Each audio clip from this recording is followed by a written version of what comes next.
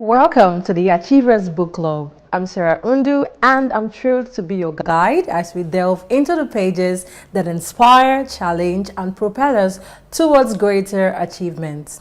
Broadcasting live from our School of Eloquence studio here in Ikoyi, Lagos, we believe that within every book lies a world of possibility waiting to be discovered.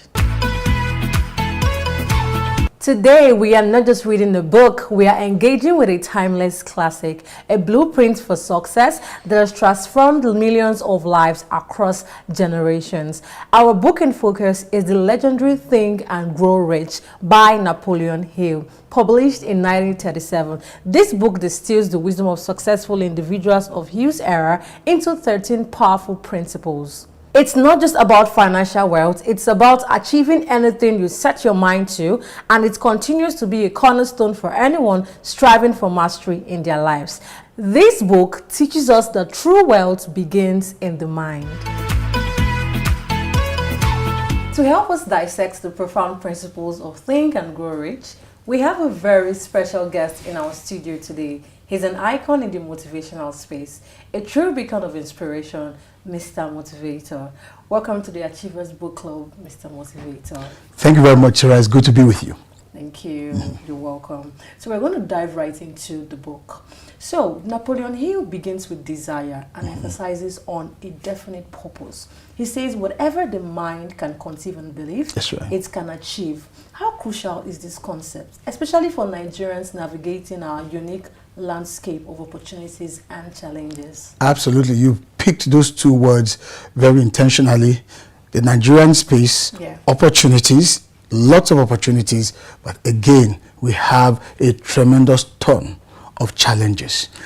Nigeria could not have provided us with a better testing ground for the principles from Napoleon Hill's books, because it first highlights the importance, the central idea of thoughts being things. We must have a vision, we must have dreams, we must mentally prefigure what we want, and then says, once you've thought about it, you now need to fuel that engine with the power of your desires. So how can Nigerians navigate all of this? First and foremost, no matter how challenging the Nigerian space is, it must never stop you from dreaming. No matter how challenging the Nigerian space can be, it must never discourage you from thinking out of the box. Because in as much as we have so many challenges, inherent in those challenges are the opportunities. So for instance, there's electricity challenge in Nigeria. There are also challenges in the area of education. There are challenges all across. Take business, for instance. Solutions to business is transportation. All of these are problems. How do you create solutions to those problems? By thinking. Someone thought about the idea of delivering meals. Rather than people going through the stress of visiting the fast food restaurant, someone came up with an app and said, okay, Glovo, for instance, is an idea. Chowdeck, for instance, is an idea. Why? Because those ideas were designed to surmount the challenge of accessibility. And today I read somewhere that in Ibadan alone, through Chowdeck, a particular amala joint, that used to be an amala joint, has done a turnover in excess of ₦1 billion. Wow. That's Ibadan. We're not talking Lagos. It shows you that as challenging, who would have imagined that in Nigeria, as difficult as it has been, especially in the most recent of times, people will still order amala in Ibadan using Chowdeck. Somebody thought about it, saw the problem, but saw the problem, that challenge, as an opportunity, and felt, well, I could create an app and I could bridge that gap. That is an example of how we can navigate the challenging space in Nigeria while still exploring the opportunity based on the principle of Napoleon Hill's book, which is first, thoughts are things. Imagine, allow your thinking capacity to look critically at your challenge and ask questions. What can we do? Imagine yourself dreaming about what is possible maybe through the use of your talent, through the actualization of your own potential. Just think through it. And then secondly, don't stop there. Develop that desire, that hunger to materialize, to actualize, to implement, to execute. That is how Hill's first two principles in his book, Thoughts Are Things, the central idea, and then begin with the power of your desire. And across every strata in the Nigerian socio-economic space, there are tons of opportunities that one can apply this towards. Oh, wow. So it's about translating a vague wish. First of all, having a desire, then translating it into something that... No, the desire comes after. Okay. First, Napoleon Hill's view is that as a man thinks, so he is, that we become what we think about, and that thoughts are actually very tangible. But sometimes those thoughts can be triggered by the challenges in your environment. Sometimes that's the way they come. Sometimes you can independently, uniquely, on your own, conceive of an idea, conceive of a dream, conceive of a concept, and decide to go for it. In other words, Napoleon Hill believes that first and foremost, paint the picture of the world that you want to create. And after you've done that, desire can come in. There is no point having a desire without a pre-direction. There is no point. I mean, you can imagine having a desire and you are in this vague environment. There is no clear direction to channel that desire towards. It will not make sense. So dream first, and then ignite the energy and the passion within you towards attracting or actualizing those dreams. In fact, the dream should trigger a burning desire within you to go for it. Hill does not, however, rule out the fact that in all of us as human beings, inside all of us, there is that innate hunger to be something special, to do something special, to achieve something exceptional. He doesn't rule that out. That's also part of the desire that we all have. But again, what is the essence of the desire if there is no vision, if there is no direction, if there is no expectation, if there are no goals? So that's why thoughts are things, and thoughts must start the process towards success. Wow, absolutely. That's a great one, Mr. Motivator. Mr. Motivator, another powerful principle is the mastermind alliance, the coordination of knowledge and effort between two or more people for a definite purpose.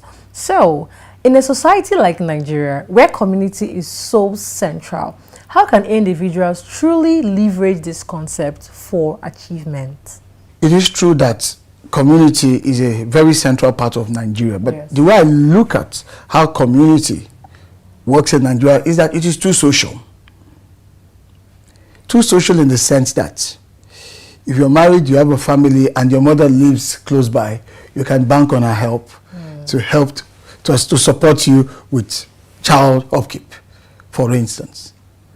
If you're facing an economic challenge and it becomes knowledge to most of the people in your ecosystem, everybody bands together. That's fine. So it provides us with this, what I would call unseen social safety net. That has always been the traditional African approach to community. But Napoleon Hill is saying to us in his book, Think and Grow, with reference to the Mastermind Alliance, that now is the time to elevate beyond the social capital of community to mental capital of collaboration. So you see that it ties us back into the first principle, the central idea about thoughts, thinking, visioning, developing that mental capacity. To say, look, imagine the fact that you enjoy the support of your siblings because they live close by or they live within the range of support for you. They can be there to help you socially. There's a wedding, everybody bands together, we all go there. There is a crisis in the family, someone is willing to stay off work and be there to sit in and all of that. Just imagine that we enjoy all of that and we become so closely knit at that communal social level. Think about the exponential value that we could all derive, especially in adding value, creating economic possibilities and great wealth, if that synergy was a mental one. Absolutely. Was a mental one. Your knowledge, your inspiration, coming, collaborating with mine. So what would have taken me 2 years to do, we cut the time and make it even shorter and faster to accomplish within 2 months. That is the essence of Hill's view about how we can truly be communally successful. In other words, nobody actually succeeds alone. True. Success requires partnerships. It requires collaboration. In fact, if I may borrow from John C. Maxwell's book on leadership, it talks about the dream and the team to realize the dream. No dream can succeed or materialize without the support of having a team. So the concept of a mastermind alliance is saying build your own team. Find people of like minds. That's the point. People of like minds. Even the book of Proverbs says it. He that walks with the wise shall be wise. Iron sharpens iron. Find people of like minds and then ally. Ally with them, associate with them, build partnerships, share what you know and learn what you don't. And in that way and manner, because there is a common interest in success or in succeeding, we can aggregate and compound the effort of thought, of ideas, of insights, and reap the benefits in far more exponential manners than would have achieved alone. But the key is, are we thinking in the same direction? Are we thinking the same concept, the same principles? Do we share a collective disposition towards how to become more successful, more productive in life? That is what that alliance is about. So I encourage Nigerians to collaborate more. I think we see a lot of that amongst the musicians. They call it collabo. They collaborate more, and you can see how it's helped many persons or many musicians, artists would never have learned about, but they collaborate. So it's not just collaboration in terms of, okay, somebody is higher up there, so I want to just latch onto them so that I can derive some advantage to lift me. You can also contribute. It's a collaboration of collective contribution.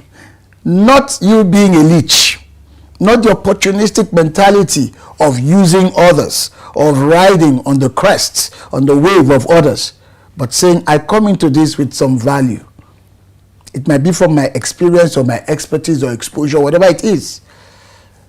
And you come in with yours as well. But think of what we can create together.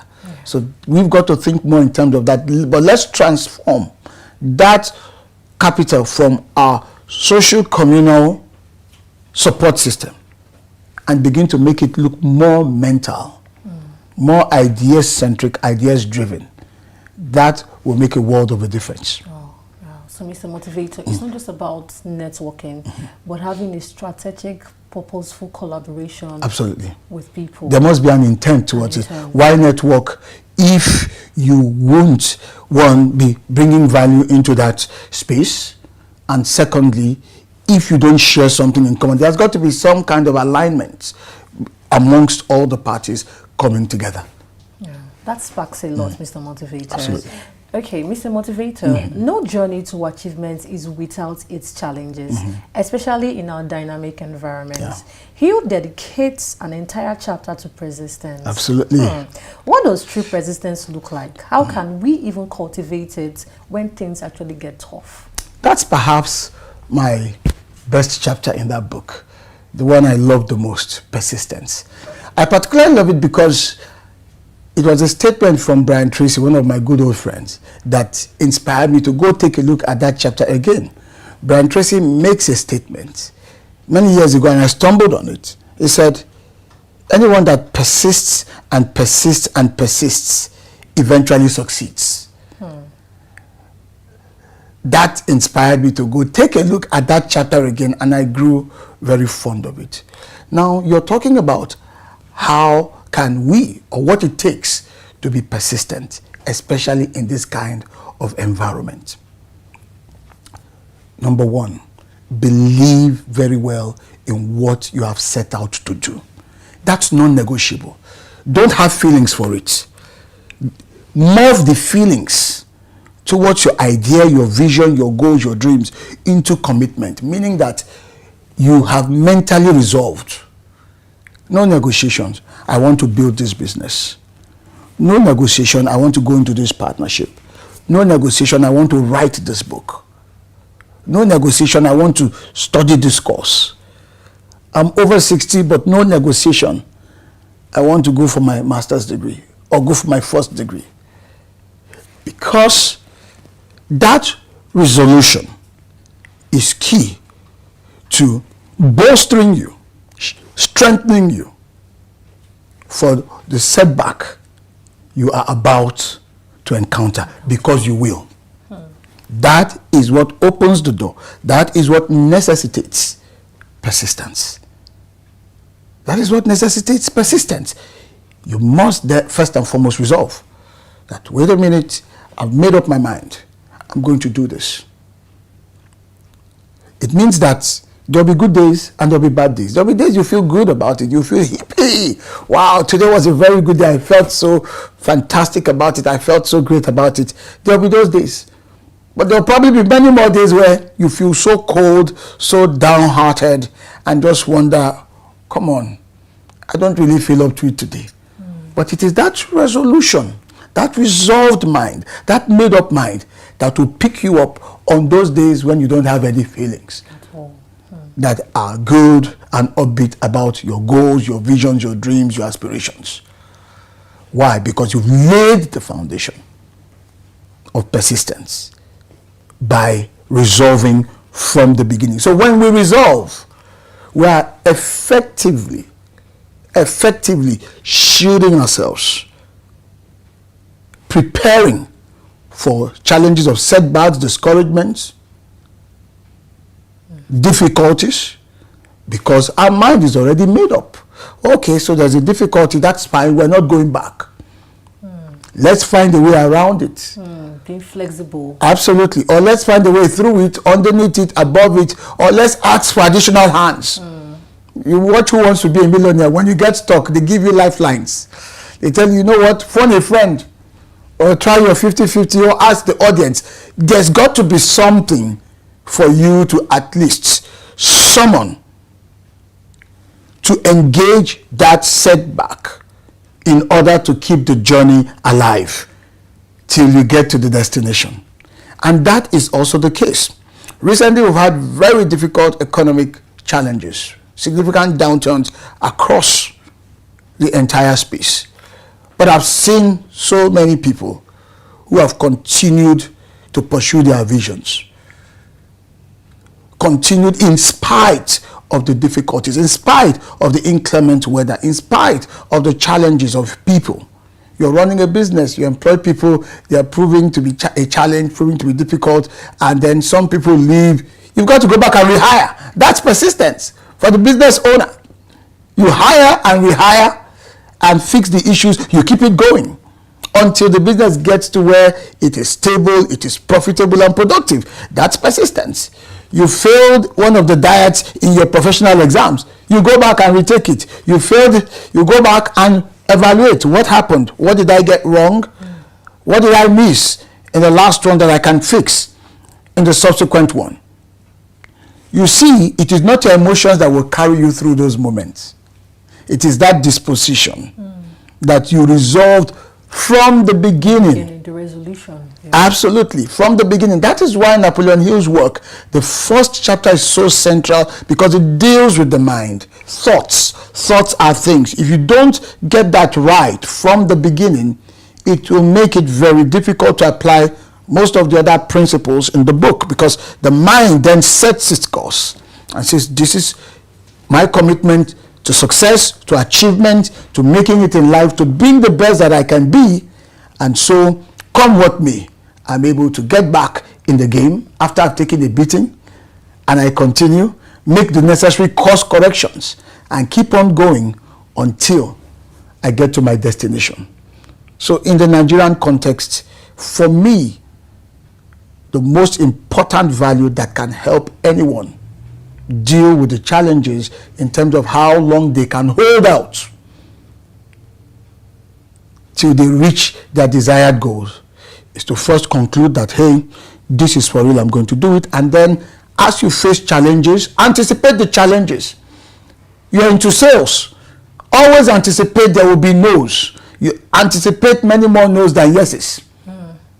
And so when you get a no, let it motivate you, let it fuel you to go back and figure out, why did they say no to my proposition? Okay, if this was the reason, can I address it? Can I give a better offer? And then get back in the game. Again and again and again and again and again and again. You're learning and you're returning to the scene of that challenge. That's how it works for a salesperson. For a teacher, you might have a student who's struggling. You've tried one technique, it hasn't worked, the student seems to be falling behind. Don't be discouraged. Don't fold your arms and say, well, I've done my best. That's one key deceit that most people fall for. Well, I tried.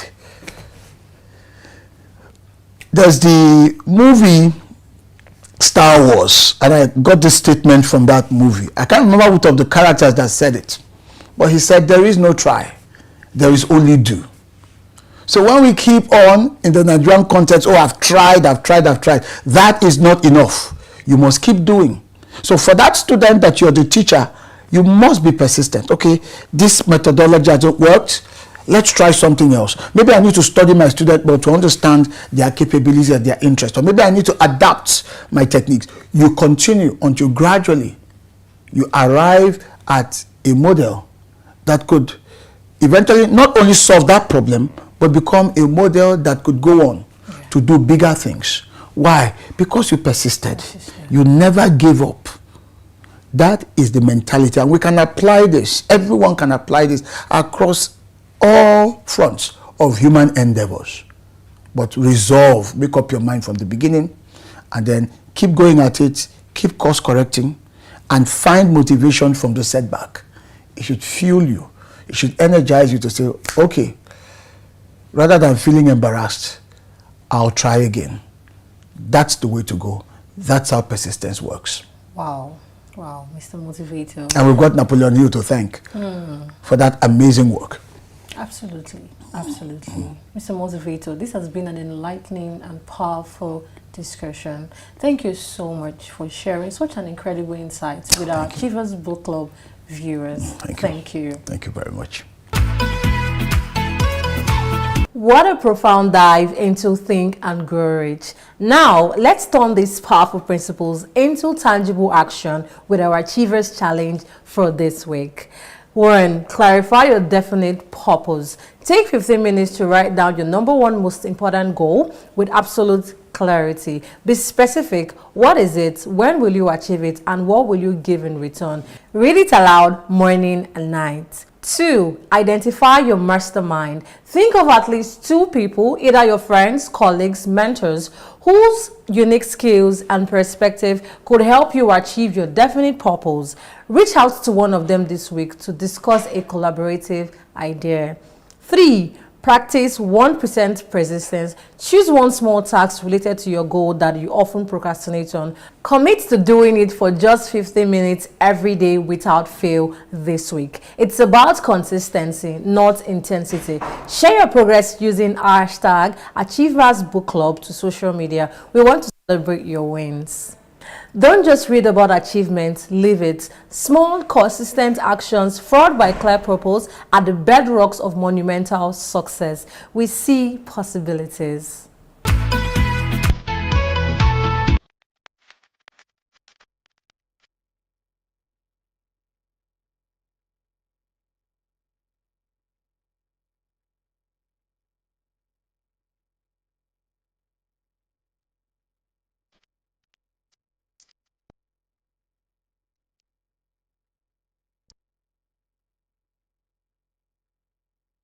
Eloquence focuses attention on the message and the audience.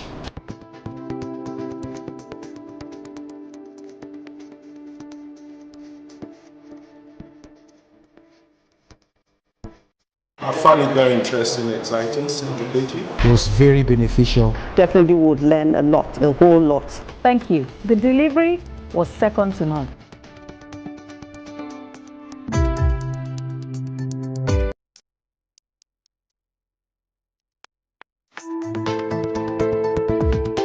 Speak with power. Speak with power. Speak with power.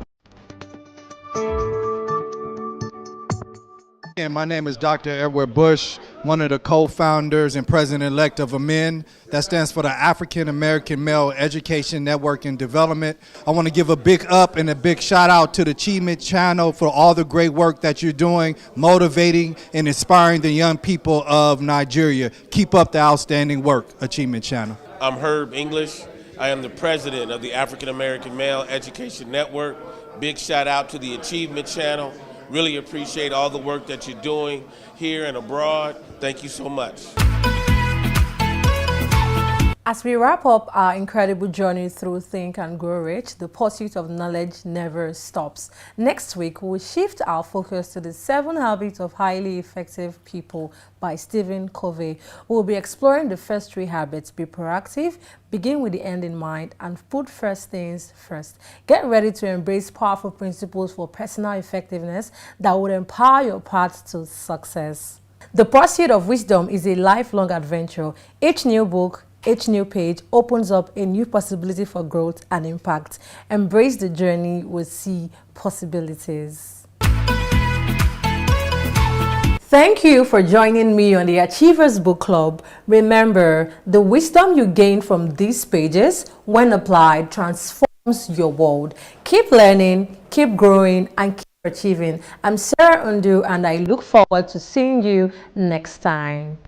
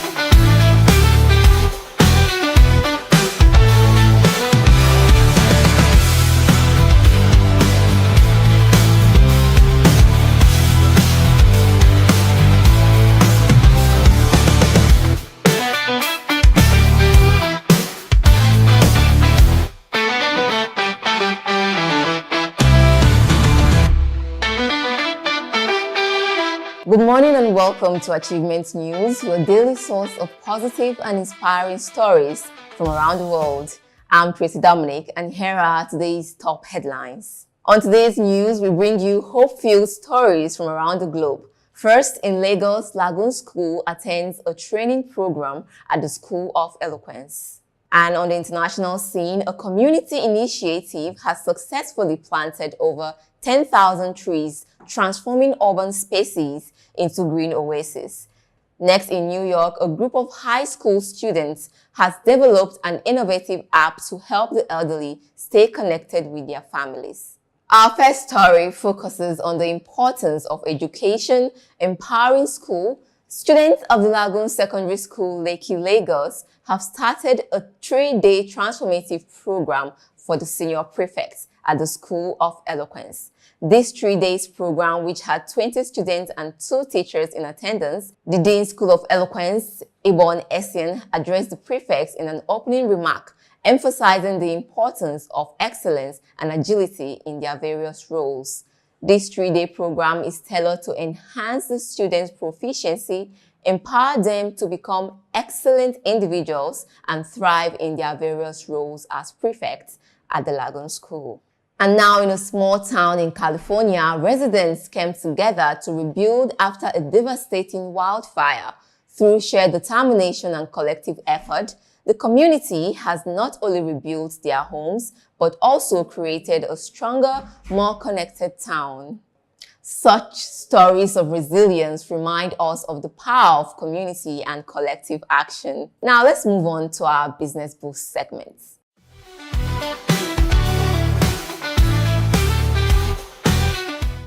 In our Business Boost segment, we highlight Ecotech Innovations, a company dedicated to creating sustainable technology, founded by environmental engineer Laura Green. The company has developed a groundbreaking water purification system that is affordable and efficient. Ecotech Innovation is a shining example of how businesses can thrive while contributing positively to the environment. Now let's embellish your morning with some positive picks. Here are some uplifting stories and fun facts to brighten your day. Did you know that laughter can boost your immune system? A recent study has shown that a good laugh can increase your body's natural defense mechanisms. In arts and culture, a new mural in downtown Lagos celebrates the city's rich history and vibrant culture, bringing joy to passers-by. And now in modern technology, a young inventor has created a device that translates sign language into spoken words, opening up new possibilities for communication. These positive picks remind us that there is always something good happening in the world. In our Sporting Inspiration segment, we feature the incredible journey of para-athlete Michael Johnson. After losing his leg in a car accident, Michael didn't just dreams. Instead, he took up para-sports and recently won a gold medal in the Paralympics. Michael's story is a powerful reminder that determination and hard work can overcome any obstacle. And now we'll leave you with this silver lining as we close today's broadcast. Despite the challenges we face, there is always hope and possibility for positive change. Today, we celebrate the small acts of kindness that make a big difference. From a child's lemonade stand raising money for charity to neighbors helping each other during tough times. These silver linings remind us that there is still goodness in today's world. Thank you so much for joining us on Achievement News. Remember, every day is an opportunity to achieve greatness. I'm Tracy Dominic. See you again tomorrow for another inspiring news right here on Achievement Channel.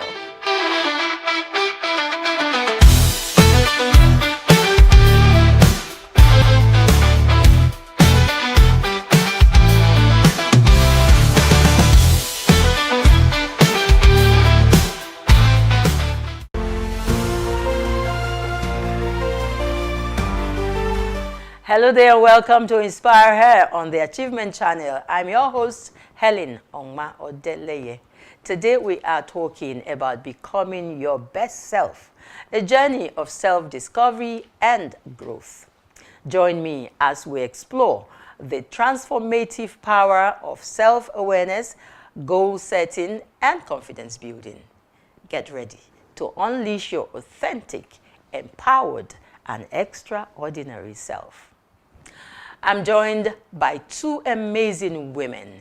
First, Jenny Etta.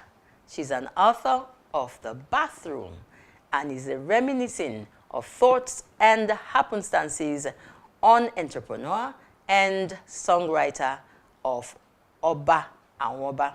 She's also a culinary artist who enjoys to help people see themselves better by doing better. She will tell us what that means.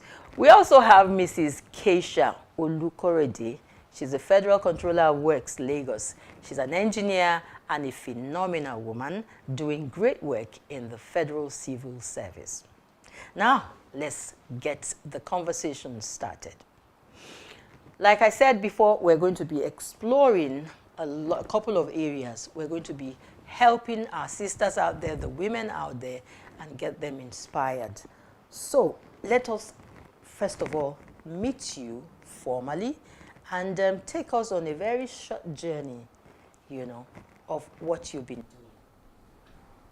doing. Good morning, Helen, and thank you for having me here. My name is Olukorede Kesha. I'm an engineer by profession. I'm a mother, I'm a wife, I'm a business person too, but more importantly, I'm a civil servant. I started a journey to being a civil engineer by going to the Polytechnic in 1984. When I got into Polytechnic, I didn't have somebody to really guide me as to the difference between poly and university. I just came out and my father said, okay, you need to go to school, and then I just took poly form and I went. On getting to poly and coming out of poly, I discovered that there was this huge gap that existed between the BSc and the HND. I got into civil service almost immediately after NYSC. And then I started and I saw that, oh wow, serious dichotomy here. Just parallel lines. You can't cross. After level 14, as an HND holder, you cannot cross. And you can't become director, you can't become what, you can't climb to the zenith of my career. So I said, well, you know what? I opted to get out of school, to get out of the work. I tried my hands on something else, but I wasn't finding fulfillment. My fulfillment was in this engineering. I tried to go to Dubai, sell clothes, sell this, because the difference, they just made it to be too clear. It's as if you have not gone to school at all with the HND. They made it to look as if I just went to nursery school, not even primary. So I was really, really disturbed. And I know I could do better than what they were offering me. Most of the time, my colleagues will be in the office holding meetings. They won't have solution. It is after the meeting they will come and call me. Akesha, please, there's this thing we discussed. I say, Shibi, you and the engineers. And go solve your problem. Say, please, help us, help us. So several times they call for meetings. Then when you go to the meeting, they say, no, they call the engineers. I say, what will I do? So I said, there are no two ways to it. I have to go back to school. And I did my BSc and I had masters. So, and then I came back to the work and I started again. That brought my level back, but I didn't mind. But at least I know I can climb and get to the zenith of my career. This relevance that I'm having now wouldn't have been possible if I'd just followed that path of HND, if I didn't try to improve on myself. A lot of my colleagues were frustrated. So we're talking about self-discovery, knowing really who you are and what you want to be. At what point really did it occur to you that this is not for me? I need to be there. That's what I said. You know, as a result of frustration in the line of that technical, I wanted to fall out and then just be a business person and be fulfilled along that path. But I knew something in me, you understand? Didn't add up. Yes, I wasn't satisfied in that line. So it's only in engineering that I find my joy, my peace, my pleasure and satisfaction. So I said, okay, what do I need, you understand, to now make me fulfilled in this engineering? You went back to school? So I had to go back to school. Okay, so, congratulations. And I'm happy. A lot of my colleagues have retired now because that level 14 will have been the bar and the frustration that comes with it. Okay. I wouldn't have been this relevant. Okay. So, and that's it, relevance. Yes. Relevance is key. Yes. And when you self-discover yourself, you become more relevant to society. Yes. Okay, so let's come to you. Tell us your story. Where are you coming from? Okay. Again, my name as brief as possible. My name is Jenny Etta, as already introduced. And my story is a bit deep, I would say. So growing up was not an easy one for me. I had a rough one. It was a really rough start in life. I wanted to become a theater artist, and when the time came, he refused, and it disrupted education for me, so to speak. However, I did not relent. All right, he left the house. At some point, we had to. It was, it just became a struggle in life, so to speak. There was that point where, because I needed to go to school, I just wanted to go to school. I would always, go and hustle, put money together to go to school. But it would come from nowhere, after all done. And then he would just, begin to talk to frustrate me out of, school. For a young child who was growing up, it was really traumatizing, I must say. However, you rose above that. I rose above that. I was able to, give myself education, so to speak, from, it was not the usual education you're used to, but for every opportunity I got, I made sure I got education. I educated myself. So I wanted to become, now this is the clincher here. I wanted to become a theater artist. I didn't have the opportunity. Today I can say that I appeared, I've done something with a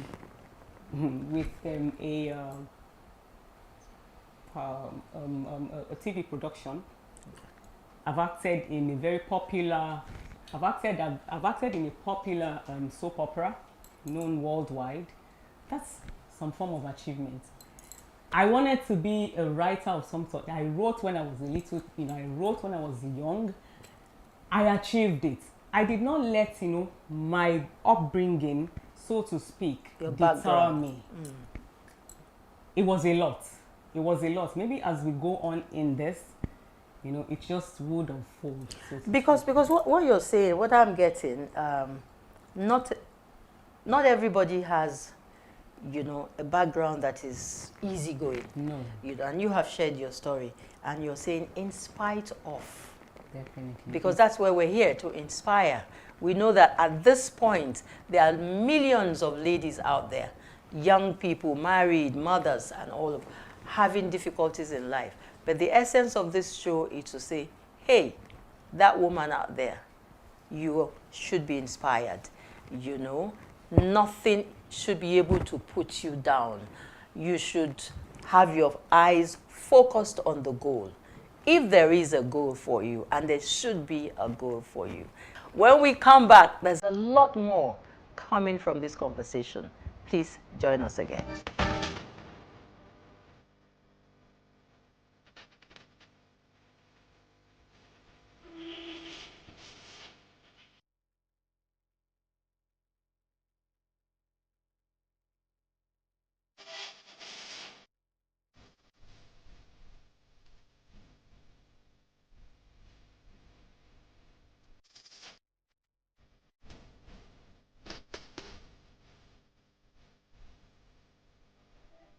So to do well in public speaking, you must see it as a relationship between yourself and your audience.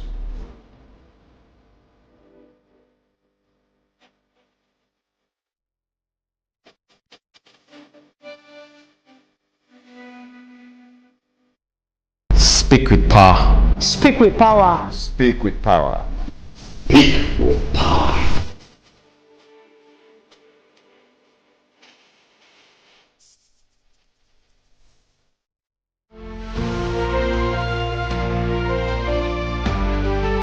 Welcome back. It's still Inspire Her, and I would like to start this segment, the second segment, with a quote.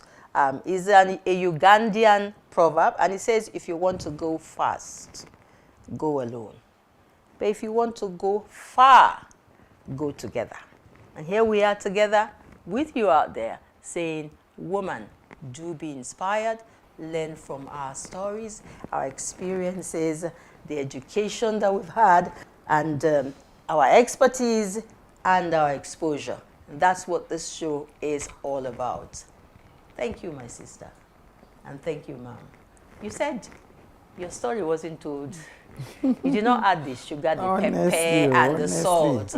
Okay, so let's that have the ladies out there won't think it's that rosy. A lot of them just feel they should just walk into the Yes, and you become a controller of that. No, it doesn't happen like that. So let's give us some of those things that you missed out. When I needed to go back to the university, I had a subject missing at the O level.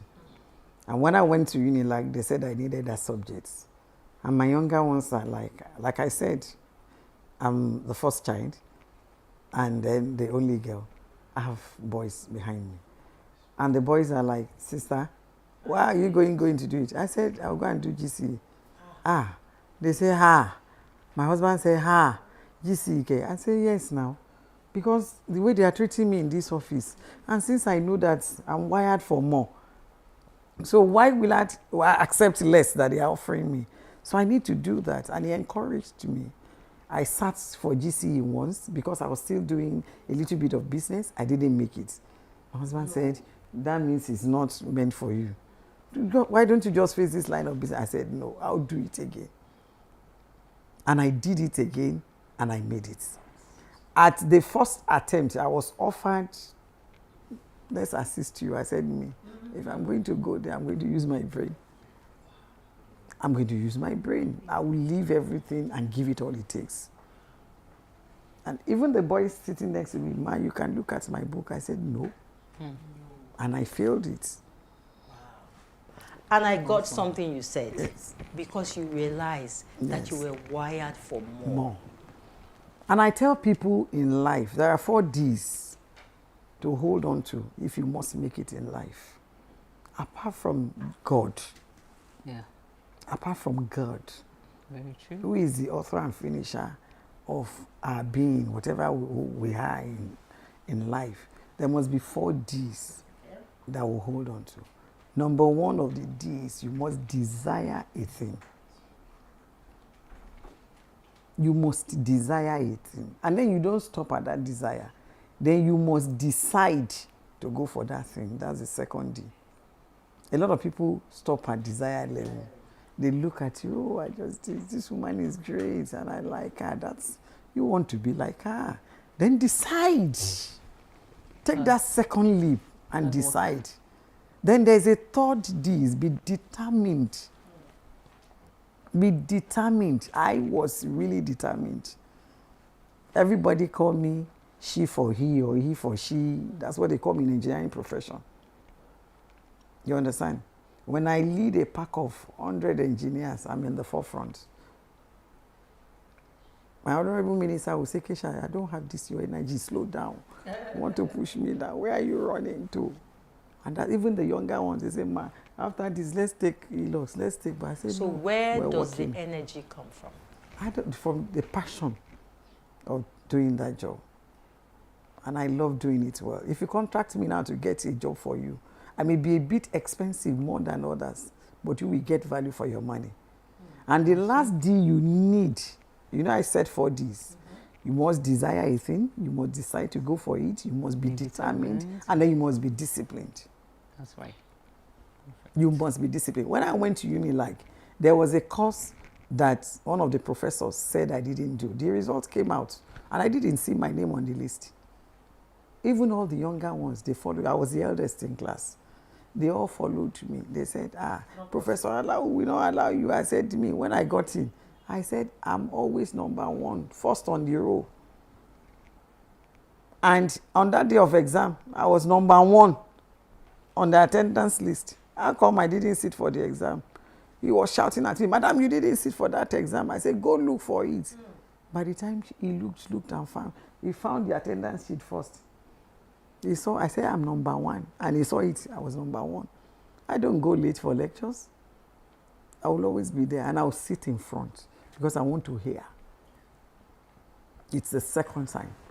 Okay, so we're not just sharing these stories for the sake of just talking. Of course. We're believing that someone out there is picking, you know, in between the lines.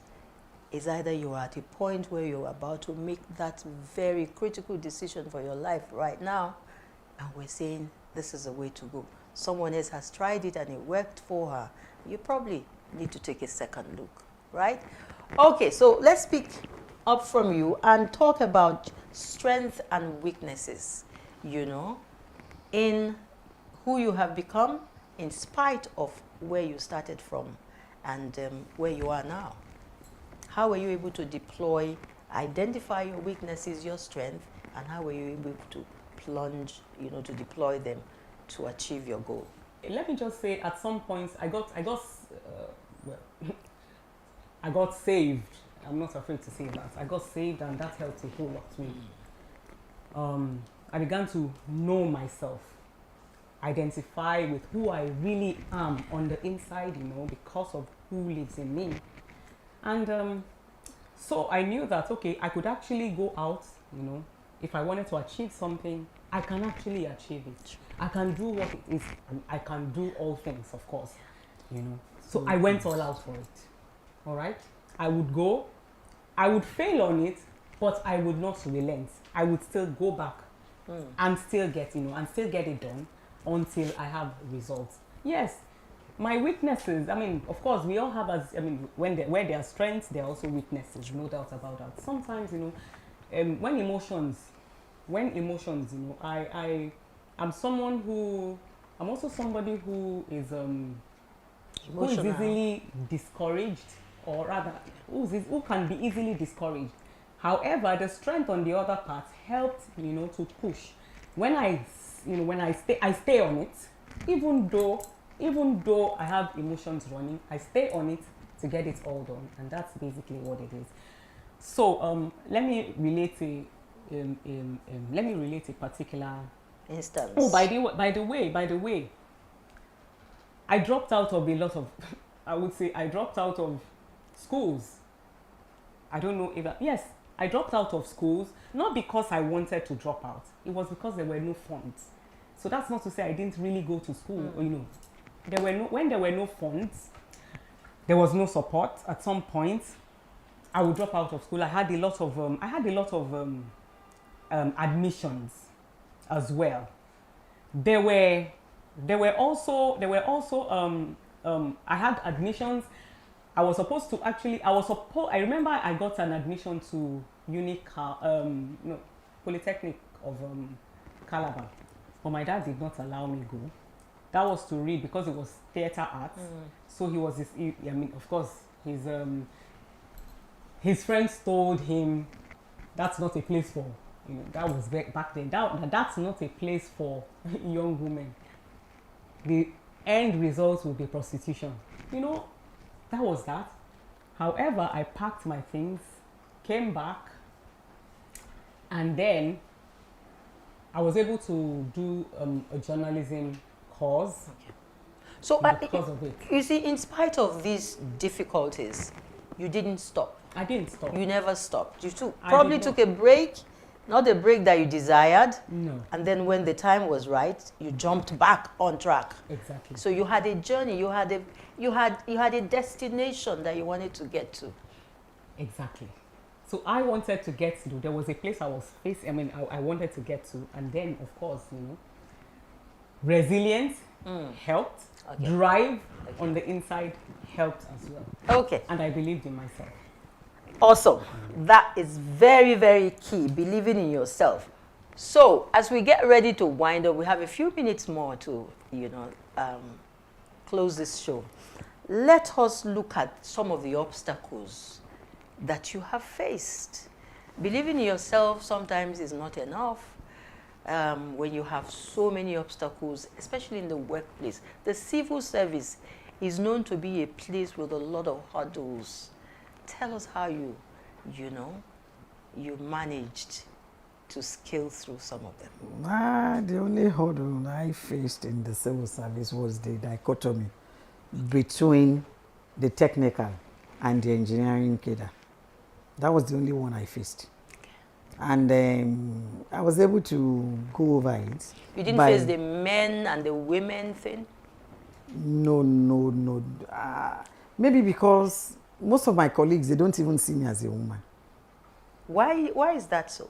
Because when you study engineering back in those days, most of the time it's only 1 female, 2 females, 3 females in a class. And a lot of men. And a lot of men. So we always see ourselves as boys, as men. Even till today, my colleagues, majority of them. So you're a tomboy or Yes, I'm like that. Yes. So we don't even see that.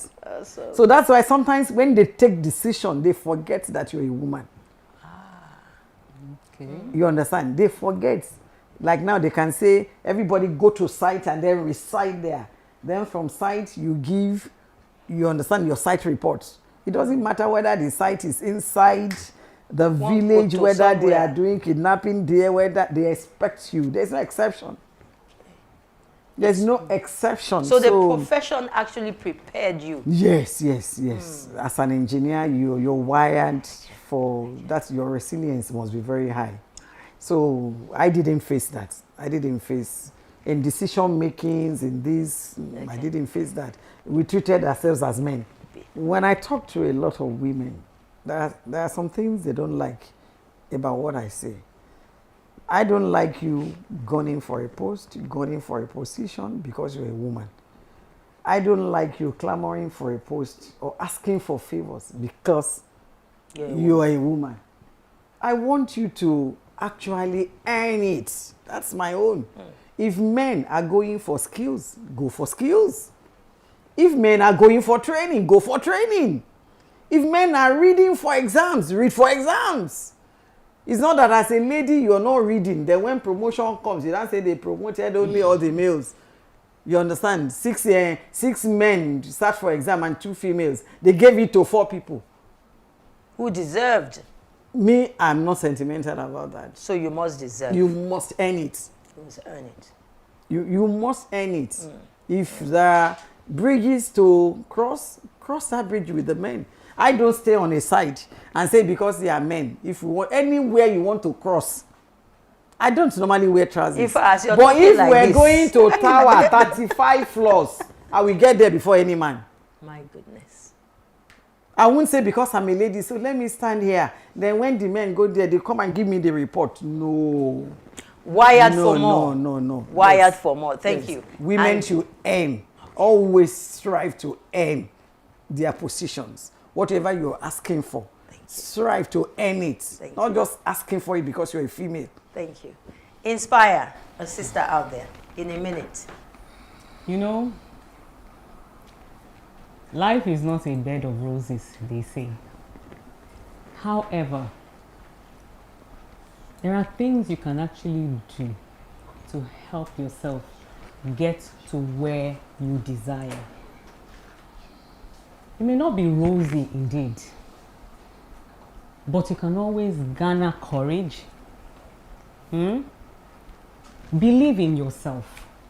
There's a lot embedded in you as a woman. Get out there. For whatever reason, find something to do. Find something to do and go ahead and do it because you can. Thank you very much. Find that thing that you were wired and created for. There's always that purpose that is entirely you, the fulfillment of that dream that is entirely you, and no one else can do it. So she says, find it and pursue it and ensure that you get it done. Thank you so much. Last word from her. There is a story I like to share. That story may encourage somebody. Okay. I was driving on Lagos Badagry Expressway and I saw a lady conductress. A very young girl, very naive, very innocent looking girl. The girl should be about 15. And she was a bus conductress. She hung on the bus at my 2 and she was calling Oshodi. I told my driver, park by this girl. And I parked. I said, young lady, come here. Why are you doing this? She said, nobody to send me to school. Wow. I came from the village and there's no help. He said she was selling granules and it wasn't adding up. So she decided to do this. I said, how much are they paying? She said, 4,000 naira. They're going to destroy you. Don't do this anymore. I said, take my number, give me your number, and I'll call. She's in school at the moment. But it's because she came out. That's why I'm able to see her. If she has said she's a female, and then she's gotten somebody to impregnate her, that means I've ruined her entire life. She came out because she knows she can do much more than she was doing. I think that story can encourage somebody. I just like to tell that story. On behalf of that young girl, we say thank you. And because we know that there are loads of other young girls like her out there. So get out there and be found. Let us find you in a place where we can help you. Okay, so we have had an amazing conversation today, haven't we? Yes, we've been able to inspire some sisters out there, I'm sure. Okay, so we have had an amazing conversation about self-discovery, about personal growth, strengths, and potentials. I believe that you would like to join us again next time on Inspire Her on Achievement Channel. Remember that Margaret Thatcher once said, do not follow the crowd. Let the crowd follow you. Keep staying inspired. I'm Helen, and I'll see you next time. Bye.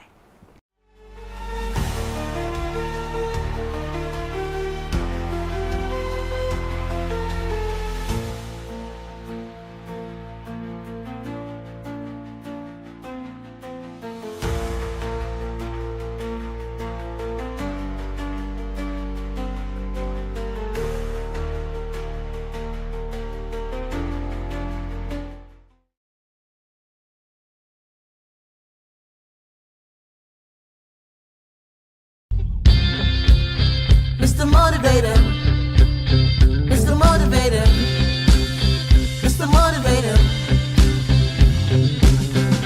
Mr. Motivator Minute, Mr. Motivator, Mr. Motivator, Mr. Motivator Minute, Mr. Motivator, the challenge to perform. Every morning we're told in Africa that the gazelle wakes up with a clear determination that it must run faster than the fastest lion in order not to be eaten alive. Every morning we're told that the lions also wake up determined to run faster than the slowest gazelle, otherwise they will starve. Well, there's a moral to this anecdote. It is simply this, that it doesn't matter whether you're the lion or the gazelle. What truly matters is that when morning comes, you had better get up and get going. It's the dawn of a brand new day, and I'm here to ask you, what do you want to achieve today? Where do you want to go with your life, with your goals, with your aspirations? What sort of difference are you seeking to make in whatever it is you've chosen for yourself to do? My job is to challenge you to perform. My job is to inspire you, to energize you, and to bring to you all of the resources that you will need so that you can indeed say to yourself that, yes, I had this morning with Mr. Motivator. Mr. Motivator, Mr. Motivator, Mr. Motivator Minute. Walt Disney, the founder of Disneyland, once said that all our dreams can come true if we have the courage to pursue them. We're going to be discussing what I consider my favorite subject matter. It is the subject matter of dreams. The subject matter of setting goals for yourself, of aspiring to achieve the impossible.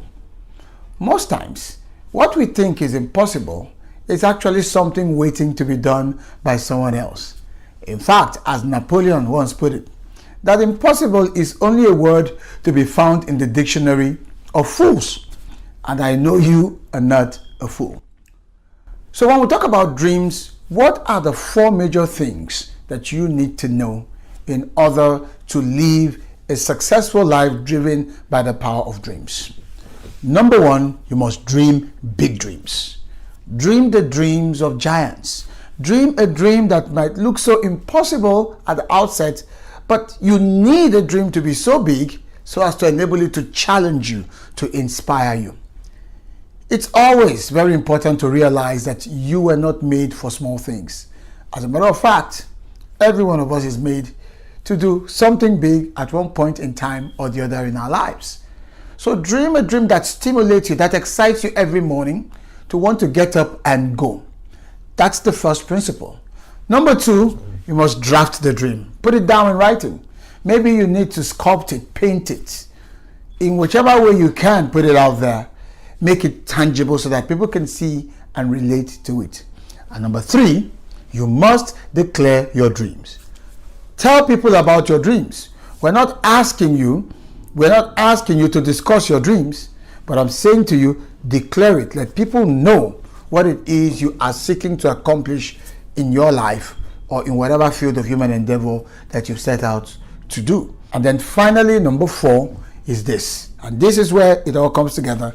You must do what the dream demands of you to do. If the distance be not traveled, the destination will never be reached. Dreams will remain pie in the sky if we do not take action. So, what actions are you taking? Set goals. Specifically begin to outline what you need to do so that you can begin to work towards them. I leave you with the words of a young lady who was challenged and people felt her dreams were impossible. In fact, they said to her, "Your dreams are not real." Then she replied by saying, "The dream is real. It is the failure to make it happen that is the unreality." Dream big dreams. Mr. Motivator. Mr. Motivator, Mr. Motivator, Mr. Motivator, the challenge to perform. Imagine a world transformed by the power of giving, where every act of kindness sparks another. These are the champions who dedicate their lives to change.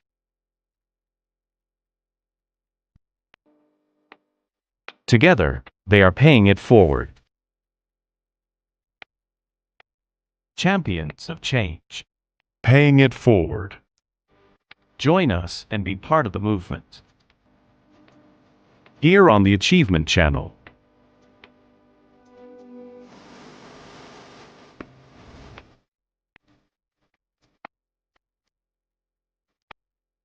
Hello and welcome to Champions of Change. I am Pamela Igbo, your host for this journey of inspiration, transformation and action.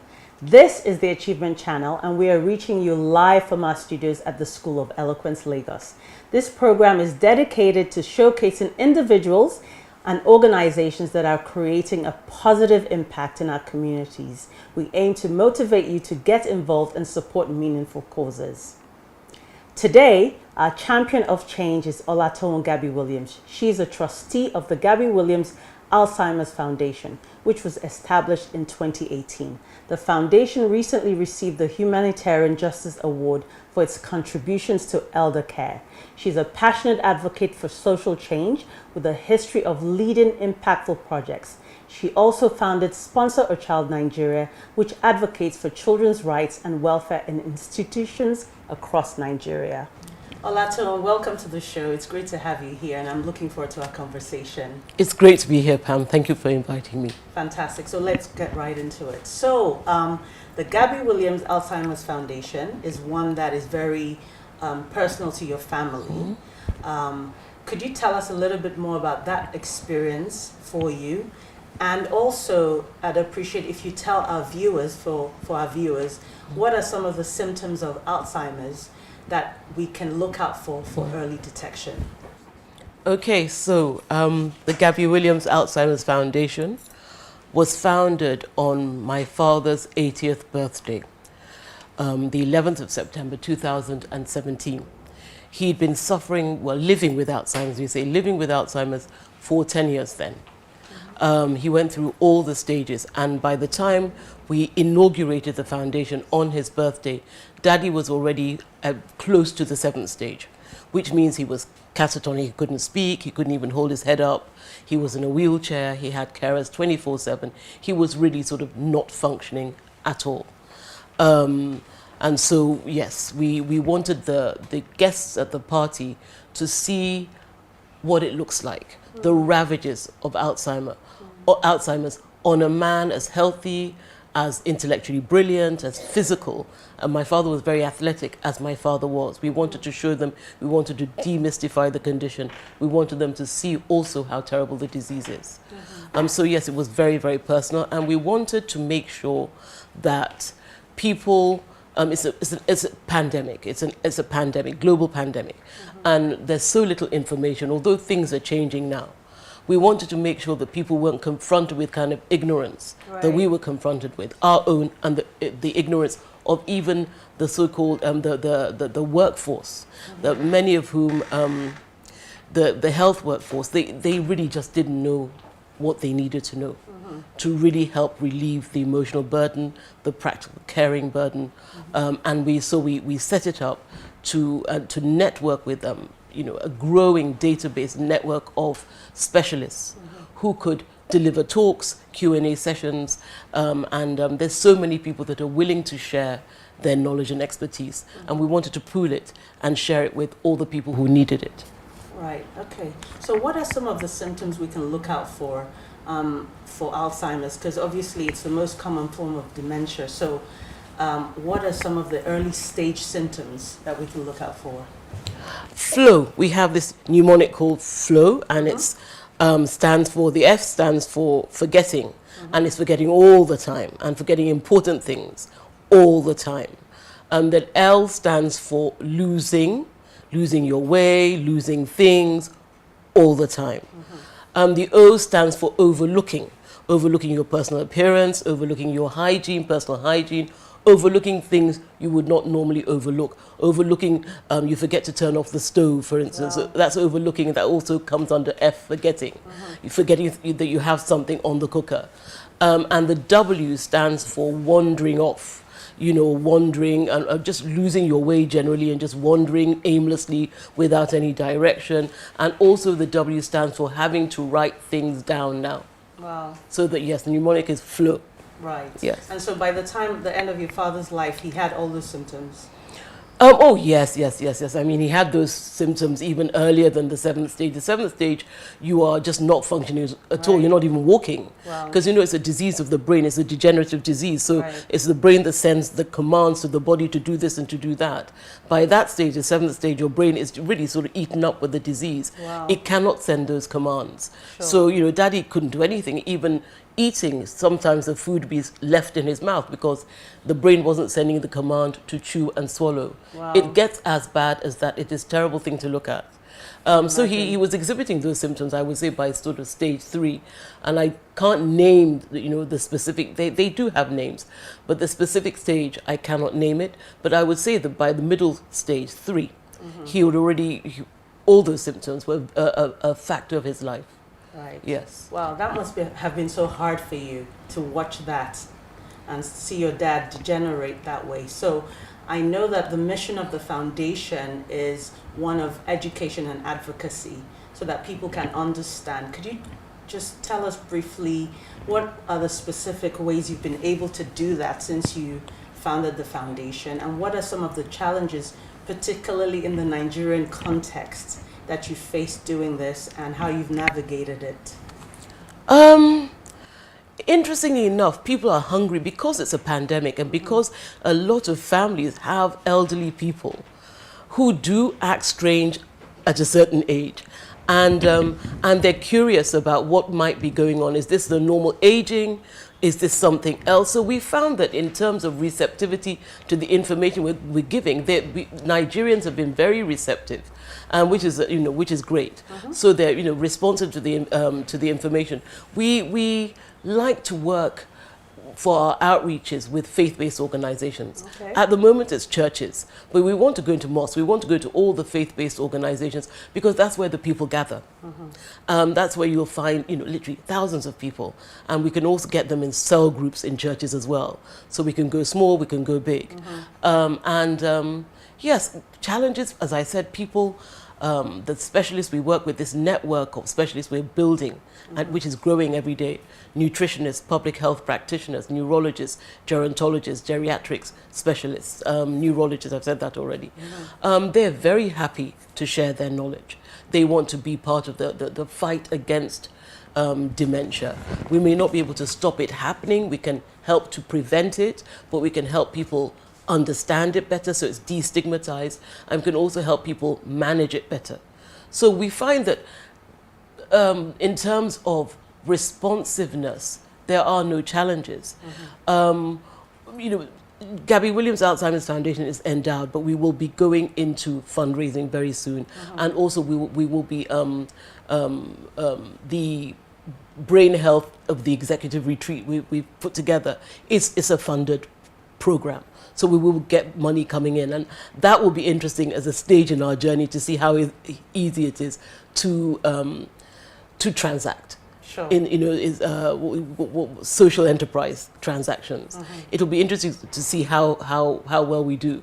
So far, we're giving. As a charity, we're giving and giving and giving. So there are no challenges in terms of response and receptivity. Yeah. Fantastic. So you talked a little bit about it being a pandemic earlier, and I must say, when I was doing my research, I was blown away by the numbers. So, you know, I found out that there are 55 million people living with Alzheimer's worldwide.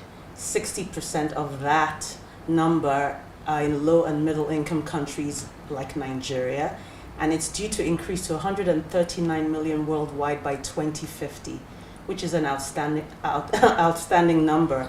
And by 2030, almost 4 million people will be living with dementia in sub-Saharan Africa. I mean, these are sobering numbers, to say the least. So in terms of the government in this country, what sort of reforms and policies do you need to see to create a robust healthcare infrastructure that will take care of patients and caregivers alike?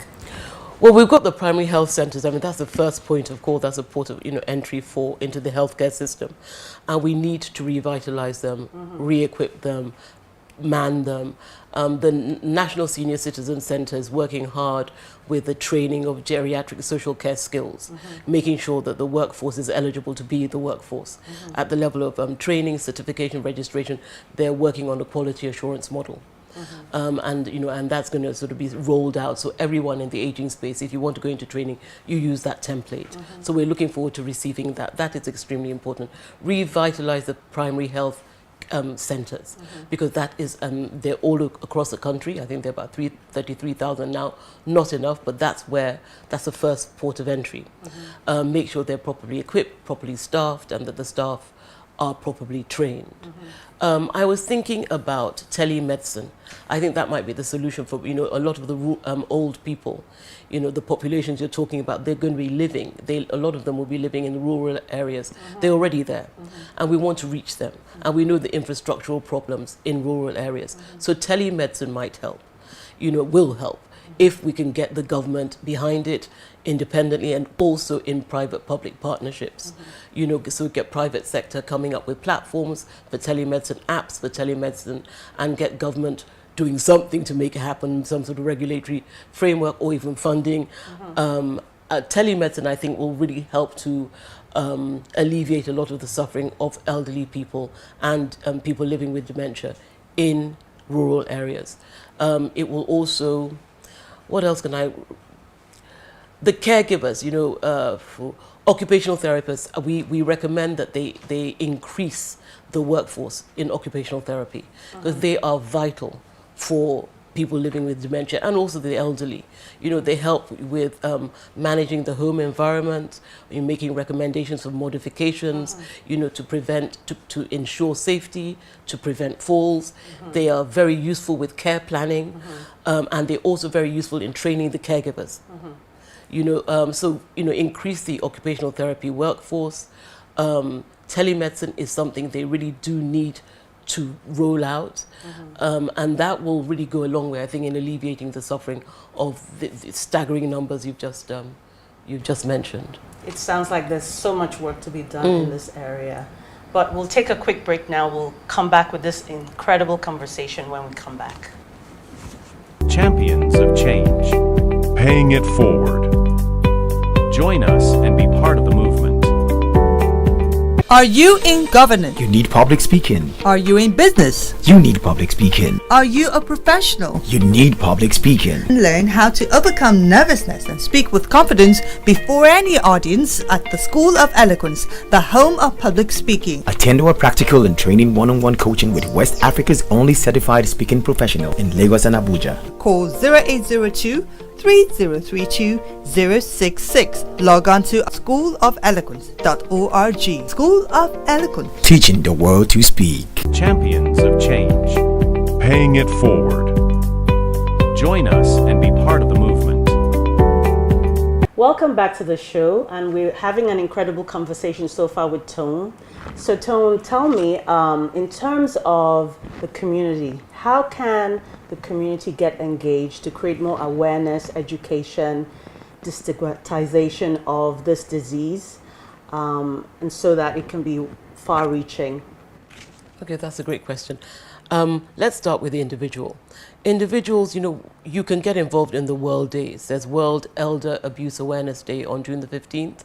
There's the World Alzheimer's Day on the 21st of September. There's the National Day of Older Persons, and we celebrate that here. We mark it on the 10th of October. Now, we have all these. We have the infomercials we've put together, Waiting to Do Mama Dupe, which is in Pidgin English. We have Remembering Tomorrow, lesson at Obalende Buka. And we can give that to you for you to screen on your personal channels. And also Flow, the mnemonic. It's good to learn it.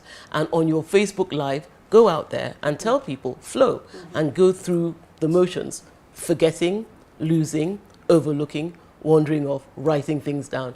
And you can do that. These are ways of recognizing, Alzheimer's type of dementia. So you can also help to distribute IEC materials, follow us on social media, visit our website, keep up to date with our activities, and let us know the kind of things you would like to get involved in. And as for corporates, I really advise that I recommend that they reach out to the National Senior Citizen Center, the NSCC, which was established in 2017 by the National Senior Citizens Act. And they have this wonderful public-private partnership where they have a prototype of a senior citizen center, which is a fantastic forum for activities, for events, programs, conferences, talks, libraries, recreation, all sorts of things. It's all encompassing. And they want to roll it out as a public-private partnership. So the corporates provide the funding, they provide the prototype and all the expertise required to make it happen. And the vision is one community, one senior center for every community in the country. So I think that's a wonderful thing way to get behind the fight against Alzheimer's dementia, because we're going to have, these are fora where we can listen to talks about it, to destigmatize it, to give information, which is equipping you to really manage living with a person living with dementia. So yes, I think that, does that answer your question? Absolutely. So that's excellent information. We'll drop the information about your foundation on our channel for people to get in touch. Tell me, in terms of dementia, is it something that can be prevented? What steps can people take to prevent dementia? And presumably, is it just in old people, or do young people suffer from dementia? Well, elder people are disproportionately affected, but it's not just older people. You get young people get dementia as well, but disproportionately older people. I'm loath to use the word prevention, keeping it at bay. Take care of your brain health. It's one of the reasons, it's the major reason why we've launched the Brain Health in the Corporate Structure program with our Brain Health of the Executive Retreat. Brain health, the health of your brain is put at risk. Periodontal disease, which is a gum disease, and it's inflammation of the mouth, and it gets into the bloodstream and it affects the brain. Hyperlipidemia is about lipids in the blood, too much fats in the blood, high cholesterol. All these put your brain health at risk. Smoking, reduce alcohol. You don't have to stop it completely, but reduce it. A glass of red wine, with a meal is not going to harm you, but take it easy with the alcohol intake. Smoking, no. Protect your brain health, because Alzheimer's is a disease of the brain. Drink lots of water. and keep yourself hydrated, particularly when my father, I remember, when you're already suffering from the disease, you know, you need lots of water to hydrate the brain. That's excellent. Yes, have I answered your question? I've learned a lot. I've learned a lot as we speak. So thank you so much for that. But before we end the show, I wanted to ask you about one of the things which is your passion. Got nothing to do with Alzheimer's, but I thought I must ask because you are a passionate advocate for children's rights. Tell us a little bit about that work, and you've been doing it for 14 years, and what impact you've had and what you want to see for the future with that. I started Sponsor a Child in 2003, and the last major project ended in 2015 with an award ceremony for all the network of institutions across the country who, orphanages mostly and early learning centers, who had participated in the program. Rights-based childcare is our flagship project, so we ran training programs across the country for caregivers and educators in institutions. We were funded by the Democracy and Human Rights Fund of the American Consulate, the embassy, and we were funded also by Procter & Gamble, who was our main sponsor for 2 years. We got a global grant to do our work. So rights-based childcare, what are the human rights of children, and how do we integrate the care we provide our children, you know, with the rights. The rights cut across the right to survive, that's life, right to develop, that includes education and physical development, psychosocial development, the right to protection, that's protection from abuse, neglect, and the right to participate, recognizing that children learn how to become good, healthy, effective adults if they are encouraged from a very young age. You know, democratic principles, learning how to take turns, learning how to make decisions according to their age group. The Child Rights Act of 2003 has an idea, a theme that runs through it called the evolving capacities of children.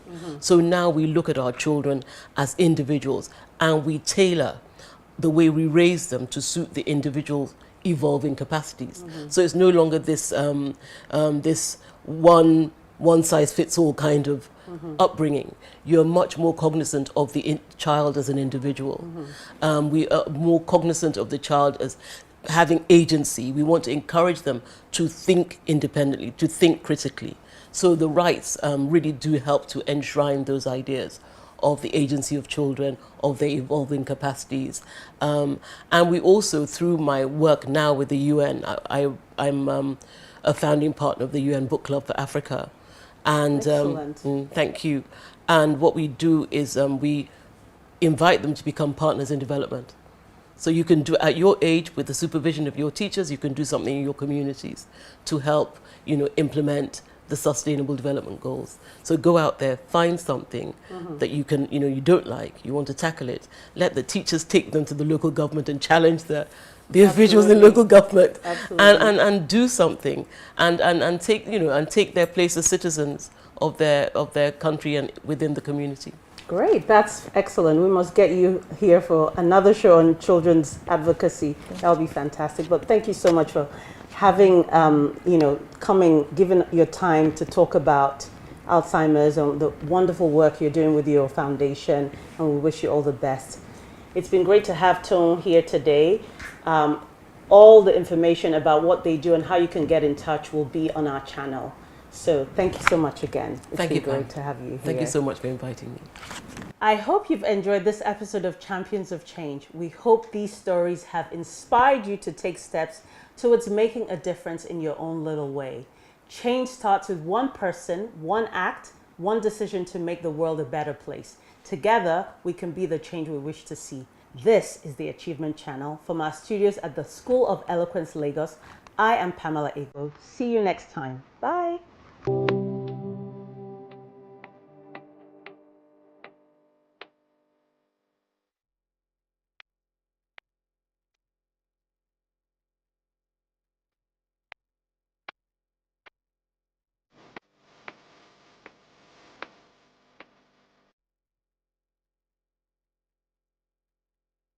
A new day dawns, full of possibilities.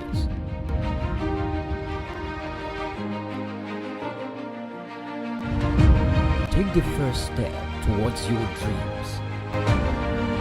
Empower your mind with positive thoughts, achieve more. Make a difference in someone's life today. Impossibility is nothing.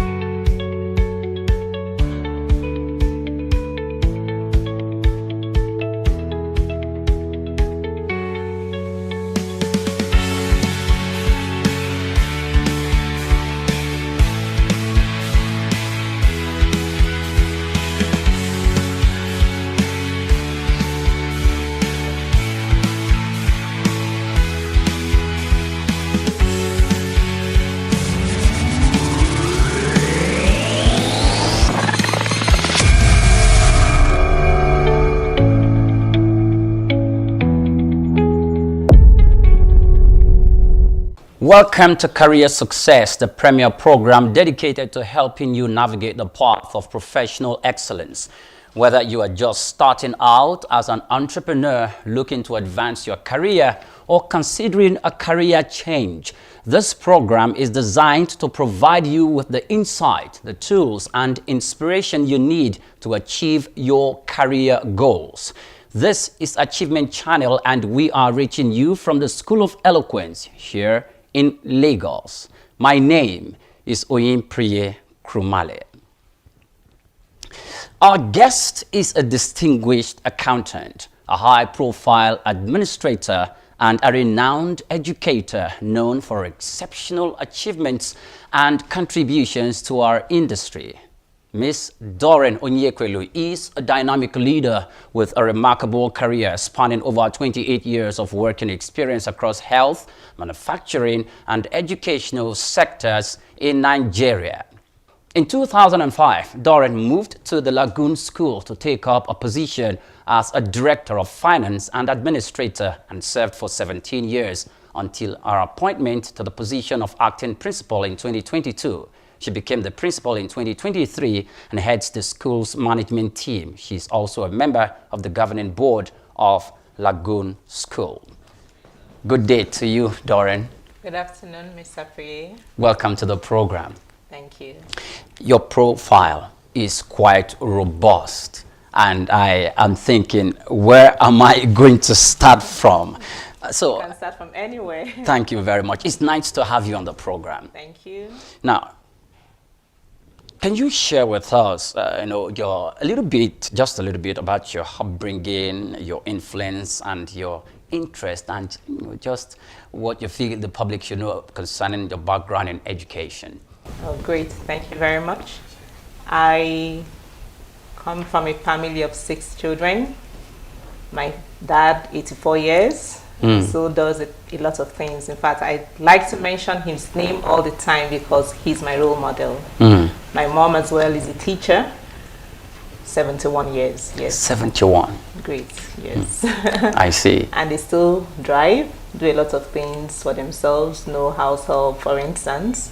So if you see them, you'll be proud to have them as your parents. No house helps at 84 and 71. 71. I see. They do the cooking together, they go to market together, they do things together. At that age? At that age. I see. That's where I think this generation needs to be learning a lot from that. I remember telling the parents during one of our parents' forum, and I met a parent in one of the stores in Lagos. And what he reminded me, said, remember that talk you gave telling us about your 84-year-old dad? I said, wow, you remembered. Said, that was the only thing I took away, and you told us that he still drives. Wow, that's great to hear. Let's move away from that now. Let's start talking about you. Your career beginnings and motivation. Can you share with us what inspired you to pursue a career in accounting and finance? Great.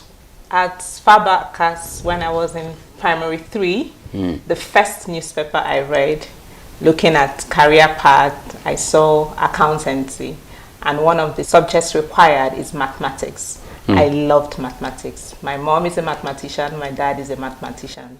As long as the AC is on, I'm ready to solve mathematics till daybreak. Wow. So yes, I really wanted to study accountancy. But I must tell you that while in SS1, my mom now wanted me to study pharmacy. I was doing very well in physics, I was doing very well in chemistry, but I didn't really like biology. Why did she want me to study pharmacy? Because she felt, oh, my first sister is studying banking and finance, my second sister is studying accountancy.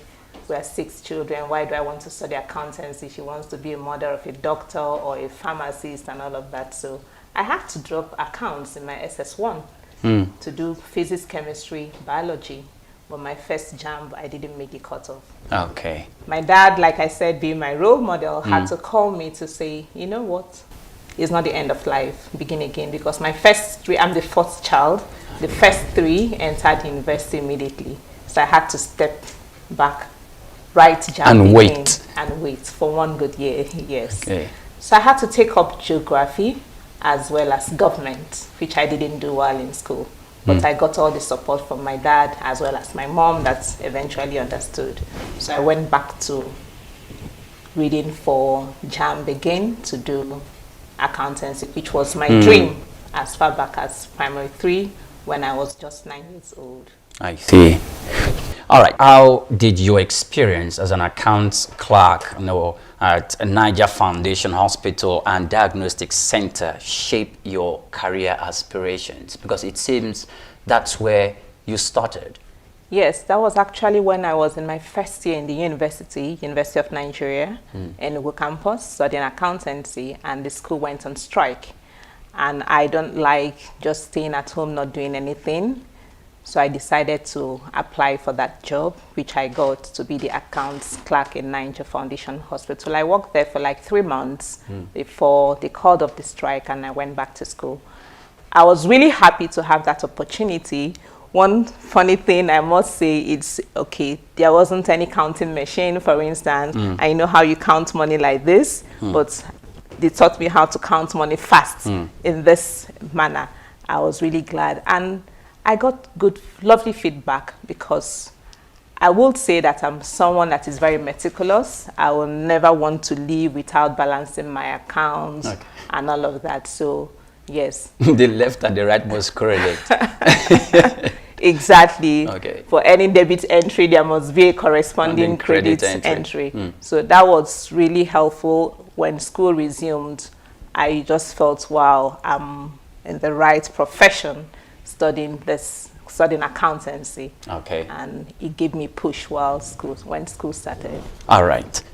That's great. So, and that was the first time I touched money, telling myself, wow, this is the work I did, and I'm being paid for it. When you said that's the first time you touched money, is it like you touched the physical currency? Or earned money. You earned money yes, I earned money as an accountant, not asking my parents to give me money for something because I already had my own savings from the work I did. Whilst you're still in school? Yes. Okay. While I was still in school. Now, let's run up a little. Human resource and team development. You, from your profile, I have seen that you had some quite experience with leadership and whilst you're transitioning from being an accountant to another sector where though you're still carrying out the accounting activities, but it was a complete different organization and in a complete different sector. So tell us about that transition. Okay, after my university, I did my NYSC in an accounting firm where I must say I got the knowledge I needed to excel in my career path, being an accountant. So from there, I worked in a hospital as a chief accountant and helped to set up the accounts department. In fact, it was very funny because the director said, I'm not going to call you just an accountant, I'm going to call you the chief accountant because you are the one in charge of this department. One thing I noticed is the delay in payment of salaries. But when I came on board, I had to learn how to be fast in collecting debts in order to be able to submit and have enough funds for us to be able to pay our workers. What did you do to the people? Did you threaten them? To make the payments? Yes. Definitely not. I started on time. Reminders.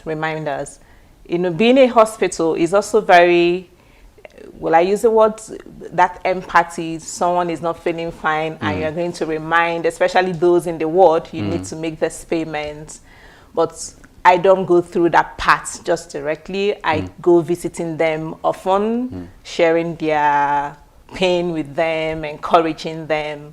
And in fact, the patient will be the one telling whether it's the parent or whoever has to make the payment.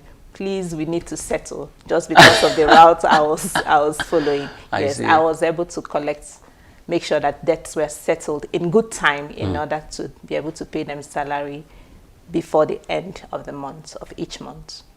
Okay. You're still watching Career Success on Achievement Channel. We're going to break shortly and we'll be back in a moment. Do stay with us. Do you feel terrified when speaking before a group? Are you stressed when asked to present? Do you bore people when speaking? Are you stuck with reading word for word? How do you give a speech with polish? Learn how at the School of Eloquence, The home of public speaking for private coaching in public speaking. Call 0802 303 2066 or log on to schoolofeloquence.org. School of Eloquence, teaching the world to speak. Welcome back and many thanks for joining us on the program Career Success. I'm still having a conversation with Doreen Onyekwelu, an accountant, with an expanse of 28 years in the profession. Welcome back, Doreen. Thank you very much. Now, let's talk about some of the challenges you encountered whilst you're practicing your profession, and some of the hurdles you needed to, to scale over, some of the mountains you faced as a practitioner. Tell us about it. After my master's in accounting, same university, I got a job as the accountant. There was actually an accountant there already before I joined. But on getting there, I realized that there weren't accounting manuals. I was learning from what I was seeing. Nothing was laid down. The onboarding wasn't so fantastic. I told myself that whatever it is that I'm learning here or doing here, I must document everything to make it a lot easier for those that will come after me to have something to rely on and make onboarding easier for them. So that I managed to achieve, setting up all the accounting manuals. And from there, we transitioned from the manual aspect to using QuickBooks. QuickBooks is an accounting software which many companies use, so that helped a lot. It's a manufacturing company, and it's already a different set from the hospital. So hospital, you're talking about the income and expenditure, profit and loss services, but this is a manufacturing company. It's also helped me to practice more of the things I learned in university, like cost accounting and management accounting, which is a different set of accounting from just the financial accounting. Okay. Oh, so the kind of accounting that you practiced and executed when you were, working in the hospital is different from that completely which different. Obtained from the in manufacturing sector. Company, yes. Now you were saying something about one of the companies where you worked for. There were no accounting standards or manuals to guide procedures to guide the accountants there. You set the record straight there. Didn't you encounter any of the accountants who were in that company who came after you? Yeah, Were there cases like that? Yes, there was a big challenge, but I really overcame, and I thank God, because there was an accountant, so I was I was the second accountant. Okay. And 6 months after my confirmation, I was made the financial manager, and this accountant was still there. So you can imagine how it will look like, and a male at that matter. I see. Anyway, but what helped me a lot was the soft skills, human relations, making him understand that we are here, we share a common goal, and we must make it work. So it's not about the position, it's not about the title, but about our working together, collaborating. And that also settled his mind because I learned a lot from him, and he also learned a lot from me and worked hand in hand with me to ensure that we had that accounting principles documented. Let's talk about your key successes and milestones. Okay.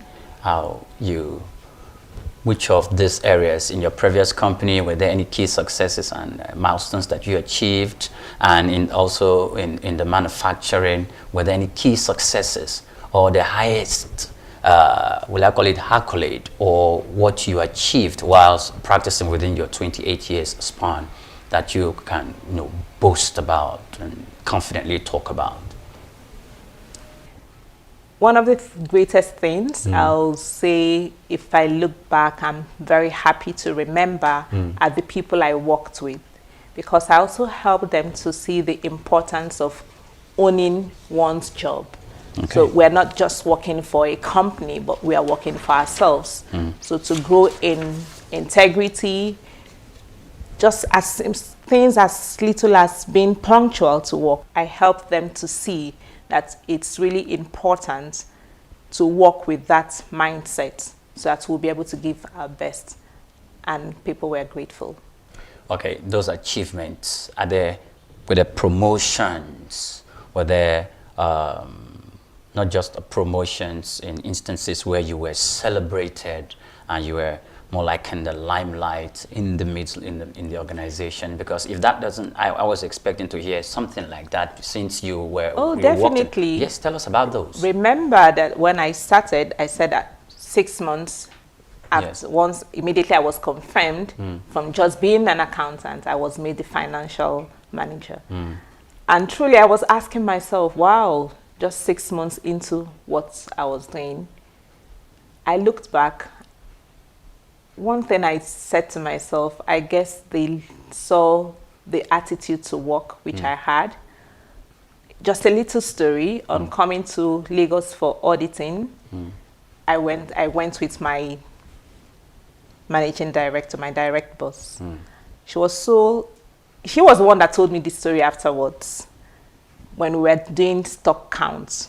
And what was in the book wasn't aligning with what we were counting physically. And I said, no, we need to recount again. And the salesperson kept on saying, but it's just one difference, it's just one, a difference of one. An insignificant amount. Is very insignificant according to him. But I just said 1 + 1 is equal to 2, and it has to balance. Either we change what is in the book because that's not what we are counting. And he was taken aback, but we had to do the right thing, So by the time I got back, my managing director actually told me that she overheard a conversation, that she was impressed. It's just something very little, but you can imagine how little things like this impress the owners because they feel you've taken it as your own, which was what I was trying to help every member of staff to see, that this your environment is yours. So if you are the head of sales, take up that role and work as a head of sales, that you are the owner of this organization. That mindset helps people a lot. Okay, I see that. Now, you've worked in the medical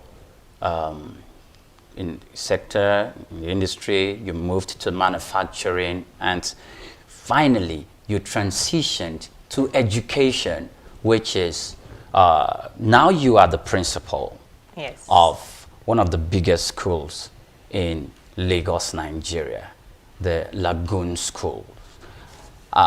You're not just the principal, you're also a member of the governing board. Right. How did you achieve that? Moving to Lagos to work in Lagoon School, I actually went to work as a director of finance and administration. There wasn't a department set up for that. The vice principal, administration, and an accountant, they were just doing what they could do best. So the intention was to go and assist in setting up that department. But I fell in love with the school, and I said, well, this is an institution I want to work in, because it's like leaving home and going home. So it was, for me, it was home away from home. Yes, I was able to do that, setting up that department, introduced all I had learned from where I worked before in the East, coming to Lagos using the same accounting software, QuickBooks. What made me to transition from being an accountant to moving as the principal of Lagon School? I want to believe that the pioneer principal already saw that in me. She already had that vision. It's true someone succeeded her, but she needed to move to Lagos Business School. That's where she's working now, and I also learned a lot from her. Okay. So I'm like the third principal of the Lagon School. I would want to say that there's a level you will reach in your career. What matters is now the soft skills, your relationship with people, which I call human skills. Because you're dealing with parents, you're dealing with members of staff, you're dealing with students. So it's beyond just the managerial work of trying to do accounts. But we're now talking of leading people and ensuring that the people are doing what they ought to do. So I want to believe that the principal saw that a lot in me, because I will never want to leave until something is achieved. And I entered into mentoring the members of staff as well as students, even their parents. So there was something they must have seen in me, which for me, they are those soft skills, not the hard skills. Okay. First of all, before you moved in there, you worked in the acting capacity as a principal before you were finally appointed as the substantive principal. Now, why were you first in acting capacity? They were still assessing your capacities? Or? Yes. Okay. I became the acting principal because my background is accounting. I didn't have education qualification, so I needed to get that. It was something I never dreamt of, but I told myself, if this is an opportunity, why don't I go and get the qualification? So I had to get my professional diploma in education, as well as the mini MBA I did in education. So that took 1 year and a few months. So I have those qualifications. So now I'm the principal. That's great. That's great news. Now, for many young professionals, for young people, because I see you talked about mentoring, and you equally referenced how you mentored staff members and students who have dreams. Some of them, whilst you're giving mentoring classes to them, who want to be like you, an accountant, or want to be someone in the corporate setting that will impact, our career and the jurisdiction of our career positively.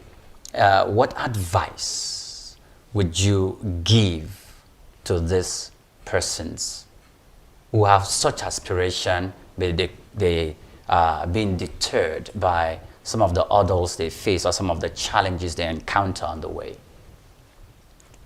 The first thing I'm going to say is integrity. I like that when people are doing something, let them be known for what they are doing and let them do it very well. So whatever it is that they are doing or saying is what they are doing. And if I look back, I'll tell myself that that's what made me reach where I am now, not just because of my qualifications, but that's working with that mindset that I'm here to help people. I'm happy when people are happy. So my advice to these people will be to continue doing what they're doing and to tell themselves that I want to do it uprightly. I want to do it well. I want to do it, well, I will say above all, for love of God. Yes. Okay, but in this generation, if one is going to engage in any career or in any profession, money is one of the primary motivating factor. Would you not consider that? Money will come, but the first thing is service, hard work. People are not interested in the what, it's a how. You may want to get all the money and you get it today and tomorrow you don't get it. But when you are there to serve and people see that your interest is to give them the best, that money will come because you won't lose them. Okay. They will remain with you. money will come. People are not interested in the what, but in the how. Yes. Those are not my words. Those are the words of Doreen Onyekwelu. She's been our guest today. Thank you so much for your time with us, Doreen. It's nice to have you on our program. Thank you, Mr. Pri. Yes. Thank you very much. And this is where we draw the curtain on the program Career Success. Until I come your way again, I am Oyin Priye Krumale. Many thanks for watching.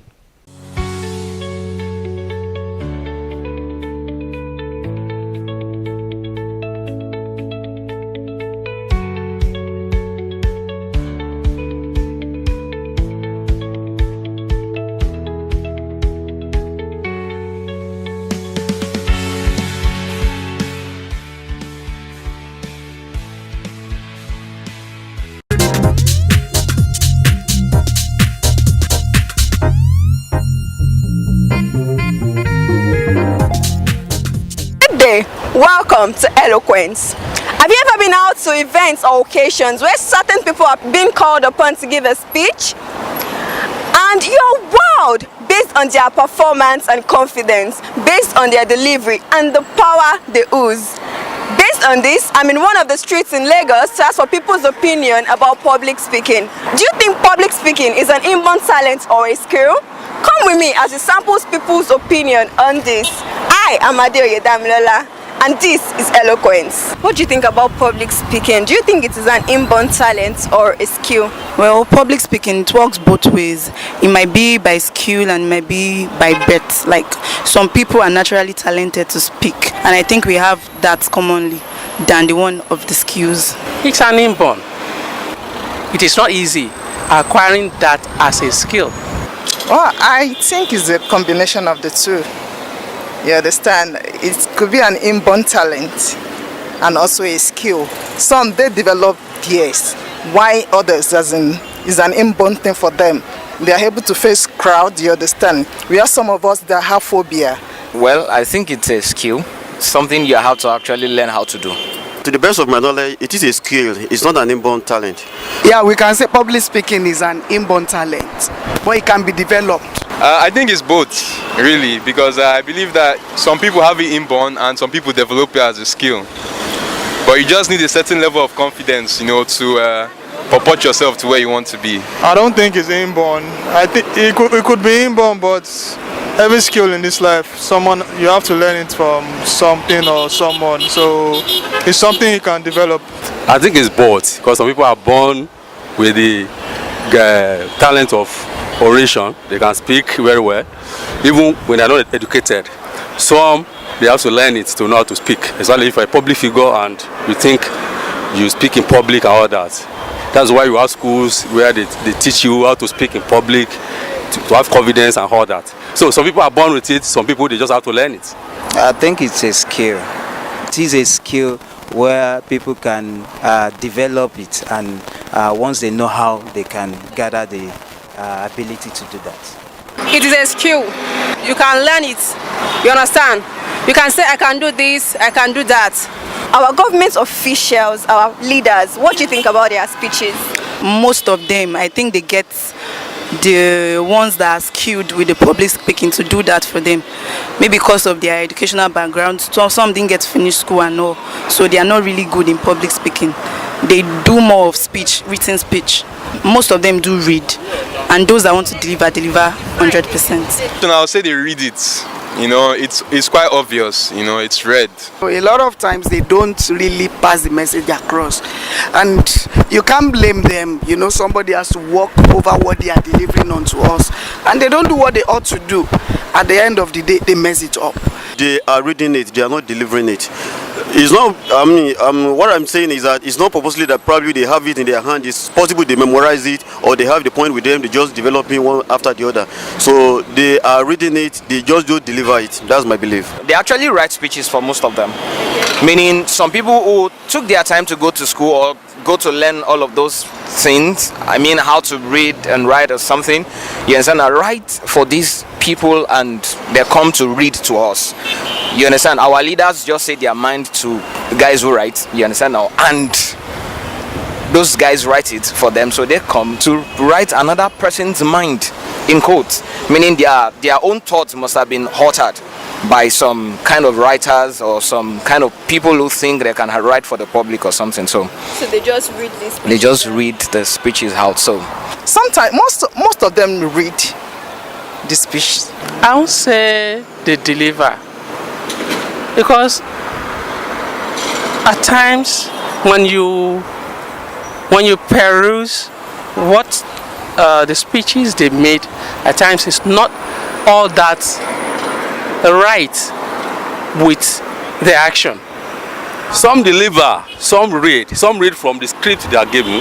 Some deliver it, they just speak it, spontaneously from the way they feel about the topic.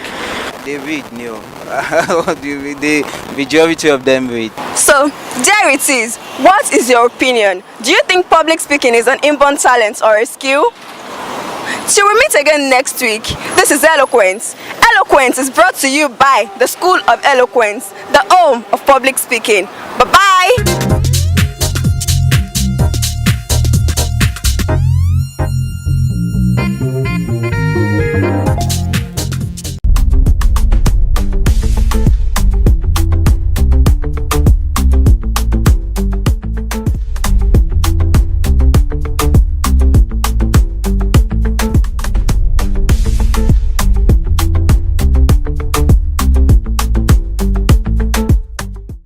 Welcome to Achievers Money. Achievers Money is a show dedicated to exploring the essential skills, strategies, and the mindsets that empower individuals to achieve success in their personal and professional lives. It's a platform where viewers gain valuable insights from experts and thought leaders across various fields, learning how to overcome challenges, maximize their potential, and ultimately achieve their financial and life goals. The show delves into topics like leadership, communication, entrepreneurship, personal finance, and more, offering practical advice and inspiring stories to motivate and equip viewers for success. It's about more than just money. It's about achieving a well-rounded and fulfilling life. I am your host, Dr. Ray Echebri, and we are reaching you live from our studio at the School of Eloquence in Lagos. Today, our guest is a man with a diverse background, from entertainment and real estate to logistics and manufacturing. He is also a member of a prominent royal family in Nigeria. Welcome, Kenny. It's good to be here. Right. Now, let's start with your experience over the years. You built businesses across various sectors and various countries. In trucking, even in manufacturing, what is your personal blueprint for turning ideas into money? Okay, so what I always like to think of is, do I need that service or product that I plan on selling? Do I need it? And if I don't need it, do lots of other people need it? And if I don't need it and do a lot of other people don't need it, does the government say we must have it? There's a lot of things you don't need that the government requires you to have. So I pay attention to all those things, the things that people are going to buy, whether by choice or by force. And usually I start with a personal problem and I expand from there. And one of my big rules is I never do anything alone. So I always have a partner.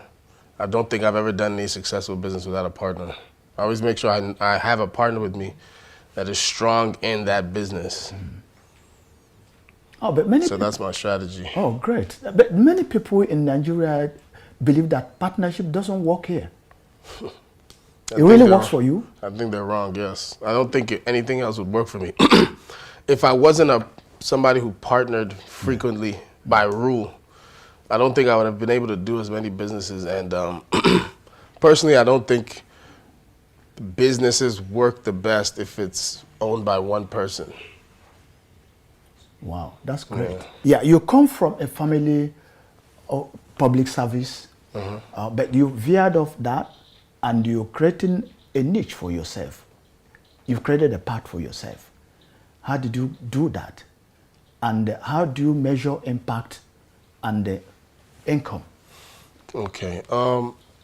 Okay, so I would have to edit that a little bit. So I didn't create a niche for myself. I still work in public service. I work in currently I'm the young professional council president for FIAPSHI, and what we do is literally public service. So we interact with government. We have government officials that are members. We just had our induction ceremony last week.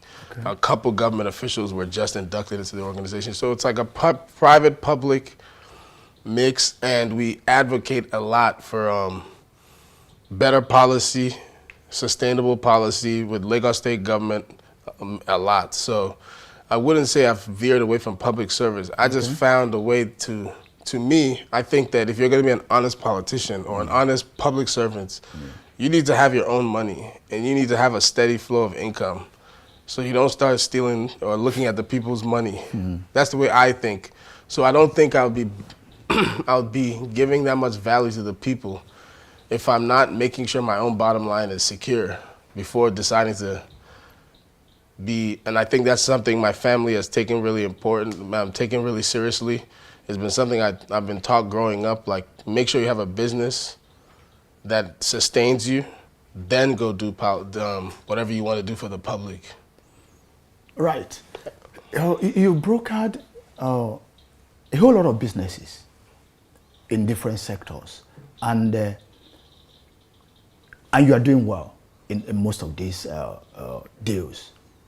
Now, how do you balance the long-term success of these businesses and the profitability, which of course should be the bottom line that every businessman should be looking at? Yes, so different businesses require different mindsets. So there's some businesses that you have to come to terms with the fact that you're not going to make money today or next year or in 3 years. Okay. But that doesn't make it not a worthy investment. Then you have to make a business.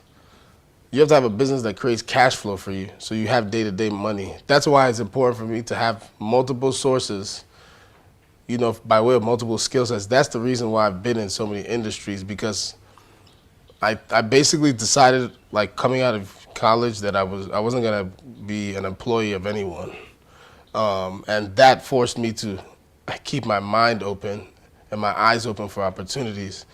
So I try to understand that in order to have long-term growth, you have to have a business that's built for long-term success. You also have to have a business that's built for short-term success, so you can stay afloat. Now, how do you now look at long-term businesses, especially when it comes to funding? You may not have all the money in the world to fund that business. So how do you raise money for the long term to be able to fund those businesses? It's been a trickier puzzle in Nigeria. In the US, money is cheap and money is easy to get. And the moment you've done a couple businesses that have even remotely succeeded, banks are usually willing to give you money. So that wasn't an issue in the US, but in Nigeria, it's a different story. But luckily, my strategy is to live significantly below my means. Again, once I made the commitment that I was always going to be an entrepreneur and never be an employee, I knew that I can't live fat when things are high. So I'm someone who always felt like if I can make $100,000 a year, and I know that there are people who are living and eating every day, but they only make $35,000 a year, then it's possible for me to make $100,000 a year and live on $38,000 a year and leave the rest for investment and long-term growth. So I set myself up to always have something I can just squeeze cash out of. It's like a plant that something that I planted 3 years ago, 4 years ago, where I know, okay, this is growing here. So basically frugality. That's my funding mechanism. That's great. But are you saying that all the businesses you do, you get the funds through this means? No. Or you don't borrow? No, so that means you don't borrow at all. In Nigeria, borrowing is just out of the question for me because the mathematics don't make sense. except for a real estate project. That's a different story. And even then, it doesn't make sense, but we can squeeze some sense out of it if we can. What I was able to do is, I mean, this is what I always, I'm a big believer in the return home to Nigeria, but I always tell people, secure yourself there. The U.S. is a place where they have a economic system and an economic pool that can allow you to earn some good money. Yeah. So as a business person, you're mostly losing. Every serious business person knows that you're losing, and then 1 or 2 good decisions are what carry you most of your business career. So the times, what I was lucky for was, in the times when I had my big wins, I kept a lot of my money. You know, I know some business people who made a lot of money, way more money than me, but they don't have any money today because they did everything they felt like when they had money. And so I think I was deeply affected by the 2008 financial crisis in the U.S. I was in 12th grade at the time. I watched a lot of my classmates, their parents lose their houses. Mm-hmm. Luckily for me, my parents were okay, but I know they lost a good amount of money. It just didn't affect them as bad. But I saw people lose their property, lose their houses, people who thought they had a pension. The pension got evaporated. Like people who had worked 35 years based on a promise, and that got obliterated by a couple of people at the top making decisions. I was 18 at the time. We were just coming into the Obama era. Then I watched Obama forgive all of them. Yeah. That affected me a lot mentally. And so that forced me to know that I can never, ever put myself in a position to trust the system. I watched a lot of my people. Growing up, I had friends who their parents make $300K a year, and they look like they make a lot of money, but they're spending $270K a year. Yeah. And so I learned from other people's mistakes. Family members, friends, just adults that I saw. And I guess I was traumatized to a certain degree. And that changed my financial viewpoint and my way of operating moving forward. So I'm not a disciplined person in a lot of ways, but financially I'm very disciplined. That's great. That's great. Good to know. Now, a lot of people are not as lucky as you are. In the sense that you were able to get a whole lot of money to fund your dreams here in Nigeria from your own personal savings or maybe, some other investments that are yielding you some returns. Yes. But now some people have some dreams and they need to fund them. And the only advice they have, the only option they have is more or less to go to the bank to borrow. Yes. And the rate is in the region of 30% now. So what is your advice for those people? Yeah, so for people in that situation, I say it's very important to, companies do this all the time, but I think human beings can start doing that, families can start doing that. First of all, do a feasibility study on the thing the project you're trying to embark on. Do you make enough, do you have access to enough money? Do you know people who are willing to loan it to you? And are you even comfortable taking these loans from them? I know people who would give me money today. I feel very uncomfortable taking it because I'm not gonna prospect with somebody else's money and then tell them stories. So you have to gauge your own comfort level. Some people have to come to terms with the fact that we can't do this. I need to work for a certain amount of time. Now, I say I never wanted to be an employee personally, but I'm not one of those people who speaks against it. Definitely, I know some people who were able to launch some pretty good businesses because they held on to their job for another 4 years and saved, and time over time, you have to come to terms with your limitations. There's a lot of projects I want to take on. I want to build a skyscraper. I can't right now. Okay. I have to come to terms with that. One day maybe I will, but I have to build myself towards that.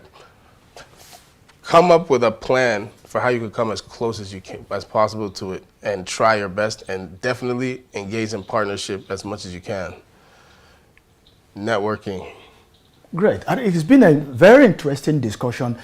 We need to go on break now. Okay. When we return, we continue with this very exciting and interesting discussion with Kenny.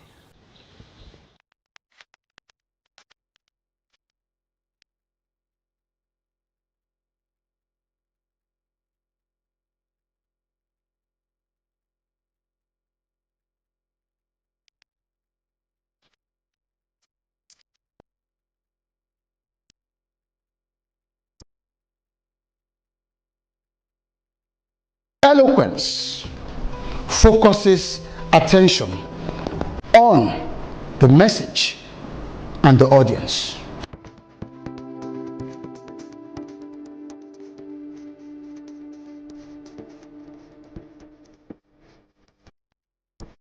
I find it very interesting, exciting, educative. It was very beneficial. Definitely would learn a lot, a whole lot. Thank you. The delivery was second to none.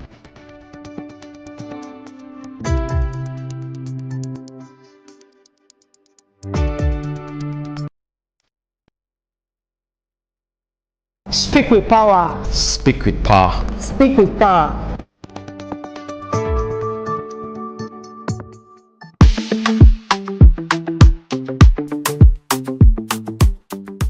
Welcome back. It's still the Achievers Money, and we still have in the studio Kenny.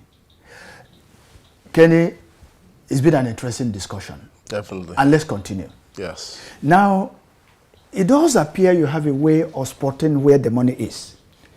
You've gone into real estate, and all over the world, real estate is a money spinner. Yes. And you floated Remax One Lagos.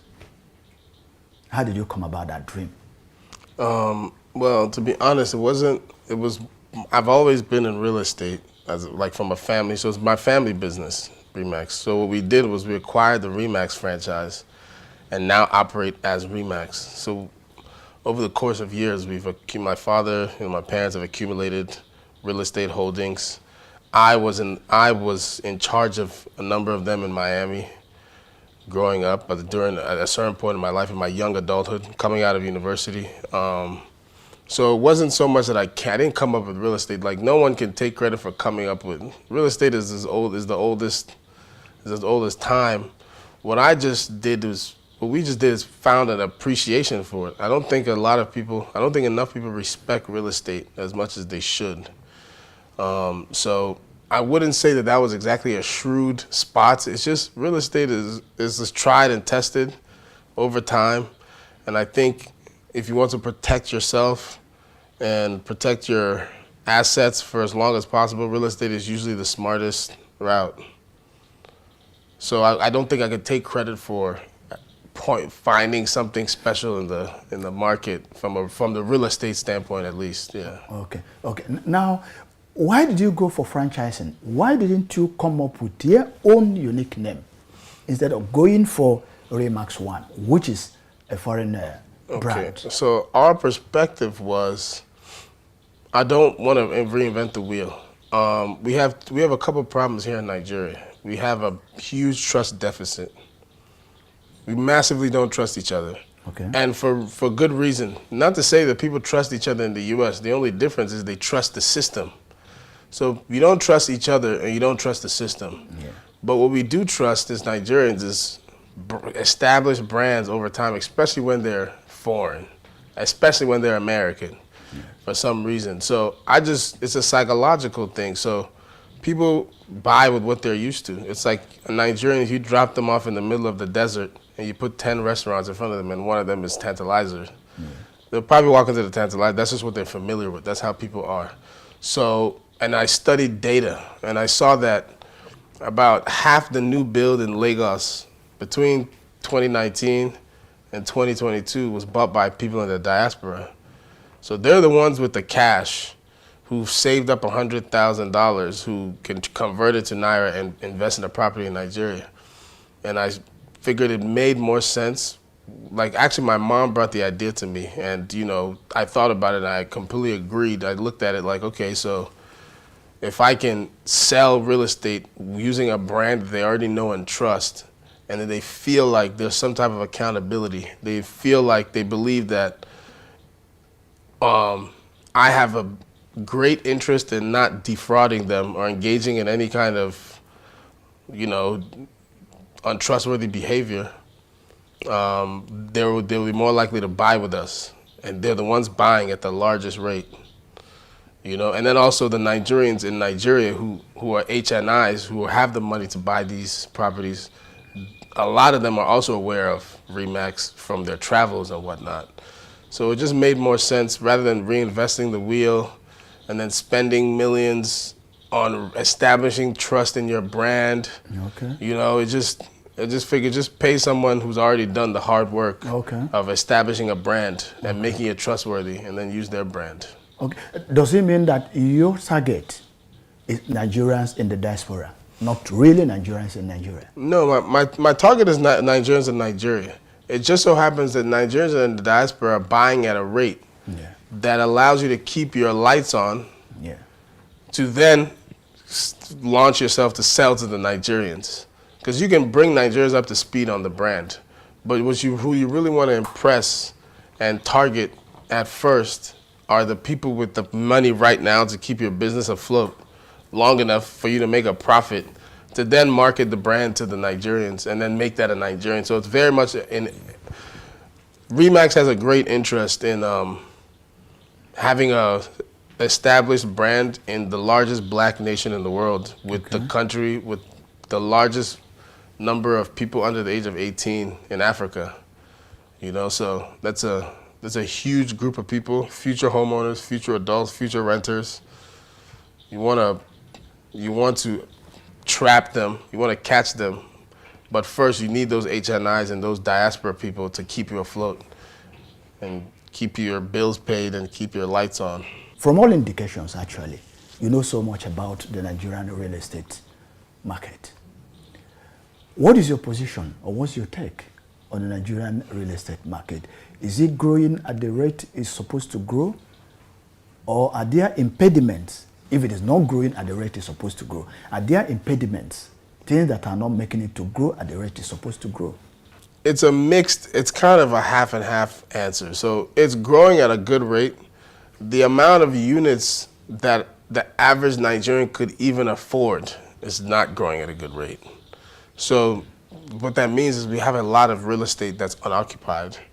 We have a lot. I mean, I know if you use you're from the Southeast, you go to the Southeast, there's a high volume of real estate, like value-wise, that's unoccupied. If you go to some places in Anambra State, you have 1 billion naira houses, and there might be hundreds of them in one community.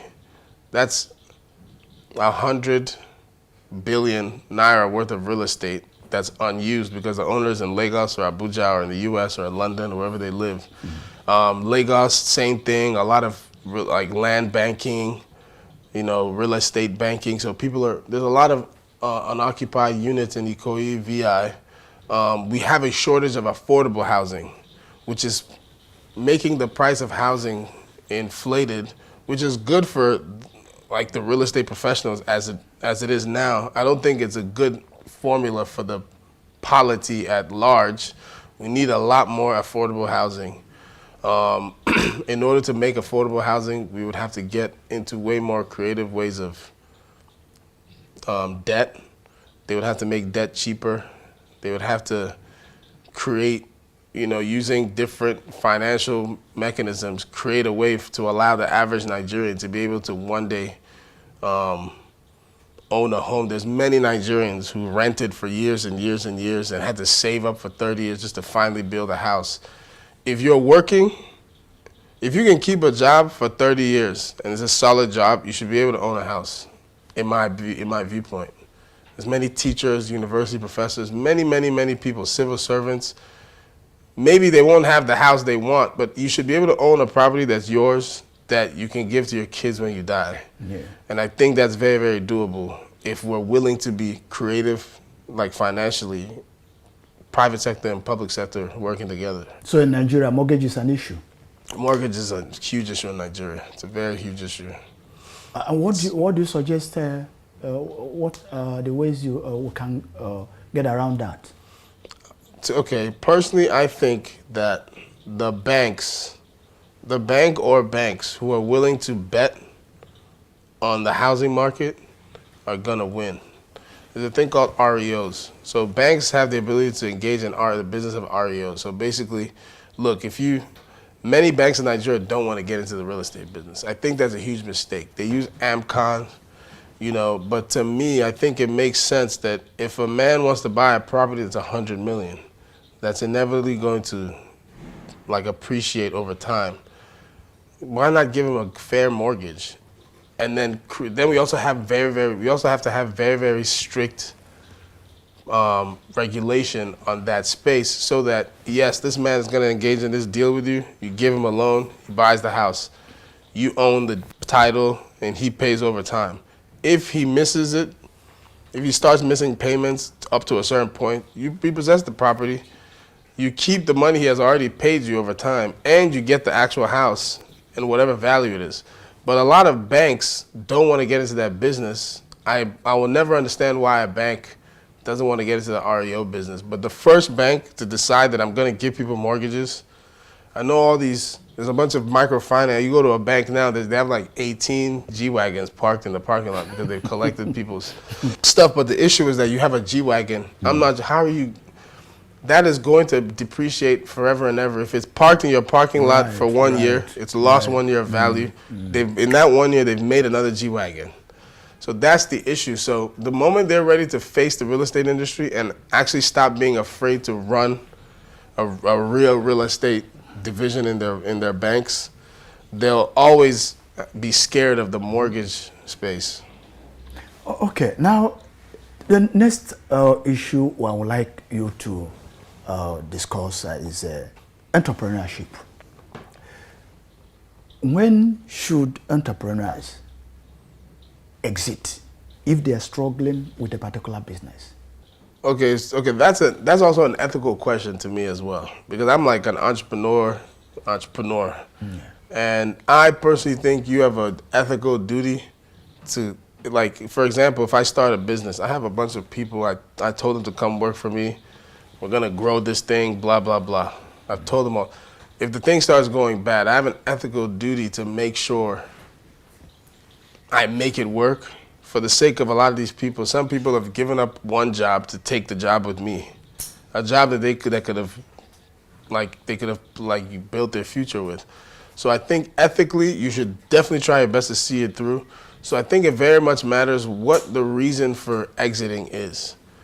If you're exiting because you're at your own limit and there's a company or a business that has way more tools and leverage that can make that company bigger, for example, I think you have a duty to, you have a fiduciary duty to your investors, to yourself. You can make some good money, and a lot of your employees can become part of a larger organization that could take them places they couldn't be, or some of them can take a payout as, original founders.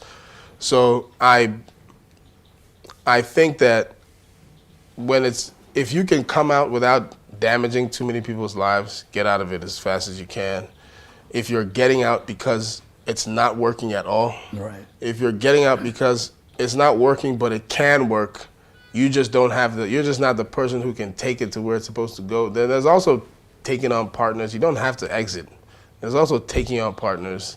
Maybe you don't own majority stake anymore, but you can certainly, there's many ways to cut that cake when it comes to fixing a bad business. Now, this is very different from if the business is not working and realistically can't work. That's a different story.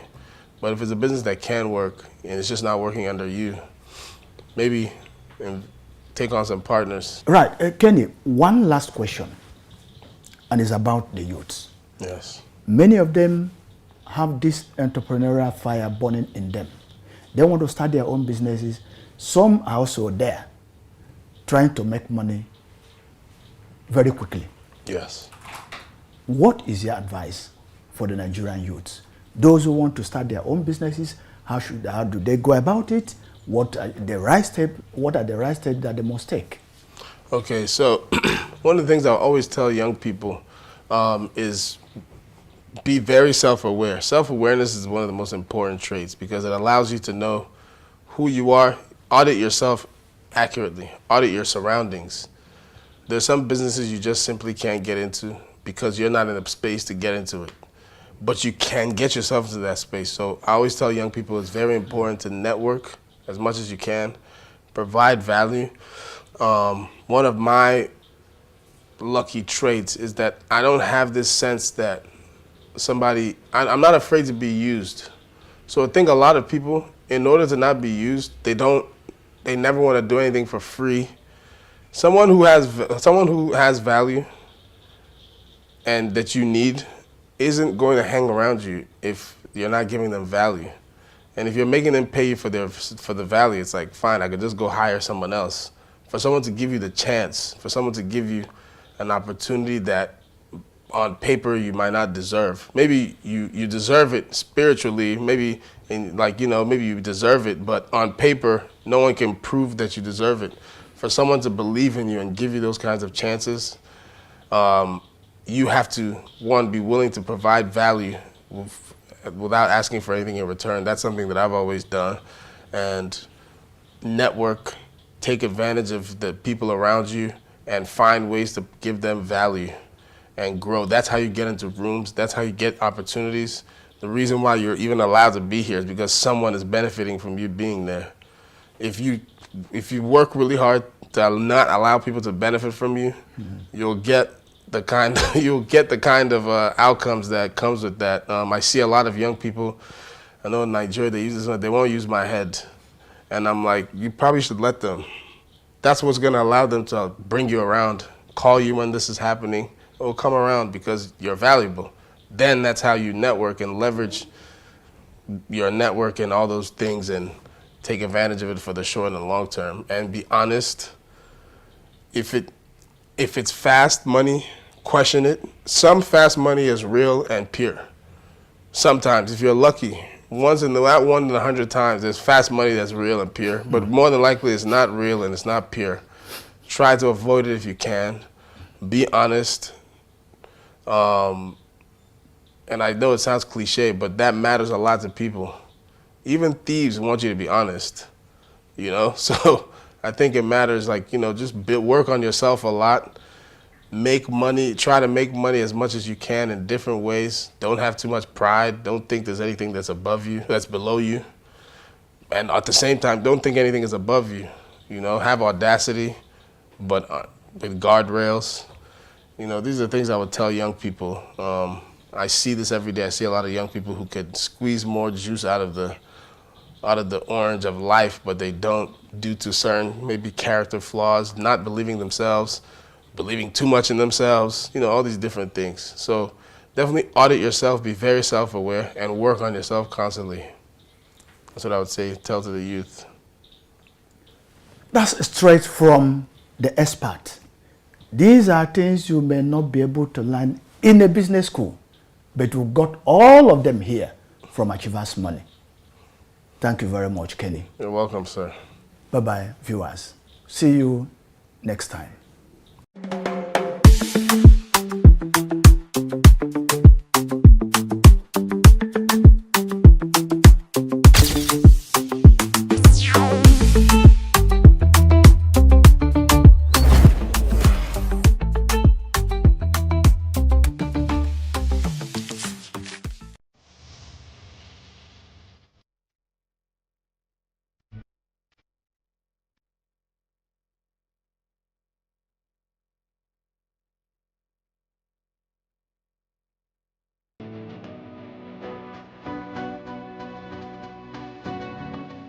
There's an old African proverb that smooth seas do not make skillful sailors. Just imagine life as a voyage and a quest, and you are the sailor.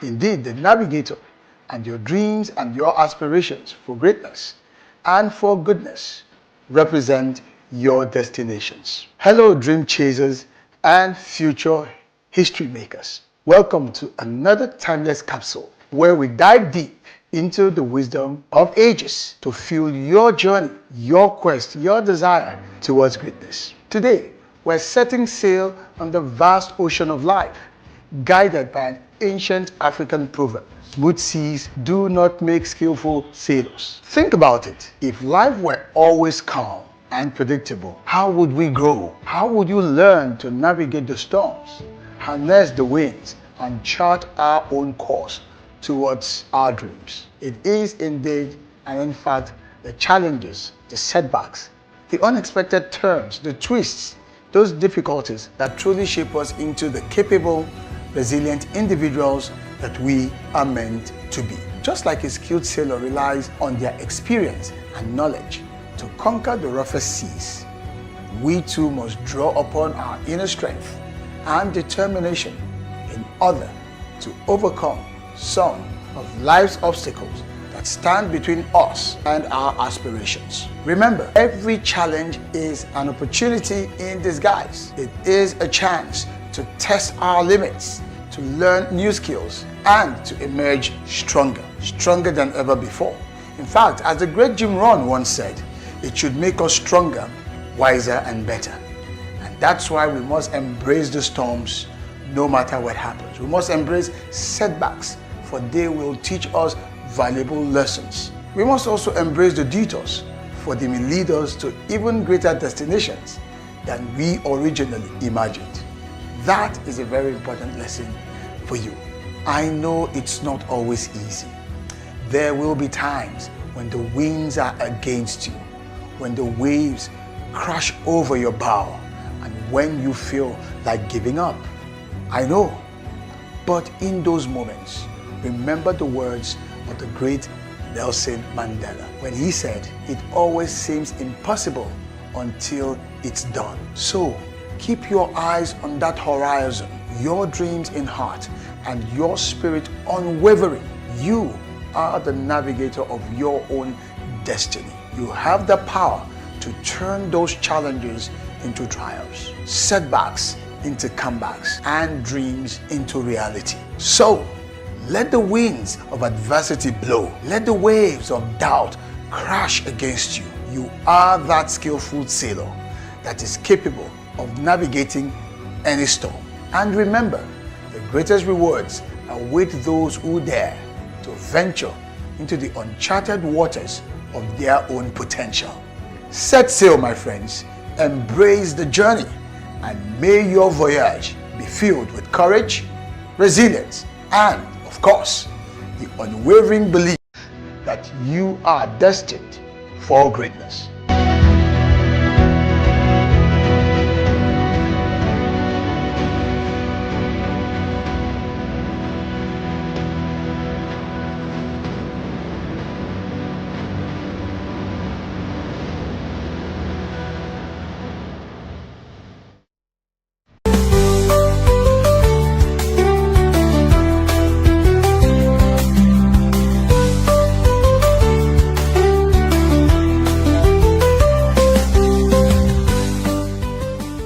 Hello and welcome to Mighty Moms, the show dedicated to the strength and determination of mothers who pursue their dreams while raising a family.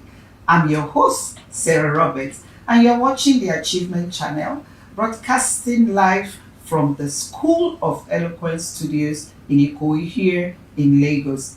Today, we are discussing how to balance high-level operations with the demands of motherhood. Our guest is a legal expert with a master's from the University of Buckingham and a professional track record in HR and organizational coordination. She has managed firms in real estate and law and is currently the company secretary for GCW Nigeria Limited, all while being a devoted wife and a mother of 3. Please welcome the accomplished Otonjo Bobadilla. Today we will learn how to lead with efficiency and heart. Stay tuned.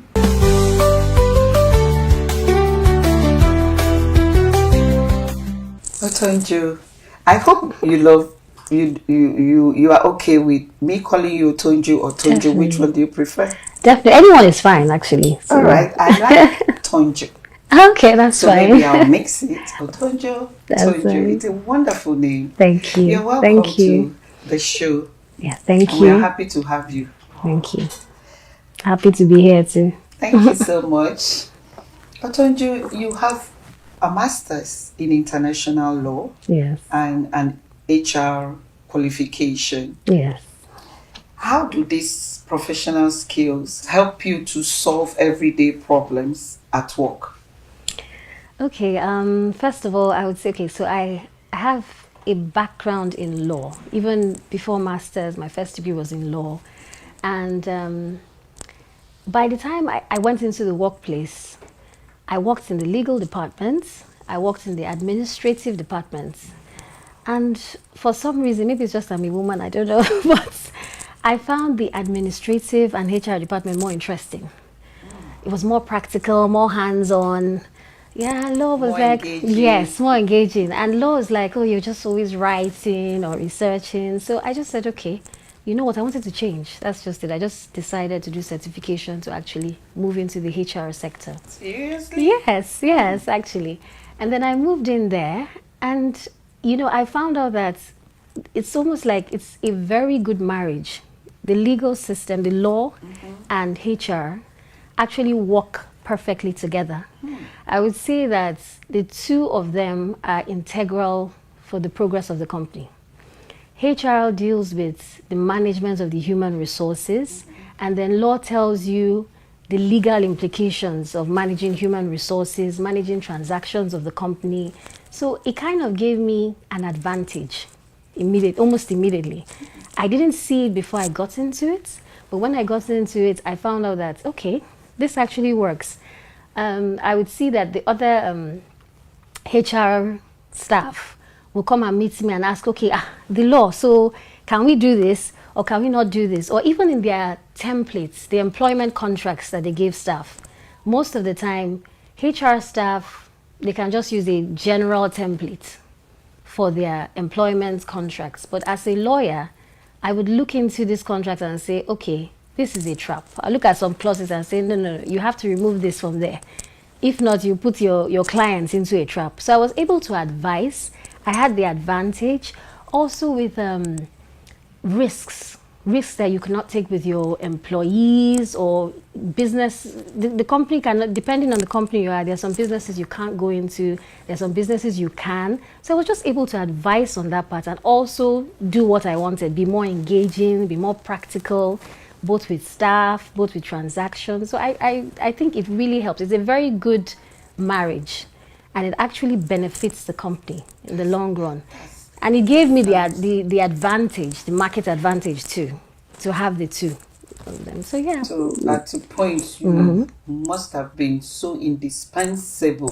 Oh yes. In two worlds. In two worlds, yes. Yes, I would say that, definitely. That's great. Otonjo, yes, you have held top roles in tough industries like construction and real estate. What are some of the important lessons you learn about leading teams in those fields? Okay, well, so in the different industries I've worked in, I feel like I've learned a lot. But then I'll say what stands out to me is, as the most important lesson, is working well with your team members. Definitely, that stands out, because a company or an organization is a corporate entity, and a corporate person has its own personality. That means it can be sued, it can go into transactions, it can sue, borrow. Yes, borrow, exactly. So, because it's not an individual person, doesn't have hands and legs. So I would say your staff, your team, they're your hands and your legs. And then the delivery or the productivity of the company actually depends on the staff you have and how you work well to deliver. So first of all, I would say I've learned that you have to choose the right workforce. Yeah. That may take some time. You may go into the season of hiring and firing, but then when you do get the right workforce, build a structure, a system around it that you can work well with them to deliver. So I would say that structure would entail discipline, will entail accountability, putting systems in place that will make your employees accountable. Willingness, definitely willingness. A lot of feedback, a lot of, you don't want to be too on one end where you're just structure, strict, and your staff can't actually come to you. So you should also show some empathy, show that you're sensitive to the needs of your employee, your staff, so that they can come to you, they can give you feedback. The worst thing to happen to you is to have a hostile workforce Yeah. And that has happened to me once. So they stifle the productivity, and at the end of the day, you look bad. Yeah. You look really bad. So you have to have a workforce, a team that you can work with. You have to create alliances. You have to create systems that allow for accountability. So it doesn't look like at any point you're witch hunting your employees. Yeah. This is the rule. This is what you have to do. This is the consequence if you don't do it. So it's clear to everyone. So create a plan, clear plan, structures, discipline, feedback, and also be empathetic towards them. That's good. Osonjo, being a mother of 3 is a huge responsibility. And by the way, you don't even look like a mother of 1. Talk less of 3. You look marvelous. You look outstanding. You look amiable. You look everything that I don't know what adjective I should use to describe you, really. So being a mother of 3 is a huge responsibility. How do you deal with the busy mornings and some of the stressful days without actually feeling overwhelmed? I would not even lie to you that it's not tough. It's not tough. That it's not tough. Okay. I didn't say no, it's easy. I won't say that. Yeah, I wouldn't just say no, you can do it. And yes, you can. However, I would say it takes a lot of planning and intentionality. A lot of that. So, first of all, I would start with the planning. Let me go to the planning aspect. And I feel the planning should start with you and your partner. Yeah. It's very important. Family. Yes. Your partner and you have to understand what you want out of life and understand how to support each other to actually achieve it. It's very important. Once you understand what you want and, understand, okay, this is what I want, this is how I'm going to achieve it, this is where you come in, this is where I come in, it makes it easier. Nobody feels like, oh no, you're selfish, or because that comes up, when the stress comes up, that may come up. So you have to understand with your partner, you have to plan. In the planning, there should be structure put in place. I'm a very structured person. I'll show you. I know. HR, so everything is structure. And then there should be your support system. It's very important to have a healthy support system around it. You can't do everything Family yourself. members. Yes. You can't do everything yourself. Family members, staff. But I would say that if you have staff, then it's necessary to put structure around accountability. Yes. So you can, for example, have cameras in your home. Of course. Or you can create timelines around your children pending your work period, the work day. So for example, I'm here, I know my kids are in school, And your mind is... Exactly, okay, they're in school, they have this. And when they come back from school, you can either create extracurricular activities, or they're doing lesson, or there's a prep period, but you can kind of account for what they're doing during the day. So that if they are not there, depending on who is your support system, you can get them to account for it. You can talk to them about it. So I would say it's very important. Yeah. I would also say, despite this whole structure, it's very important to also talk to your kids, create time in the day. I know it's hard because some people work late, so you may come back late, it's hard, but you have to create time in the day. Either you call them from work if you can't, but you have to create time in the day to touch base with them, find out what is going on. Don't keep it till the weekend. Give them room to communicate with you. Exactly. You can't keep it till the weekend where you don't hear and, because you find out that you work for certain years and you don't know your children eventually. And your children it's a very integral part of your life too. So you can't just drop it. I would say that structure is important, support system at home, and also in the workplace. The structure is very important. So you create policies on everything. Policies of time of resumption, time to check out, retention of client retention policies, conflict resolution policies. Make it clear. Choose your team. They know your policies and they can work with it. It's almost like on autopilot. You know, whether you have to go out for a meeting, whether you have to travel, your staff know what they're working with. This discussion is getting more interesting. We will be right back shortly after this break.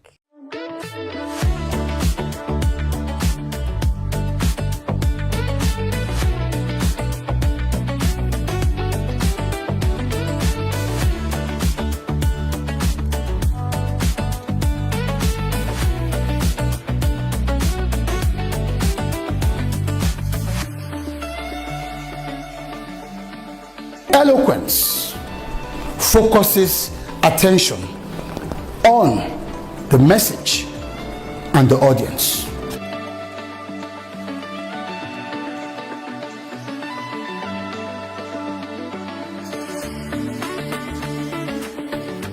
I found it very interesting, exciting, stimulating. It was very beneficial. Definitely would learn a lot, a whole lot.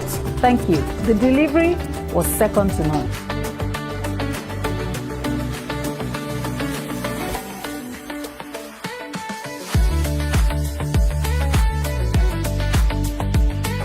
Speak with power. Speak with power. Speak with power.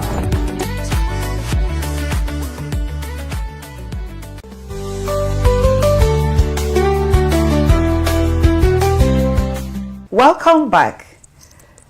Otonjo, you are an expert at making things run smoothly. You said it earlier, David. Can you tell us some of the simple tricks you use in making your home run, or keeping your home run as smoothly, your home life run as smoothly and organized as your work life? Okay. So I would say those two things, I would have to repeat them again. The structure and the support system. They are actually very important, because you can't, if you don't have a support system, you can't do everything yourself. You can't be here and be somewhere else at the same time. Your mother is said to have 10 hands. I'm telling you, like, you have to have eyes behind your head, really. So you do a lot. You do a lot, and then you have to ensure that everything comes together to ensure that you're progressing. You're not just running around in circles. So I would say you have to have a support team. It can be family. You know, some people have family, grandparents, siblings that can stay with the children, you know, or it can be staff. Some people don't have their family around them. But if it is staff, you have to have cameras. You have to have a special plan. Because you don't know who you're leaving your children with. You have to have that accountability. You have to be able to account for their timelines, their spaces, what they are doing at each time. It helps. Also, you have to, if you have family, same thing. Same thing. You have to be able to talk to them. You have to make sure they're accountable to you. They have a good relationship with the children. Hear from your children. Because sometimes the staff will give you the impression that everything is going on well. And then you talk to the child and it's not going on well. So you have to be able to get feedback. Always get feedback. Always have people in place that can help you, because you can't do everything. You have to delegate. Being a career woman and a mother at the same time is not easy. Not easy. No. But it is achievable. Yes, it is achievable. So Otonjo, with such a demanding career and a family of 5, what do you do where self-care is concerned? How do you find time for self-care? And why do you think it is important for your mental health, well-being?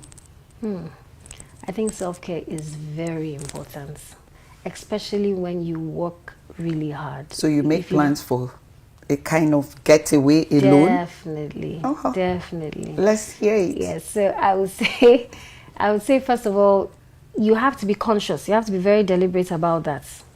You have to have spiritual and physical rejuvenation. If you don't relax, if you're not deliberate, you would burn out. Exactly. And then when you do burn out, it's not beneficial to anybody. It's not beneficial to you. It's not beneficial to the people you're working with. It's not beneficial to your children. So if you burn out, you're useless to everybody. So you're like a machine that is not functioning. Exactly. So you're useless to everybody. So everyone has the way they feel they relax. It's not one fits all, but I would recommend that whatever it is that you do to relax, you need to do it. You need to take time out to do it. I would say I like to spend time with, I meditate, spend time with God, and then I take time off. I like weekends away sometimes to indulge. You work hard. You work hard for your money. So spend your money on yourself, not just kids and, you know. So take time off. Go to a spa. Get a spa treatment. Sometimes pamper yourself. You deserve it because you work hard. So take time out to relax. Also, another thing I like is also sometimes create memories with your kids. You know, they don't go back. You can't relive their age. Once they pass their age, they've passed it. So you are at work most of the time. There must be a history. Exactly. So for take one time to fall out. back on later on. Yes. This is what we did. Yes. You know, so take time out. You know, take time out for yourself, with your spouse. You can choose to take time out with your spouse or by yourself or with the kids, you know. And just, you know, relax. But whatever it's it important is. that Very you have important. to very, very important. take some time out for yourself. Yes, very, very important. You don't because want to our burn mothers out there must know, Mhm. have to know how to deal with, you know, the responsibility of raising a family, pursuing their careers or their dreams, and also taking care of themselves. It's like a tripod. Definitely. Yeah. You have to be deliberate. Definitely. Thank you. Thank you. Finally, Otonjo, what piece of advice would you want to give to our mighty moms out there who want to reach the top or the peak of their careers without actually neglecting their homes or family? Okay, so with this, I would start from the very beginning. And for me, the very beginning is family. Family. The partner you choose. The partner you choose to marry is very, very important. You should start from there. What do you want in life? Define what you want. What do you want? Speak with your partner and agree even before you go into marriage. I know people play this down, and many times you find out that people get married out of feelings. You know, the way this partner makes me feel, the way, you know. But then you find out that you go into marriage and those feelings, they dwindle. Sometimes it's high, sometimes it's low, and then the pressures come. Pressure of children, pressure of finance, so many things. And then you feel all those of a feelings. sudden you start having goals and dreams that emerges from nowhere. And then because you haven't planned, it is actually very hard to just step into it all of a sudden, you know. So you should plan very well with your partner. See who your partner is. You know exactly what you want, know exactly what he wants. If you feel that you are not very family oriented, doesn't want you to work, you know, at that time you have to ensure this is what I want. Are we willing to go or not? You have to know. Then there are some people that just want, okay, be in the workforce. In that case, you talk around it. When you have decided that, okay, this is the person I want, you now create systems around it that can actually work. You know, so you want a woman that maybe works, is in the workforce. As a man, a partner, you have to be prepared to assist her with the home front too. So you guys are not, you're not in competition. You're partners. You're partners. You need to work together, you know. So have that discussion and know that, okay, these are the challenges you're going to face since you have decided on this. What do we do?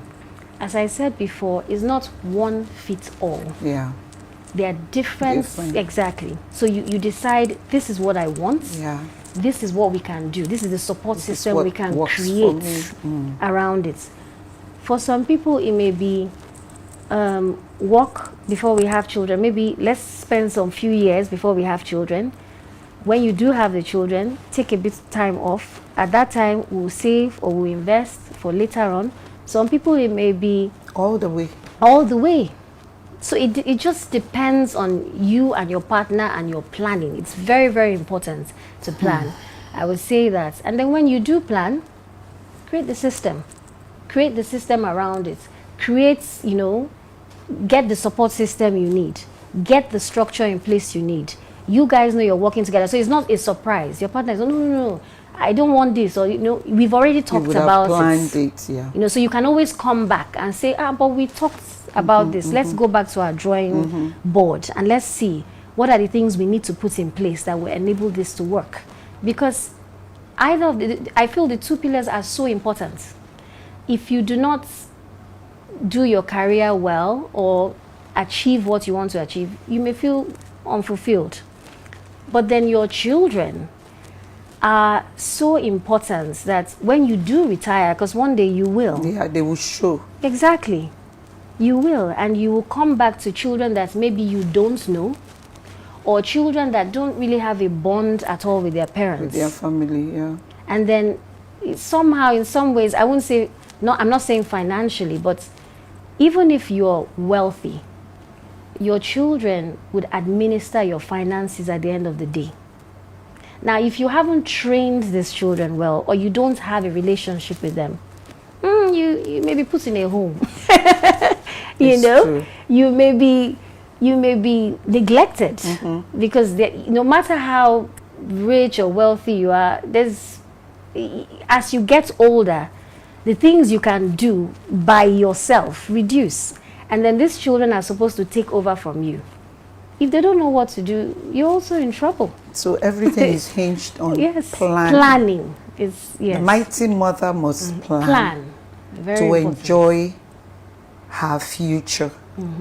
Yes, isn't it? Definitely. Thank you so much. I wish we could continue, Otonjo, but this is where we have to draw the curtain. Okay. But believe me, I have enjoyed this session. I've gotten some tips, and I'm sure our mighty moms out there have also gotten some tips that will help them to pursue their career and also learn to not neglect their home. Thank you so much for coming. Thank you. Thank you.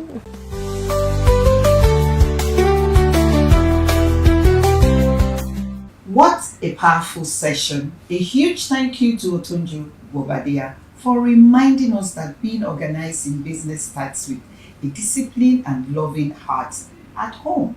We've learned today that motherhood isn't a barrier to success. It's a source of incredible resilience. Remember to follow Achievement Channel on all social platforms and use the hashtag MightyMoms to join the conversation. I'm Sarah Roberts, and this is Mighty Moms. Until next time, keep dreaming, keep leading, and keep seeing possibilities.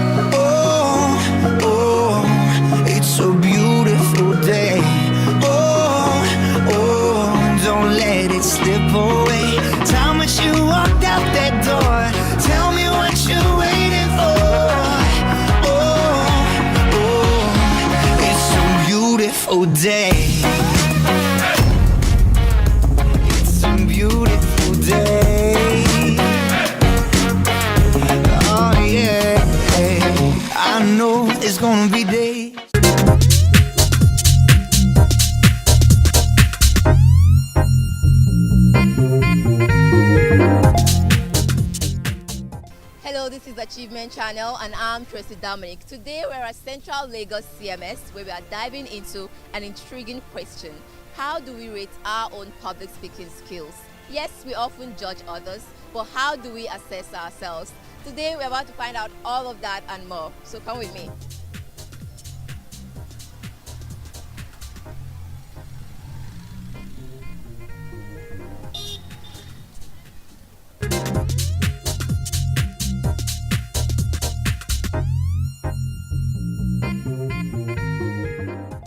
on the good speaker. I rate myself number 1. So, on a scale of 1 to 10, I would say I will rate myself 5. Public speaking is not my thing. If there's a way I can pass the responsibility to someone else, I will do that. But if there's no way, yeah, I'll stand up, I will do the speaking. If I rate myself, I'll rate myself average, maybe 5. I won't rate myself 5. I will rate my skill of speaking, right? I'll rate 3%. 3. That's good. I'll rate my public speaking 2. So over 10. Good. I can rate my public speaking to 3. I'm not really a public speaker because I only speak outside. I think it takes time for us to develop such skills. But if I need to rate myself, maybe I'll give myself 5. Because at least I speak to my clients regarding my job. And my skill, I'll give myself 8. 8, yes. Hey, that's a good one. All right, thank you. I'll rate myself 7 over 10. I'm a good public speaker. I'll rate myself 7 over 10. I hope today's insights have inspired you to take a step back and evaluate your own speaking skills. Remember, there's always room to grow. Mr. Dominic, Gmail channel.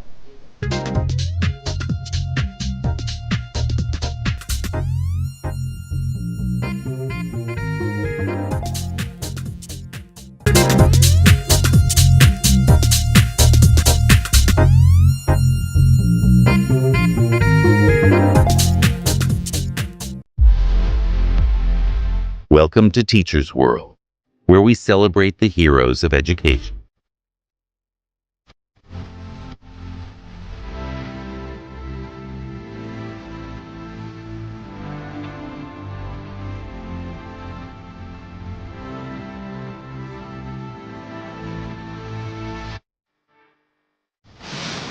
Join us on Teachers World, only on the Achievement Channel. Hello and welcome to Teachers World, the show dedicated to equipping educators with the tools to thrive and motivation to lead. I'm your host, David Obianyo, and you're watching the Achievement Channel, Nigeria's first and only 100% motivational TV station broadcasting from the School of Eloquence Studios in Ikoyi, Lagos. Today, we are exploring a powerful shift in the profession, from the classroom to catalyst. Scaling your impact as an educator. Joining us is a man who truly needs no introduction in the world of education. He is a Guinness World Record holder, a global policy expert, and the author of the inspiring book, Let There Be Teachers. The Director of Strategic Partnerships at 1 Million Teachers, Oluwaseyi Anifowose. He is a dynamic education policy expert, thought leader, and advocate for teacher development and systemic education reform. Oluwaseyi leads high-impact collaborations that promote teacher excellence, professional growth, and equitable learning outcomes across Africa. Today, we will discuss how you can move beyond the 4 walls of your classroom to become a national leader and a catalyst for change. Whether you are in a city school or a rural classroom, stay tuned. This conversation is about to change the way you see your career. Join us on Teachers World, only on the Achievement Channel.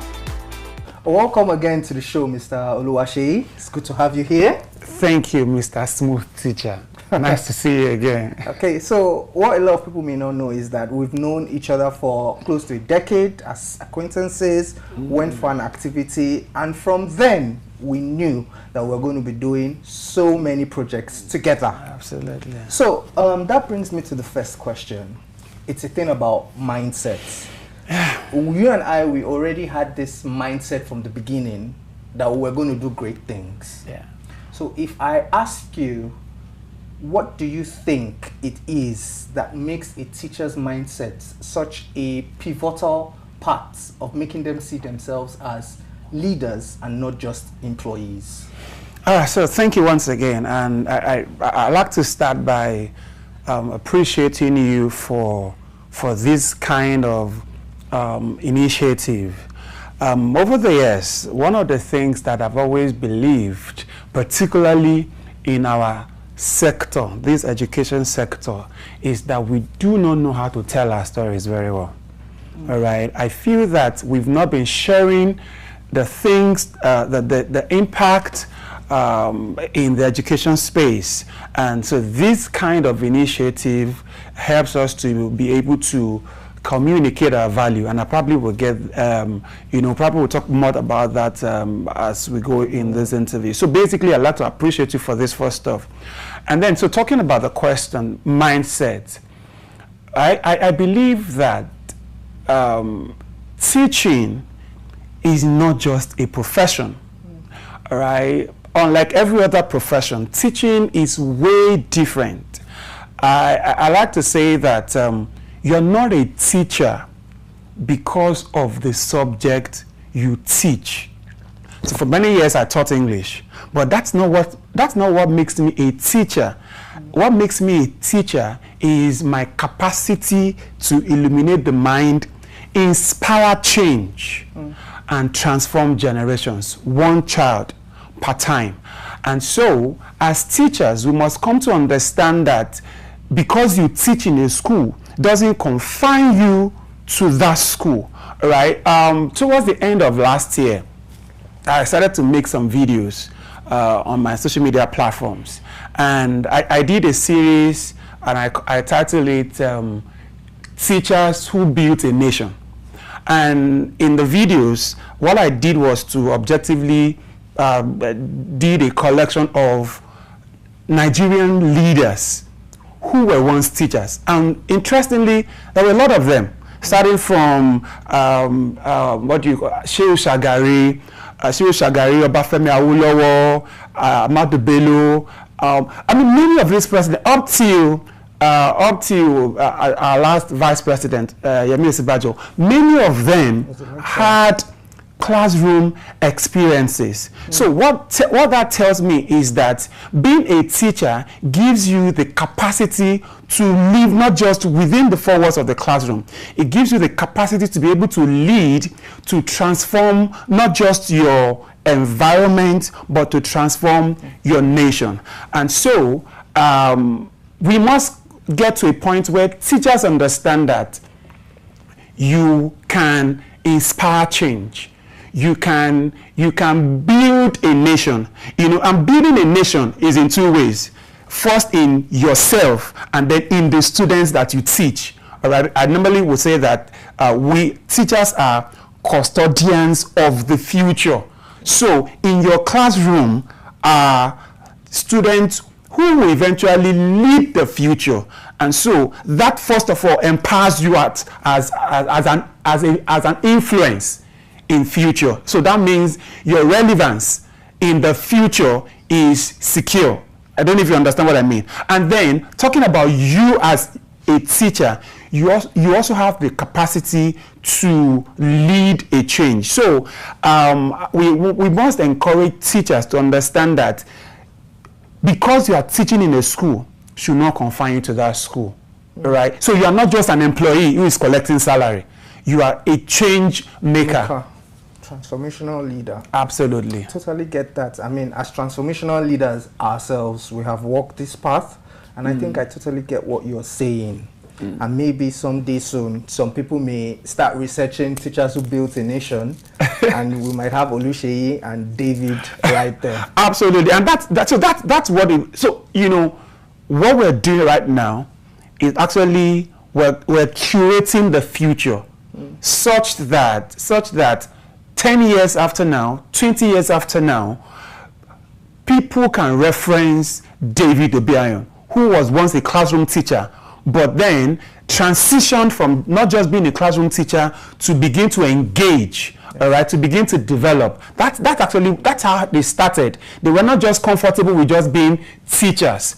They wanted to do more. They wanted to give more to the community. They wanted to give more to the society. And then when they became leaders, it showed. Many of them went to the National Assembly and they curated, for instance, someone like Avan Ikoku was once a teacher, All right, so you have College of Avanikoko College of Education, you have Avanikoko Federal College of Education. So you have things that are traceable to him. Someone like the then Solomon La, he was once a governor in Plateau State, who initiated a lot of things.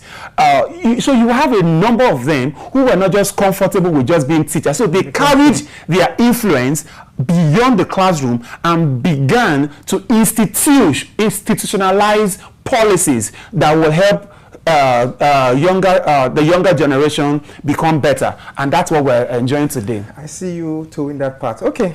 So if I were to ask you, what steps do you think a teacher in the classroom presently can take to differentiate themselves and transcend beyond the classroom? What steps?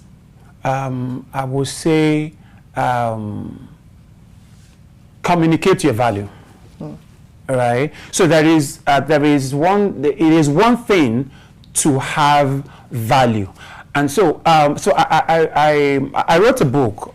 Let There Be Teachers. Okay. And I postulated. So basically, I was trying to get teachers to know that there are certain things that you need to understand. So I talked about, I call it the anatomy of the teacher. So I discussed 4 things. I call it 4S. Understand self, understand student, understand subject, and understand society.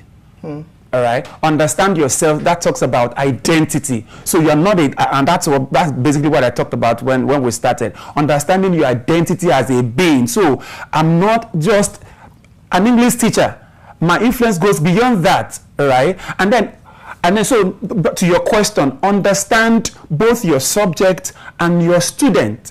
All right, what you teach is who you teach is more important than what you teach. Sure. But one of the challenges we face in the teaching profession, unfortunately, is that we have a number of teachers who lack competence. All right, so you need to know your subject.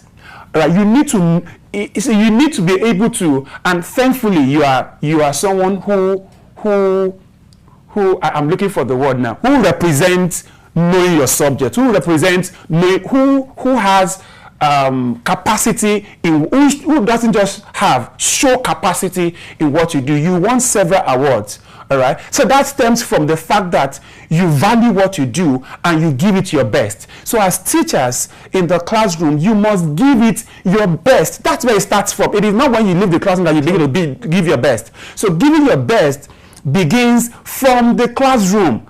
Understand your subject. I read this thing many years ago. It's about I don't know what they call it. I think it's pheromones or something, that when you are face to face with a wild animal, all right, so that there's something that comes out of your body that gives the animal the impression that you're afraid. All right, I don't know what it is called, but this, we can't see it, but the animal can see it. So when you see the animal is afraid, you're afraid. But it is who has the more courage that And so back to the classroom, when you don't know what you're teaching, your students know. They can tell. They see it. Yeah. All right. So you must know your subject. You must have mastery over your subject. You must have competence, and then you must also know your students. All right. Understand the student. So when you have been able to do that, you now begin to communicate your value. All right. Show it to the world, right? Show it to the world. Start from, let the people around you see that you're doing your best. Show up, right? Let people. When I met you and I went through your social media platforms, I see all of the things that you have done, and that for me endeared me to you. I wanted to identify myself with your success, with your excellence. All right, and so and here we are today.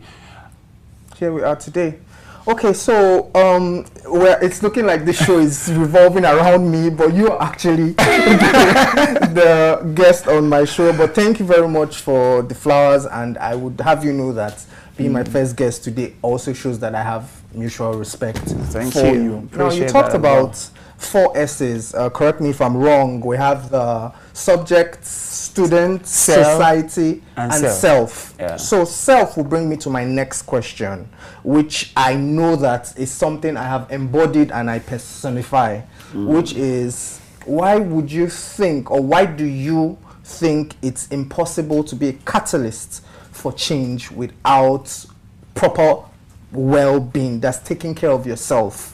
Self being the operational word here. Okay. I'll say this. I'll say it this way. Emotionally unstable teachers cannot produce emotionally stable students. All right. So you cannot give what you don't have. All right. You cannot pour a drink. Interestingly, we have. So you can. I can't pour a drink from this cup. All right. Because it is empty. All right. So for me to pour, there must be substance in this cup before it goes out. And so, as teachers, your well-being is important because that's where everything comes out from. All right. So for you to be able to emotionally produce students that are, emotionally sound, stable. All right, you must be emotionally stable yourself. Sure. All right, and that's why we ask teachers to pay attention to their emotional well-being, their mental well-being. Take care of yourself. All right, I know that you don't have time. Our schedules are usually very busy. All right, you have, I say this a lot, that the work of a teacher begins and ends at home. All right, so you literally don't have the time. All right, because your work begins from home. So you have to prepare lesson notes, prepare all of those things, and then go to school, come back to mark, you understand? Yeah. And then so you still have to give time to yourself, to your family, socialize, just be happy. I totally understand that. I mean, being a student myself, being a teacher, I have experienced the effect of teachers who were overwhelmed with work and how it cascaded down to negative effects in their classroom. Okay, with that, we'll be going on a break. We have to pay bills. Thank you.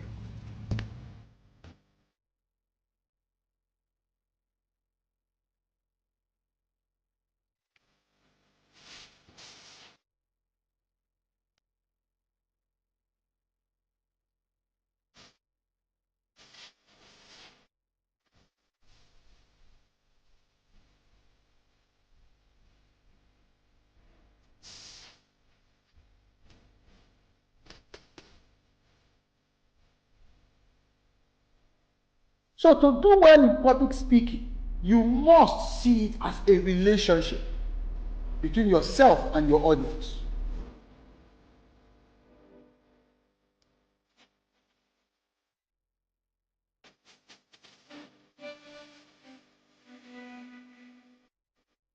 Speak with power. Speak with power. Speak with power. Speak with power.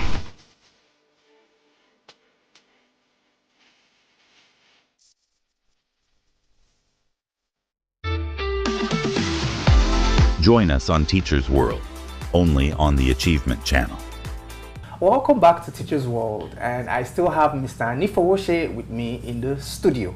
Thank you. Now, for those of us who are just joining, Mr. Anifowoshe is also a Guinness World Record holder, and that's another project we worked together on.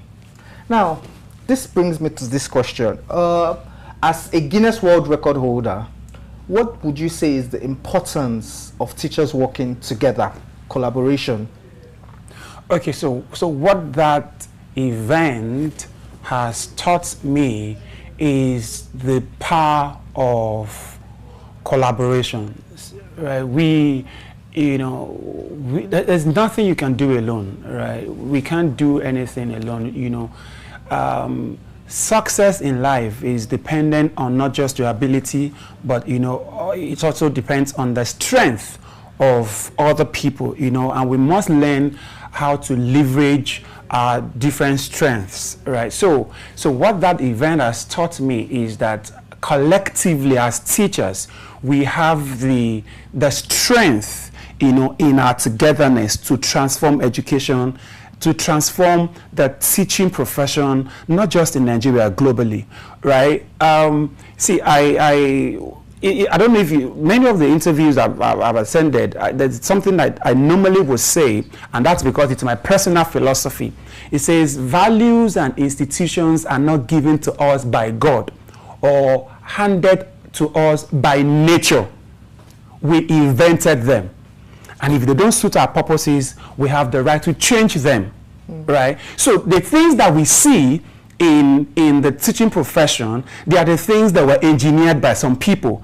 And so as teachers who believe, who have different ideologies about how things should be, we must begin to re-engineer the teaching profession. And we cannot do it alone. I cannot do it alone. Apologies, I always reference you. You were part of the Guinness World Record.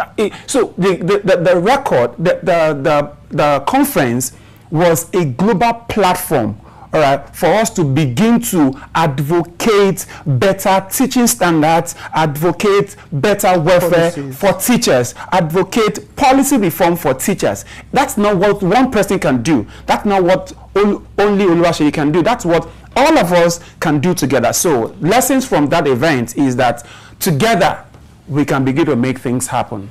True. You couldn't have said it better. Yeah. Okay, so your organization works on raising a new generation of teachers and educators. I would have to ask you this. What do you think the ideal classroom looks like in the next 5 years or in the next decade? Okay, I read the book by Robert Starrett, Refocusing School Leadership, and he defined education in a particular way. And from that day, I began to adopt that definition. And it says, education as an end is to develop intelligent human beings who know how the world works and are prepared to participate as healers of its ills and stakeholders of its development. All right. And teachers are critical to that. All right. So my ideal classroom is a classroom where we have teachers who know how the world works, teachers who are not bound by curriculum, students who are not bound by curriculum, students who are not bound to conform, but who are allowed to express their creativity, right? So because the curriculum is just a document. All right. What makes change happen is not just the curriculum, it is life that happens in the classroom. So my ideal classroom is where education helps us to solve the need of our community, because education is need-based. All right. So we look at the issues in our environment and design a curriculum that can solve the problem. All right. So that way we're not following a rigid curriculum. We're looking at things that can help us become better. Fantastic. I could actually relate to what you were talking about, because I remember that kind of question was once posed at me at one of my interviews for one of the awards I won, and I said something along the lines of, I want a classroom where children don't only learn about the world, but where they learn with the world. And one of the interviewers told me that that was something I was already doing in my classroom while I was connecting them to other continents from the classroom. So I can see, they say great minds think alike. All right, so lots of people are watching this now and are feeling like they are inspired and they can aspire to what it is you have accomplished in your very distinguished career. What would you say to those who feel like their contribution isn't being appreciated at work as educators? All right, I would say keep showing up. All right, I would say continue to communicate your value, continue to do what you do. All right, it's a matter of time. All right, you will be appreciated, you will be seen, you will be visible. All right, so you see, I have this analogy. If a drop of water keeps dropping on a rock, after a while, it makes a hole on that rock. even as hard as this thing is, if I have drops, you know, so the consistency of the drops makes impact on this solid surface, and it makes a hole. And so that's the same thing I would say, right? Keep dropping, be consistent, all right? Just keep doing what you're doing, all right? Keep evolving, all right? Keep learning, and with time, all right, it says time and chance happens. Happening to everyone. Yeah, so all your right. time will come. So that's a very profound way to close that, and I actually agree with you. There is nothing as important as consistency. It always leaves its mark. Absolutely. All right, so thank you so much for being here, Mr. Oluwaseyi. It's been a great pleasure. It's fantastic to have you in the studio with me, and I would want us to do more things together. Absolutely. However, there's one thing that's going to be happening on this show for everyone who is going to come here. Mr. Anifooshe has the privilege of being the first person to launch this tradition, and he's going to nominate one other educator who he would like to see on this show sometime. So amazing. The floor is yours. That is very, so I have a lot of people, all right, so I think I'll just choose one. Okay. So this is not about, I mean, okay, I think I'll nominate Shola Adeola. Shola Adeola. Sojibra. Okay, do you want to say her handle? Yeah, I think she's Sojibra on social media platforms, all right. Okay. Shola, you've heard it here. I assume that you're going to be sitting on this seat very soon on Teachers World. So there we have it. It's been a fantastic show, and it's been a pleasure. Thank you so much. It's been a great pleasure to be here as well. My name is Mrs. Ifoma Okolo. I've been a teacher for over 25 years. This is Achievement Channel, and I'm watching Teachers World. Hi, my name is Mrs. Osage Cynthia. I've been teaching for the past 14 years. This is Achievement Channel, and you're watching Teachers World. Join us on Teachers World, only on the Achievement Channel. What an empowering conversation. A massive thank you to Oluwaseyi and Anifooshe for reminding us that a teacher's impact should never be limited by a classroom door. We have learned today that being a catalyst starts with a simple choice. The choice to see yourself as a leader who shapes generations. Remember, when you pour into your own growth and dignity, you aren't just teaching a lesson, you are transforming the future of Africa, one child at a time. Remember to follow at Achievement Channel on Instagram, Facebook, X and YouTube for empowering conversations and updates. Use the hashtag #WeSeePossibilities and share your thoughts. I'm David Obianyo, and this is Teachers World on Achievement Channel. Thank you for watching. Join us next time on Teachers World as we continue to provide the solutions and motivation you need to shape a brighter future. Remember, keep seeing possibilities, and don't forget that regular is boring.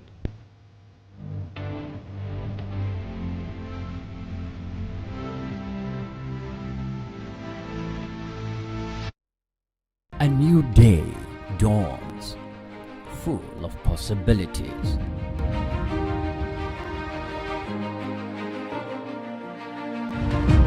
Take the first step towards your dreams. Empower your mind with positive thoughts. Achieve more. Make a difference in someone's life today. Impossibility is nothing.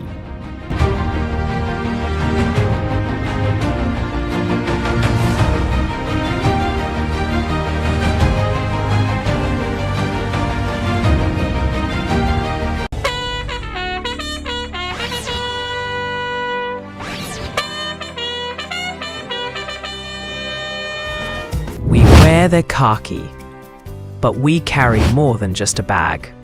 We carry dreams, grit,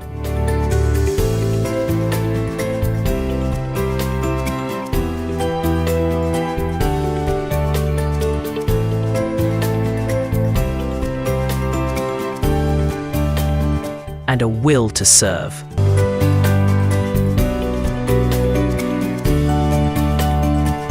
This is Corpus Can rising to serve, rising to lead. Hello and welcome to Copper Scan, the show that inspires and empowers young Nigerians to make the most of their NYSC journey and beyond. I'm your host, Priscilla, and you are watching us on the Achievement Channel, Nigeria's first and only 100% motivational television station, broadcasting from the School of Eloquence studios in Ikoyi, Lagos. Today's topic is one we all feel: soft life, hard work, finding balance in the hustle. Everybody wants the soft life, but what does it really mean? Comfort, peace, or just vibes? In a world where hustle never sleeps, how do you keep your grind going without burning out or losing your joy? Joining me today are two amazing guests who are finding that balance every day. Adeyola Nafisat Fumilayo is a passionate young woman serving at the School of Eloquence. She believes communication is power and continues to inspire others to use their voice with confidence and purpose. And Imafidon Abigail is a creative communicator and storyteller with a degree in mass communication from Redeemers University. She's passionate about using media and fame to inspire and educate, proof that creativity and hard work can truly coexist. Together, we'll explore what it means to chase success and still live softly without losing yourself in the process. Stay tuned. This is going to be a fun and inspiring conversation. This is Corporate rising to serve, rising to lead. Welcome, Abigail and Nafisa. Thank you for having us. Thank you for having me too. Everybody wants the soft life, but what does soft life really mean to you? Is it money, peace, or just vibes? Well, thank you for that question. For me, I think soft life goes beyond money. Of course, everybody wants money. I want money. Yeah. That's why you have to work hard. To me, soft life is finding balance and peace of mind. So even when we are working hard, you are meant to rest. Mm-hmm. So if you are working so hard and you cannot rest, there's nothing soft life thing about that. True. So if you have that money and you are rich and you cannot even have the leverage of taking few hours break, to me that's not even soft life. It's as if no, you are just punishing yourself, because how can you be working for probably a very long time and you cannot even take a few days off? So soft life goes beyond just money. It's about finding balance between making money and taking a break. That's what soft life means to me. When you are working hard, you have to take a deep breath and pause. So soft life is that for me. Money is actually very important. Yeah. There's no soft life without money. But at least you should be able to find balance between making money and taking a break. So without doing all the hard work and everything, you should be able to take a break. You should be able to pause. So to me, that's soft life. My definition of soft life is finding balance and having peace of mind. So when you are doing that hard labor, you should be able to take a break when necessary. Okay, thank you so much. Abigail, what do you think? So to me, soft life, as she said, it's just like finding balance between your comfort and then your productivity. That's like, as you are working, also like find time to like take breaks in between. Yeah. Just go outside, touch grass, ensure that you're having peace of mind. Yeah. And to me, soft life to me is also being able to afford the little things that I want. It's not like it's not about having the whole money in the whole world, but like being able to afford some little things. I think that's what soft life means to me. Yeah, okay. That's great. Moving on, I have another question. These days, it feels like if you are not hustling, you are slacking. How do you keep your grind going without burning out or losing your joy? That's a very deep one. Yeah. Because to be very honest, the society we find ourselves, when you see other people hustling, and you at least, even when you are hustling, and you are not like meeting up to what like other people are doing in terms of hustling, you see yourself as, at times you ask yourself, are you sure I'm doing the right thing? Hope I'm not a failure. There are questions that you keep asking yourself. But the truth about hustling is that you should not compare what For example, if you have a friend and you guys also together, started hustling together, and boom, the person just like rise and everything like that. I think everybody's journey is different from each other. So comparing journeys will only just drain you and make you feel very bad. And to start giving you a lot of thinking to do. At times you overthink. When you're hustling, you have to take a step back, as in relax. Look at where you start from and where you are presently. There's some things that I'm very sure that when you go down the memory lane, you're able to see that you actually tried your very best. You're not slacking. But in society we find ourselves today, there's no way you will know, like find yourself comparing yourself to other people that is hustling. So not hustling does not necessarily means you are slacking off. But the society we have today make people believe that if they are not really hustling, that's like, in the sense that to be able to afford the little things of life, you have to hustle. Yes. You have to come out of that your comfort zone. You have to do that. So you have, even if it's little, you just have to have something just have to be up and running. You have to have something that you're actually doing. Okay, for example, I said something about 9 to 5. So there are some people that their only source of income is 9 to 5. We have some people that they have other source of income apart from 9 to 5. So at times, as a 9 to 5 person, if you see someone that has an entrepreneurship business apart from 9 to 5, you cannot compare the income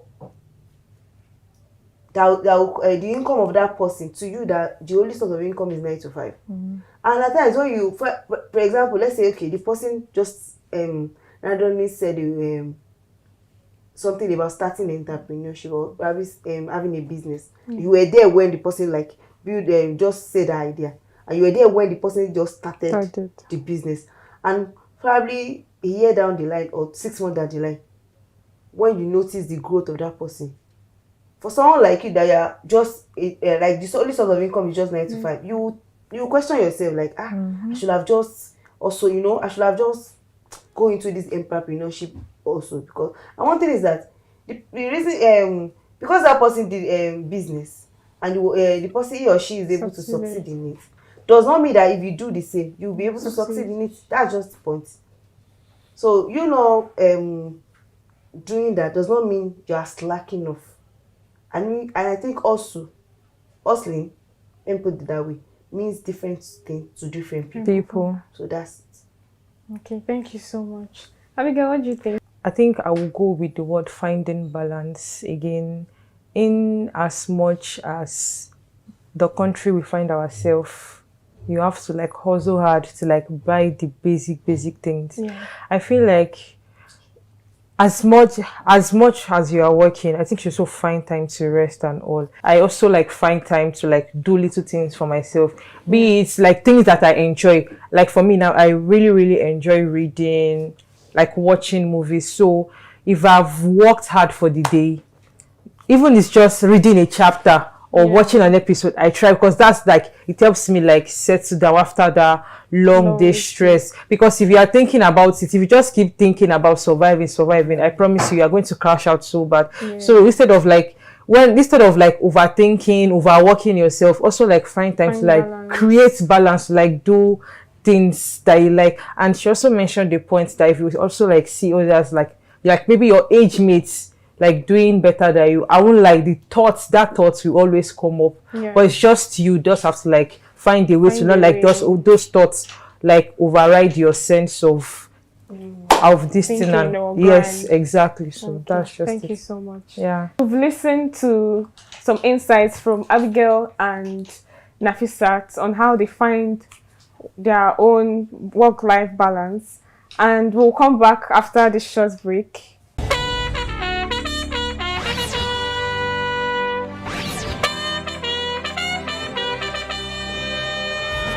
We wear the khaki, but we carry more than just a bag. We carry dreams, grit,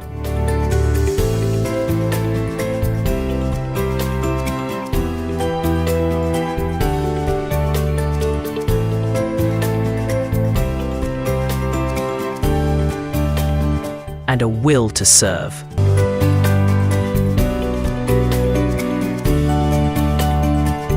This is Corpuscan, rising to serve, rising to lead. Welcome to the Corpuscan program, where we have Nafisat and Abigail share their insights on how you balance your work life and your free time. Nafisat here told us about not having peer pressure while you are working and how you balance the 9 to 5 and also your free time, and also talked about entrepreneurship. And Abigail also gave more insights on the questions. So moving on, do you ever feel bad for resting? Like taking a nap or chilling makes you unproductive? How do you handle that guilt? Honestly, I won't lie. Like, yes, most time when I'm supposed to like be working, I know like maybe I have a task to do, and let's say I'm tired, but if I don't rest, I might not give that task my all. So it's just better for me to like just like take a break, maybe for some minutes, and then continue with the task. Because if I don't, I promise you, once I complete that task, even the outcome, you yourself, you are not going to like it. So it's very, very essential, no matter how busy, like definitely we'll be busy. No matter how busy we are, it's very essential we take breaks, because if you don't take breaks, you're going to crash out so bad. So it's very, very essential that you take breaks. And don't feel guilty about it, because once you break down, you still have yourself to blame. So it's just better, as much as you can, take breaks in between and then go back to do whatsoever you are doing. Okay, what does taking break mean to you? Like, what do you do? Taking breaks, for me, when I want to rest, I most time like rest with maybe by listening to music. It just help me put my mind at ease, like not doing anything. Sometimes I even just like go off my phone, just keep my phone somewhere, just lie down somewhere, just rest. Not just like just like for the meantime. For me, I think you asked the question like, do I ever feel guilty? Guilty, yeah. Of course I do, but there are some breaks that I don't feel guilty for, because they're actually very much needed. It says that some people believe that being busy means being valuable, which is not. Not all the time. Not all the time.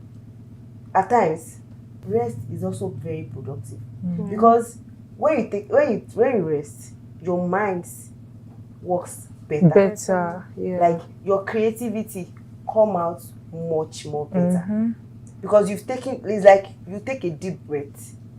I don't know, there's an exercise that I think medically you take, they say inhale and exhale. So at times when it's like taking a pause, like okay, everything is just calm down, take a pause down, then okay, fine, you can even if it's just 1 minute, that inhaling and exhaling, when you do that, when you finish it, you notice that you feel much better. So rest is also productive, because after rest, the work you do after that rest, you cannot compare it to the one you do it before the rest. But a lot of people has made us believe that the only valuable time is when being busy means being valuable, which is not. But to me, when you rest, you are much more productive after than even our body. Our body needs rest. Our body tells us when we need rest, but most of us are stubborn. Like I think I'm part of them. You know, like maybe I've been working since morning, and probably I'm just about to finish whatever it is, like rounding up whatever it is. But at that time, I know that I meant to take a break. But I was like, this thing is almost done. Let me just finish it and rest. I do that a lot. And at times, the body, even when the body say no, you just have to. But at times, the body will say no, I'm not doing anything. At this point, the body will just break down. That's where the problem begins. So all these illness and everything start from all these small signs. I think rest is very important. Taking a 30 seconds or 30 minutes nap goes a very long way. A lot of us do not even sleep up to 8 hours. Normal 8 hours you're meant to sleep. Because you get home very late in the night. And you are up early the following day. And that pattern rotates each other every day. So at times when I take a break, I don't feel guilty. At times I was like, see, there's nothing that I want to do. I'm not doing anything again. At this point, I'm resting. So I think there's some break, but you know, some people rest. Take too much rest and at times it leads to being lazy. You see it as laziness. So they just take that break or rest, just use it to like as a shield for being lazy, which is not meant to be. But some parts, everybody needs rest. No matter how hardworking you are, you have to take a break. So that's it. Yeah, I also wanted to chip in. Yeah, but she already said like the ultimate rest should like be at night when you are back from work. Like sometimes the Lagos that we are in now, you might be able, like encounter traffic at time and not be able to like meet up with your 8 hours of sleep. But I wanted to see that 8 hours of sleep is like also really, really essential. That's what I wanted to like say. Okay, thank you so much, Anke. Also, if you had one soft life tip to give to other couples, something simple that makes you happy and sane, what would it be? For couples, it's just the simple sense. I'll say, live your life. Keep that your peace. Okay. NYSC here can be very, very, very, very, very stressful. It's not even can be. It is very stressful. Yeah. Aside the camp life To me, a lot of people have all their life, all their whole life, they've never been stressed before. Yeah. The only time they are stressed is during their NYSC service. Because I think NYSC here pushes everybody out of their comfort zone. True. So some people that are used to this soft life, no stress, everything, there's no way you'll be an NYSC member, a core member, you're not stressed. Yeah. There's no way. At one point in time, you will stress. So I think my own is live your life and protect your peace. So there are some things that you like. I would say, transform your challenges into opportunities. I used to say that you face challenges during NYSC, but make sure you transform that challenges into opportunities. You learn as much as opportunities. Learn as much as you can. Gather all the experience you can ever get. Because there are some opportunities that after the whole NYSC stuff, you may not see it again. Those experiences, these days, I think no employer wants to start from the very scratch, training an employee. They want someone that has experience, even little knowledge about what they are coming to do. So imagine you just being employed into an organization and they just notice that you don't even know anything about even the job and anything, the job description, anything. They are busy with other things. They have a lot of works to do. So to them, starting over and like taking a break and start teaching you from the basic is like pulling them back. There's a saying that say the only thing you need is just idea. Just have an idea. So a lot of people just build their life on the ideas, and from there, that's it. Okay, thank you so much, Nafisa. So I believe what I'm about to say, I'm speaking for about, let me say 75 to 80% of couples. I believe that our NYSC, this is the first time most of us are working in like an organization per se. We've never been like, we've never done 9 to 5 before. So it might really like take a big toll on us, although it is preparing us for real life per se. But like since it's our first time, we might find it hard. And so my babe, my guy, whenever you can rest, please do. And one soft life tip I will give, like, in as much as you are busy, find something you enjoy doing. Like, I know that we're all busy, but like, do not forget to like create things to create time for things you love. Don't forget to have fun. Definitely, we are hustling. There will always be bills to pay. But let me just say, once you collect that your 77K, if it's ice cream, you can buy for yourself. Buy ice cream. If it's shawarma, buy it for yourself, because there will definitely be bills to pay. So please, as much as frequent as you can, just make sure you just enjoy yourself. Buy something for yourself. That's just I would like to add to what she said. Okay. I would say enjoy the little things. Even just a few moments of life in your life, make sure you enjoy it as much as NYSC like is stressful. If they pay your halawi, you move 5,000. Guys, don't forget exactly and invest. It's the whole because it's very, very difficult. A lot of people use all their allowance on transport. Like there's practically nothing left, and that pattern will start from the first month of their service until they finish. Imagine finishing the whole 1 year, and you cannot even say, okay, fine, when you are now, you cannot create memories. You cannot gather anything. You cannot even say this is something I did for myself during my NYSC. Is that bad? So as much as you are catering, because you are working for someone. Yeah. You are not a full-time employee of that organization. So it's like you are substituting in an organization. In as much as you are doing that, you are helping someone, you are working for, so you are catering for someone's job. Also cater for yourself.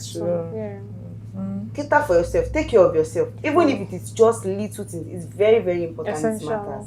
Yes. Today's program is all about not just the camp experience, but also living outside camp, like having fun, getting more experiences. Also, it's not just having fun. You can also like register for online courses during your CDS, meet people, socialize. You know, you never know what happens after NYSC year. Also, as much as you have fun, please don't forget to save and invest. I mean, life after NYSC is not easy. You have to start hustling for jobs and all of that. This is Corpus Can, rising to serve, rising to lead. What a refreshing conversation. Today we've learned that soft life isn't about escaping work. It's about working smart, protecting your peace and enjoying the journey. A big thank you to my guests, Nafisat Adeola and Imafidon Abigail, for reminding us that balance is the real flex. And to you watching, remember your hustle should build a life you actually love. Follow us on all social media platforms at Achievement Channel NG and keep the conversation going with the hashtag CorpusCan. Until next time, I'm Priscilla, reminding you deserve the soft life, but make sure your hard work makes it last. See you on the next episode of CorpusCan. This is Corpus Can, rising to serve, rising to lead.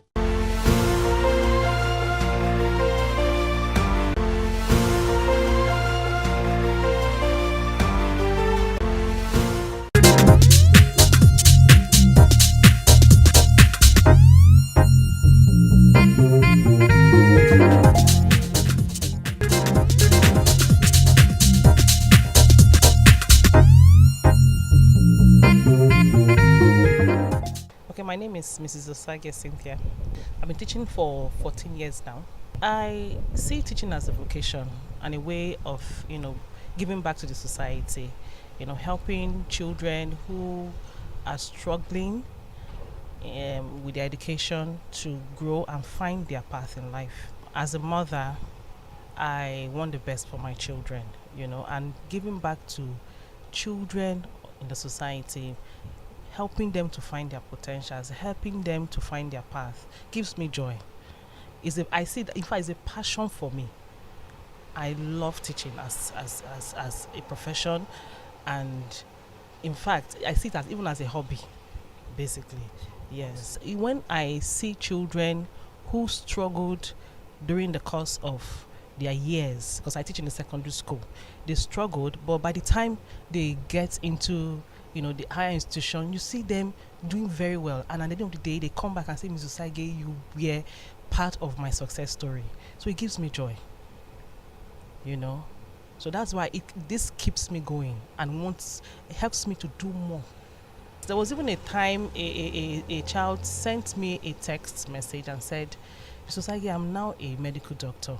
I never thought in my years, because I teach biology, I never thought that in my years I could become a medical doctor because I struggled. But you kept me going, you helped me, you told me, don't give up, you can do this. And that inspired me to become a medical doctor, And today she's a medical doctor and doing very well in the medical field.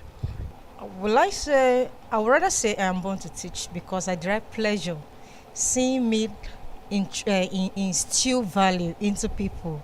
And seeing them carrying out, passing it to the next generation, it's most appealing to me as a teacher. And what you really make out of people, that's what really stands for me. And it has been a key point to me that it's not about the finances. Like we know in our countries today, they don't really value the teacher, they look down on the teacher. But you being a person that you don't look down on yourself, you want to put in and create an avenue for people to explore in their giving God's talents. I don't see the need why many people should not venture into that profession. It's a cool profession, and it's not basically within the four walls of the classroom. You can go all the way. As I'm talking to you, I'm teaching you, and I learn from you. It's a give and take situation. So it's not just a one-way thing. We are far beyond the traditional system of teaching. Now, even within the comfort of your home, you can be educated. You can receive education. Be it online teaching or offline teaching, education is just the key. But the core value is to instill in you the value which you need to carry on to the next generation. My name is Mrs. Ifeoma Okolo from Anambra State. Over 25 years. At the beginning, like young lady, when I finished secondary school, my mind is not going to teaching.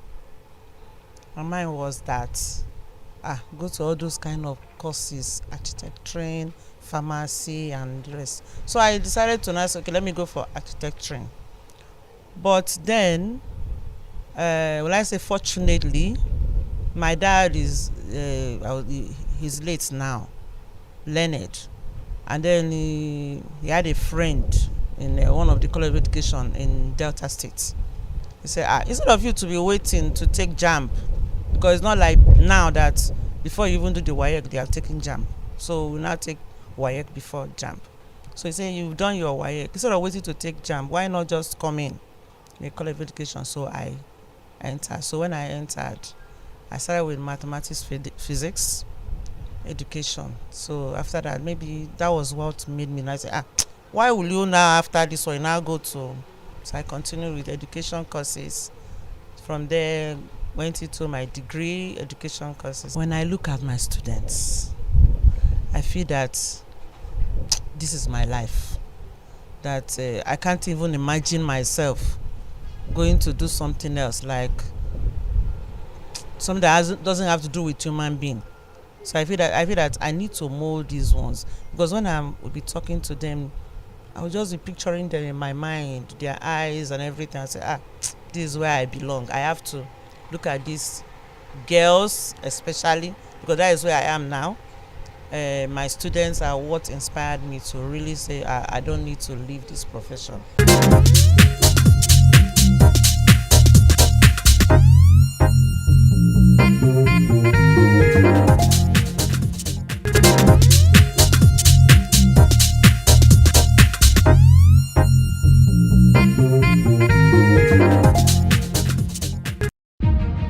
A new day dawns, full of possibilities.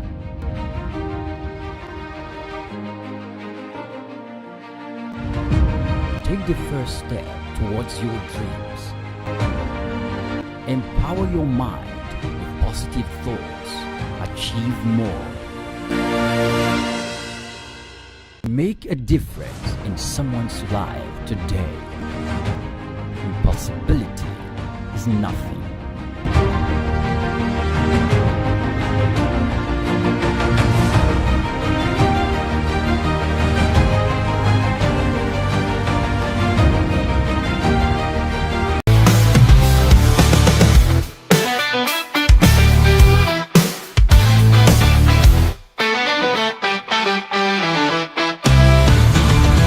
Good day, Nigeria. Welcome to Achievement News, your daily dose of inspiration, right here on Achievement Channel Nigeria, your first 100% motivational channel.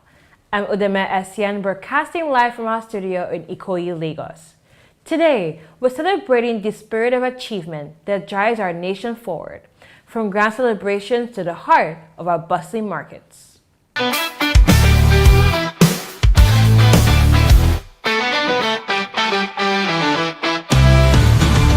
On today's headlines, we're revisiting the glamour of the Silver Bird Man of the Year Awards, showcasing international achievements in innovation and highlighting a powerful story of resilience from the streets of Ilupeju. Let's get started. On March 16, 2025, the nation gathered to celebrate extraordinary achievements at the Silver Bird Man of the Year Awards. This event, a beacon of excellence, highlighted the incredible contributions of Nigerians across various fields. The atmosphere was electric, filled with hope and admiration for the individuals who are shaping our nation. We witnessed moments of pure inspiration as the winners were announced, their stories resonating with every attendee.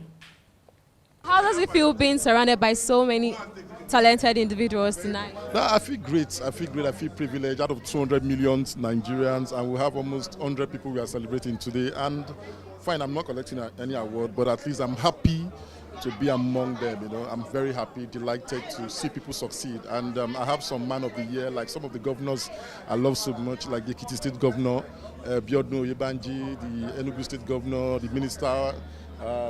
David Omanyi. I'm seeing a whole lot of them here, and amazing. They are doing a wonderful job. It's not easy. It's not easy. Even sometimes to even manage your home too is not easy. But managing crowd, so it's something we need to commend with them. So that's why the likes of us are here to celebrate with them. Yeah. Daddy, how do you feel about this event? Yeah, the event is a very good one. Where you recognize people and you give them due recognition, it encourages them to do better and to do much more. Because on our channel, we're all about achievements, sir. Yes.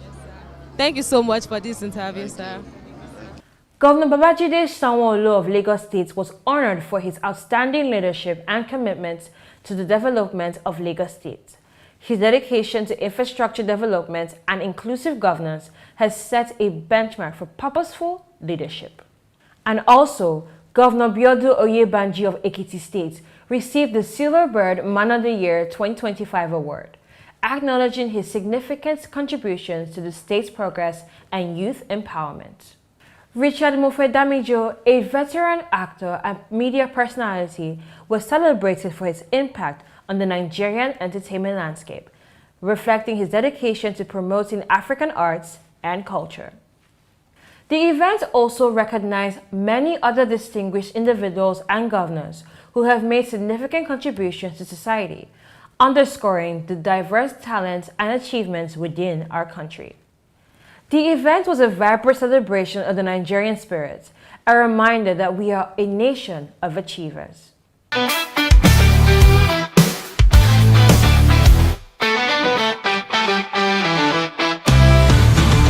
Are you in governance? You need public speaking. Are you in business? You need public speaking. Are you a professional? You need public speaking. Now you too can learn how to overcome nervousness and speak with confidence before any audience at the School of Eloquence, the home of public speaking. Attend our practical and training one-on-one coaching with West Africa's only certified speaking professional at any of our centers in Lagos and Abuja. To register, call 0802 3032 066 or 0706 1606 078 or log on to our website schoolofeloquence.org. School of Eloquence, teaching the world to speak. The Nigeria Food Summit 2025 was a landmark gathering of food professionals from across the country, bringing together restaurant owners, chefs, farmers, and industry leaders to discuss the future of Nigerian cuisine and agriculture.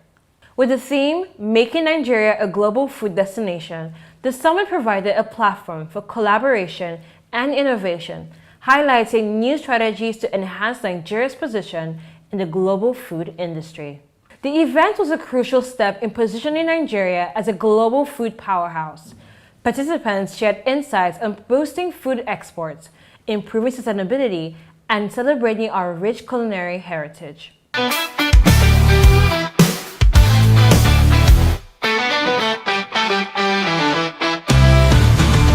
Now, we take you to the heart of Lagos entrepreneurial spirits at the streets of Ilupeju, where we met a remarkable woman who has become a local legend.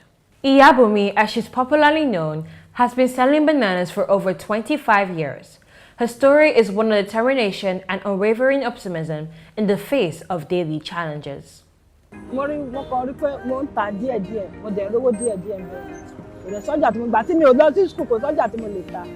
Naira ni mo fi bẹ̀rẹ̀ ọjà yìí tí mo ta 20 naira. Ṣé ń ra tẹ́lẹ̀ wọn ọ̀rá bẹ́ẹ̀ torí kò tí rẹ̀ kò yá bí tẹ́lẹ̀ torí pé wọn. Torí tẹ́lẹ̀ irú èlé tàǹtà 2000 yẹn 500 300 ní sígbà àmọ́ ń sìn yìí irú eléyìí 3,000 2,000 tẹ́lẹ̀tẹ́lẹ̀ kí a máa ta méjì báyìí 500 tó léwu jù ń bẹ̀ ni pé tí bá ti rà á pọ̀ tó bá ti wá pọ́n ó léwu pé kò ní bí mo ṣe fẹ́ tà á nígbà tó dúdú yẹn kọ́ ọ́nà máa rà á ní pupa yẹn wọ́n máa ná nínú ìkùnà kò ní lè owó yẹn lè tó bí mo ṣe fẹ́ tà á nígbà tó wà dúdú yẹn tó léwu ń bẹ̀ nìyẹn. What struck us most was her resilience and ability to find joy in her work. She's not just selling bananas, she's building a community, one customer at a time. Iyabumi's story reminds us that achievement comes in many different forms, and that the spirit of hard work and dedication is alive and well in every corner of our nation. These are the stories shaping Nigeria's journey toward progress and excellence.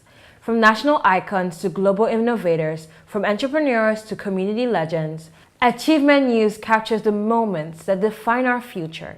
At Achievement Channel, we believe that every milestone is a step towards success. Stay tuned for more inspiring stories because achievement is not just a destination, it's a journey. Thank you for joining us.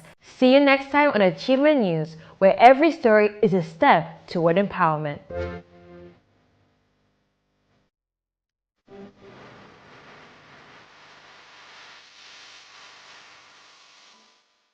Hey, this is Habiba Balogun, Chair of the 11th Champions of Talent Development Conference by Learning and Development Network. Shout out to who? The Achievement Channel. Yeah, my name is Victor Diali. My friends call me Victorious Victor. You're on to Achievement Channel. Shout out to you, Achievement Channel. Thank you so much for being here and for relating with us in the way that you have done. I'm really excited to have met you all here today. And please, guys, keep watching Achievement Channel so you can achieve. Hi, my name is Dr. Tayo Oluwole, and I want to say a special shout out to the Achievement Talent. You guys are doing great thing, and you are really, really inspiring us with most of the content you are churning out. And I am proud to even say that you are our partner in progress with some of the things you are turning out. Thank you very much. I'm Dr. Samuel Jackson, Director Marketing Communication for the Learning and Development Network International. Keep watching Achievement Channel. Just like the name says, you got so much to achieve, so much to learn, capacity built on this channel. So keep it locked in. Don't turn it off. The future of any nation is hidden in the potential of its children. At Catching Them Young, we don't wait for greatness to grow. We ignite it early. This is where champions are noticed, where leaders are born, where purpose begins. Catching Them Young, because tomorrow begins today. Hello and welcome to Catching Them Young, the show where we inspire the future, one young mind at a time. You are watching Achievement Channel, Nigeria's first 100% motivational TV station, dedicated to showcasing stories that spark purpose, passion, and the pursuit of greatness. We are broadcasting live from the School of Eloquence Studio in Ikoyi, Lagos, and I'm your host, Sarah Andu. On this program, we bring you real-life achievers who are making waves across the world, people who started young and stayed focused, and are now helping others rise with them. Today's guest is a shining example of what it means to live with purpose and lead with vision. She is an education consultant, creative visionary, and passionate advocate for equity in education. Her name is Danielle Joshua Babantunde, and she is the founder and CEO of Transcend Movement and Transcend Education. With over 8 years of experience in the classroom and in the leadership roles across the UK and Nigeria, Danielle has trained more than 600 teachers, shaped thousands of students' journeys, and continues to redefine what education looks like. Danielle is driven by her faith and her mission to help every young person, regardless of background, unlock their full potential. Stay with us because this is going to be an inspiring conversation you don't want to miss. Catching Them Young, because tomorrow begins today. So, Danielle. Yes, hi. You've done so much. You've done a lot of things. But let's start from here. Your beginning, how was it like for you, your childhood, growing up? How was it like growing up? Yes, firstly, thank you for having me. It's an honor. Thank you so much. So I grew up in the UK. I was born in the UK. Okay. So lived with my sister, my parents, kind of an normal background, I would say. My parents were working. But I experienced both private and state school. So my parents really believed in education, like every Nigerian parent, most Nigerian parents. And so it was always about being the best that you can be, you know, really aspiring high. So I was really nurtured. I had a really good community, church environment, was serving in the church from a very young age, singing and dancing from a very young age, and experienced going to a private school and also a state school. So kind of seeing that both ends basically. So yeah. Wow, that's great. So we see that you had a very good background growing up, a childhood background growing up. That's interesting. So you hold a degree in politics and sociology, a master's in policy studies in education, and currently you are now pursuing a doctorate. That's quite impressive, you know. So what motivated you to pursue education so seriously at a young age? Yes, I love this because education was never the plan. The plan was to perform. Right. So the plan was performance. So I was always doing theatre from a very young age, performing, camera, TV, that kind of thing. That was my goal. But then it actually started because I was 16 and I was in school and I was studying sociology. And the teacher said, if you are black, right, being in the UK, you are less likely to do as well as your white counterparts. And if you are from a working class background, so a lower income background, you are less likely to achieve an A star to C grade. And if you're a black boy, you're 4 times more likely to be excluded from school. And I remember looking around as a 16-year-old and thinking, this is actually true. Like, this is what I'm seeing around me. Like, these statistics are real. And so it was disturbing. It was disturbing enough that I was like, I need to do something about this. And even though I love my passions of performance and things like that, I wanted to go to uni to study sociology more, do something about it within the education space. Because I don't think it should be right that where you're from should determine how well you do in life. So yeah. Wow. So you're saying that there was a discrimination with, you know, your color because you were black. Yeah, I mean, it wasn't like outrightly. It's not like, oh, because you are black, you're going to fail. But it's just that it's harder. You know, it's harder to achieve. It's harder to, you have to put a bit more work. There's lots of different things. And I just never thought about it. But I noticed that it wasn't reality for me. But it was reality. I went to a private school, but I also went to a state school. So I saw that difference that, when I was in a private school, that's true. My friends who weren't doing well, it didn't really matter because they were just going to work for their dad. Whereas when I went to the state school, I saw a lot of my friends, that was the reality, that a lot of them did drop out of school. A lot of them did try, you know, I saw that. I saw the statistic. And so I wanted to do something about it. Wow. Yeah. Wow. So that motivated you to go into education. Again, when I did my degree, I thought I was finished. I did not. I'm not, by the way, I know that most people, when they do a doctorate, you would think they're really intelligent. I'm not saying I'm not intelligent, but you would expect that, oh, you must love books. You must love to read. No, I don't. I think I'm just passionate, and that's what drives me to try and do something more. So, wow, that's an inspiring story. That's inspiring. So, Danielle, many young people currently are watching and they think that studying is boring or hard. So, what helped you stay focused? Do you have any tips for students who find it quite difficult? Yeah.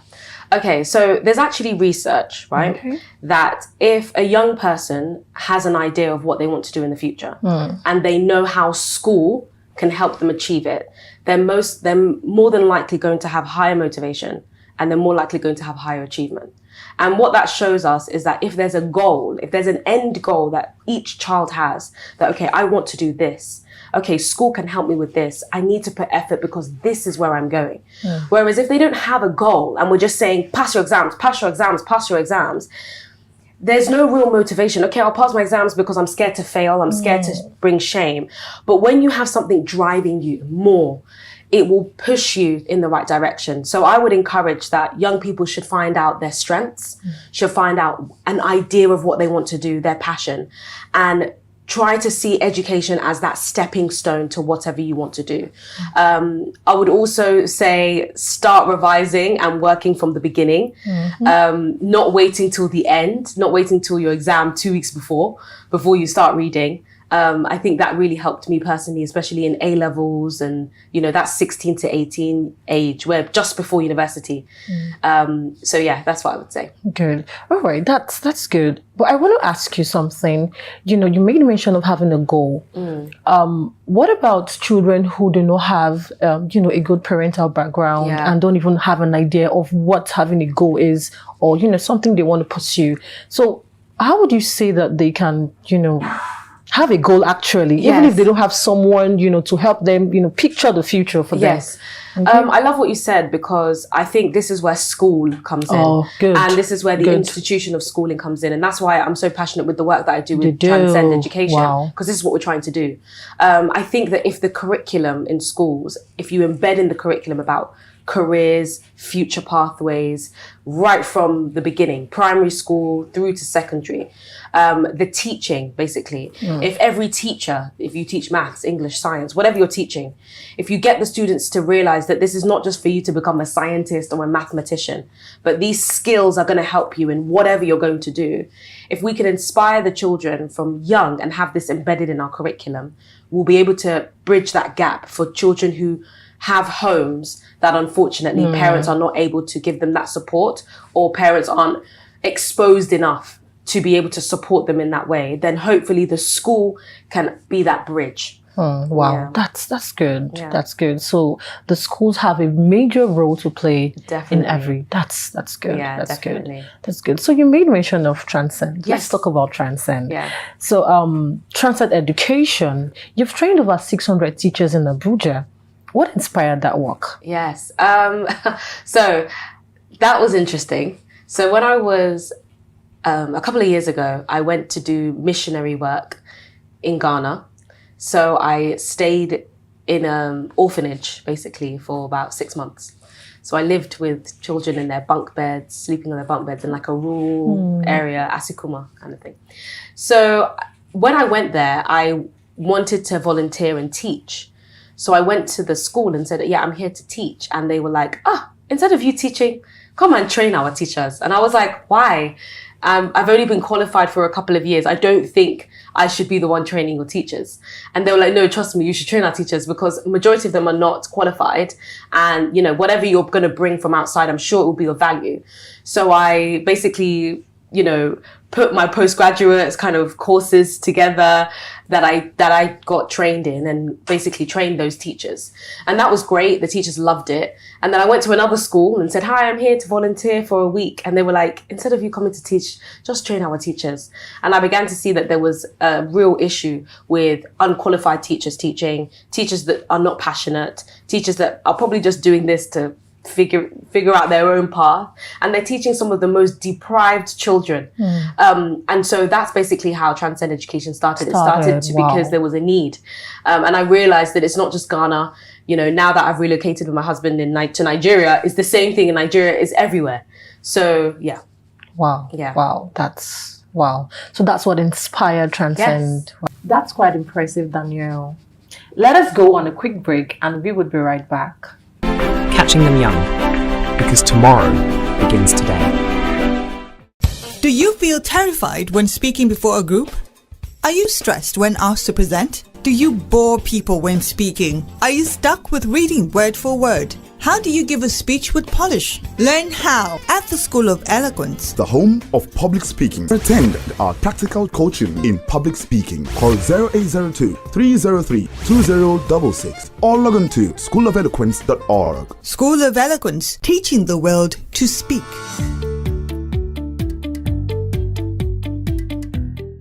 Catching them young, because tomorrow begins today. Welcome back. Danielle, you talked about how inspired you were and how Transcend Education started. So I want to ask you, why is it important for young people to have teachers who care and use modern methods? Yes, it's really important because if you think about it, a teacher is in front of 30 children, right? Every single day, each hour. And those children have an opportunity to either be demotivated or motivated. They have an opportunity to learn something new or not learn anything. And the responsibility is on the teacher. It's a lot, it's not easy. And so the teacher must be able to be aware of new forms of teaching, new pedagogy. They must be able to build relationships with their students and understand where each child is at. Or else we're just going to be having almost a babysitting building, a building where babysitting is happening and not learning is really taking place. And so even though my passion is really young people, a lot of people think initially that Transcend Education was just for teachers. It's not, it's for the children. But I recognize that if I'm training 100 teachers, you need to times that by 30. That's the amount of students that we are impacting. Wow. And so the teachers are the gateway, they're the access to the students. And so if you really want to make reach and impact and scale, you need to reach the teachers. The teachers, wow. So you're saying reaching the teachers in turn, yes, you were affecting the students. Definitely. Good. Definitely. That's all right. So you were also leading careers and PSHE development for students in the UK. Yeah. So what exactly does that mean, and how does it help students prepare for life? Nice. So career education is just basically educating young people about the future careers, jobs that are happening around the world. And so what I do is I embed that into the curriculum, where every subject is empowering and inspiring career education for students, where students, regardless of what subject they're learning, they'll be able to see the potential skills that they can learn. Okay. So that's career education. PSHE stands for Personal Social Health Education. And so that's usually in the UK a core curriculum. In Nigeria, they might make it similar to civic, but it's not quite civic, but that's the most aligned subject I can say. And so that enables young people to learn about themselves, and then learn about how they react with people around them, and then of course their future. So so I currently do that and embed that into the curriculum for over 1,000 students in the UK, but also imbibe that into Transcend Education, where we delivered, workshops even just recently in Yaba. So hopefully for more young people to be more inspired. Yeah. Wow. Yeah. Okay. Good. So you're saying that the career education would help the children, have a knowledge or an idea of the kind of career path they want to take. Yes. And know their strengths. Know their interests. A lot of young people are just untapped potential. I found out that I could sing at the age of 12, right? And thankfully my local church, when I presented it to them, they were like, join the choir. When I realized that I could write plays, they were like, write the play for our church anniversary. They gave me a platform, right? But if I didn't have that local church to support me and enable that and enable me to practice, I might not have known my potential, right? And so it's important that every single institution, whether that's school, home life, church, mosque, whatever, that they are finding that untapped potential from young people and bringing it out, helping them to discover it. Okay. So, can you talk more about the PSHE development? Yes, definitely. Okay. So like I said before, PSHE is Personal Social Health Education, and that is developing the minds of young people, developing who they are as a person, developing their identity, helping them to learn about life skills. I always say this to young people, that your qualifications may get you to the door, but your character is what's going to sustain you, right? And so the character development of each of the children as well, regardless of whether you are privileged, right, or whether you're underprivileged, how can you relate with people? How can you relate with employers? How can you relate, having this conversation, looking at eye contact, all of these skills that a lot of the affluent families teach their children. A lot of affluent parents teach their children how to stand straight, how to look, how to handshake. But people that are from underprivileged backgrounds, people that are from low income backgrounds, they are not always as exposed to that. And so these are just the different layers that we really want to bridge that gap so that a child can be from wherever, from the most slums of places, and they can come here and you can have a conversation with them and wouldn't even know whether they're the ones that is from the island or they're the ones from, do you understand? And I think that's my heart. That's my heart, to be able to see that. Yeah. Wow, that's a great one. That's a great one. So Danielle, for viewers at home, especially students, what life skills should every young person begin to build now? Yes. One is communication skills. Definitely. Communication skills is so important. So your oracy, your eye contact, body language, all of that, being able to master that, being able to perform, being able to deliver a speech, because even in an interview, a job, you have to sell yourself the moment you step in. And so mastering communication skills is going to help everyone. Critical thinking is also really good. Being somebody that is able to solve problems, being a problem solver in any job, in any career, in anywhere you go. If you can solve problems, money will follow you. If you can solve problems, people will flock you, because there are problems that people are looking for somebody to solve. And if you can do it, you're going to get that opportunity. So problem solving, critical thinking, communication. I would say those three.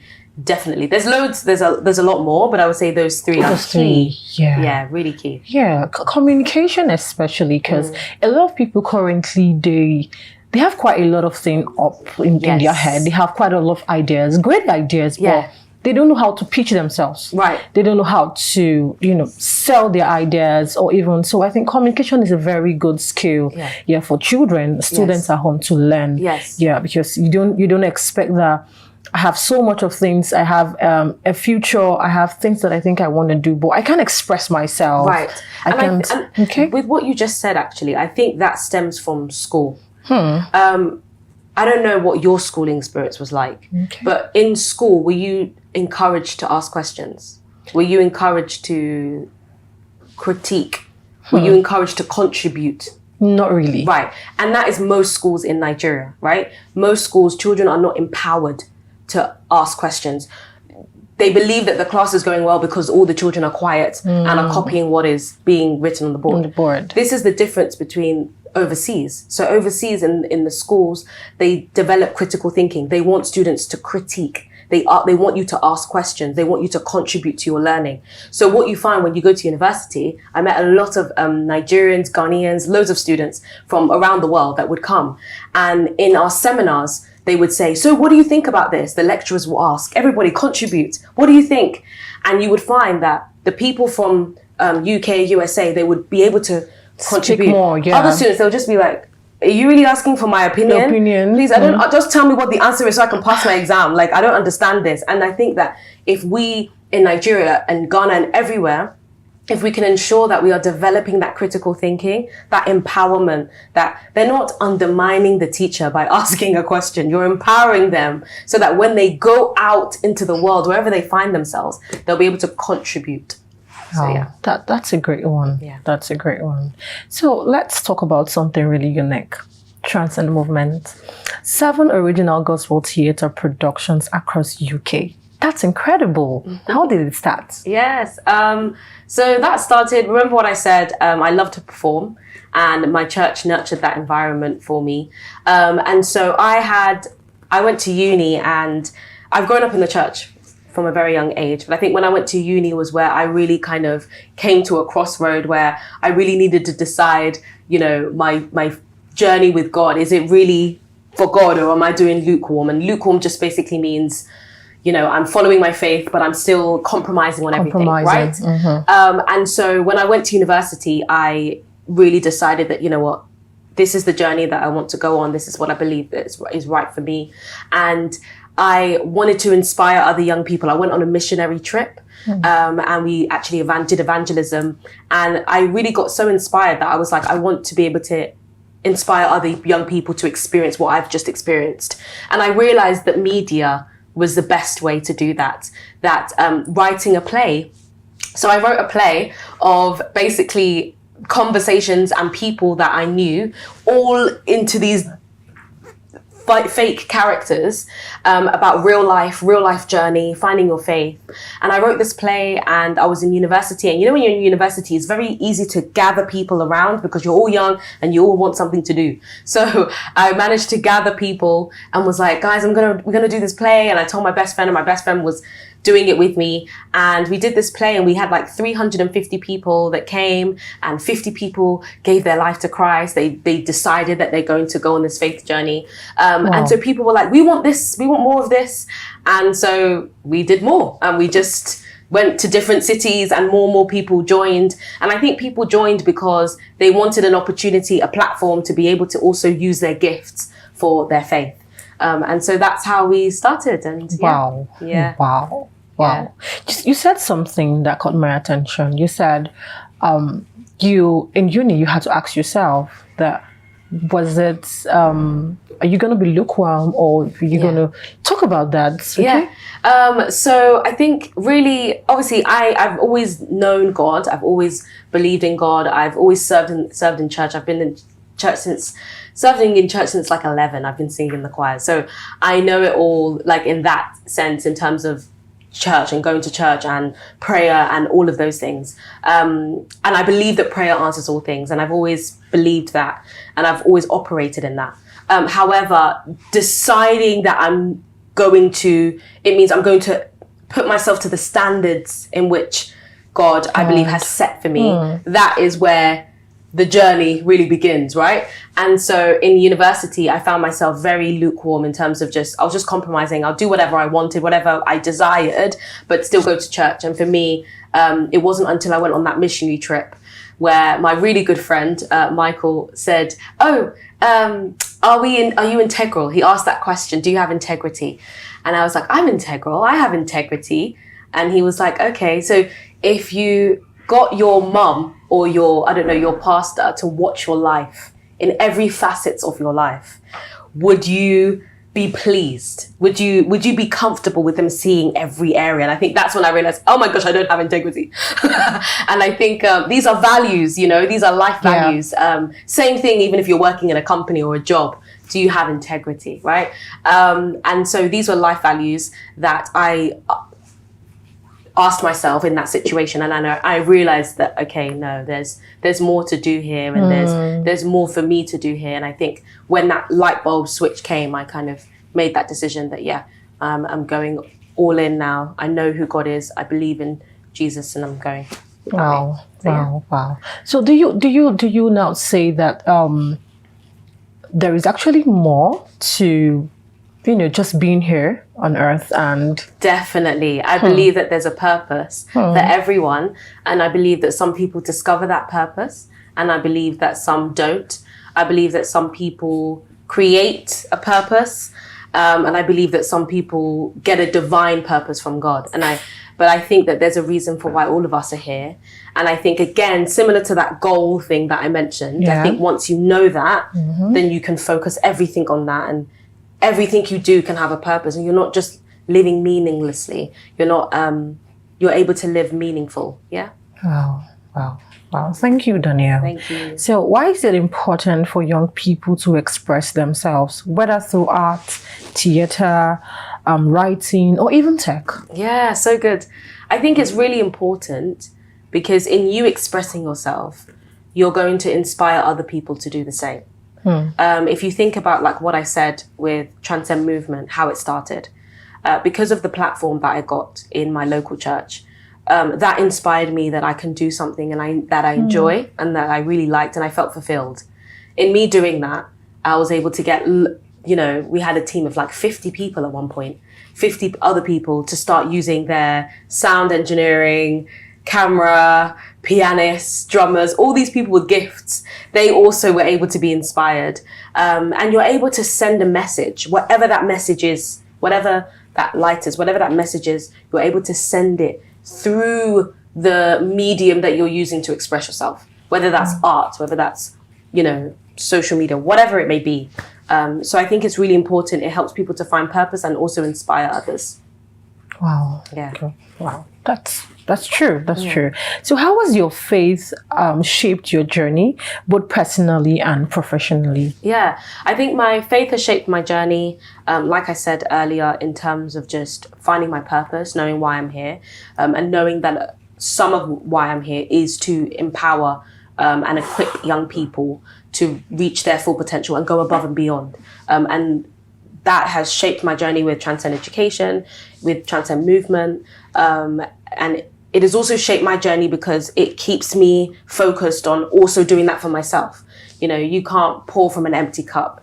You can't inspire other people if you're not inspired. Sure. So because that fuels me, I'm able to also get other people to also do that for themselves as well. Professionally, I think the values that my faith journey holds, like I said, integrity, that's something that I had to learn and develop, and really realize that, am I integral in all things?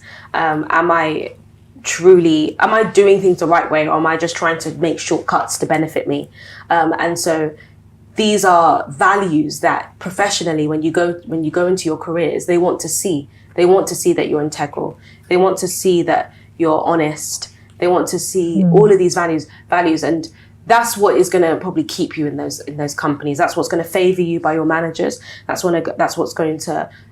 the light that's going to shine through to the CEOs and the owners of these companies, is people with values, right? People with good character. Because in this world, there's so many reasons why you shouldn't have good character. So when you're able to shine your light in that way, people are drawn to you and they position you in places that maybe you might not actually be qualified for. But that's what opens the door. Wow. Yeah. Wow. That's great. So Danielle, you've achieved so much already, but if you had to go back and speak to your 12-year-old self, what would you say? I would probably say to myself, you're young. Do you know what it is? I would probably say to myself what I would say to myself now. It's not going to change. And that's because as a 12-year-old, I always wanted to be older. I always wanted to do things quickly. Like I always wanted to move forward and you move didn't want fast. to enjoy your... I was never like in the moment. I was just like, moving on to the next. Moving. And I'm still like that, right? Wow. And that's why I've done so much to people, Wow. even though I don't feel like I've done half of what I'm meant to do here. And I think that's because my mindset, I'm very futuristic.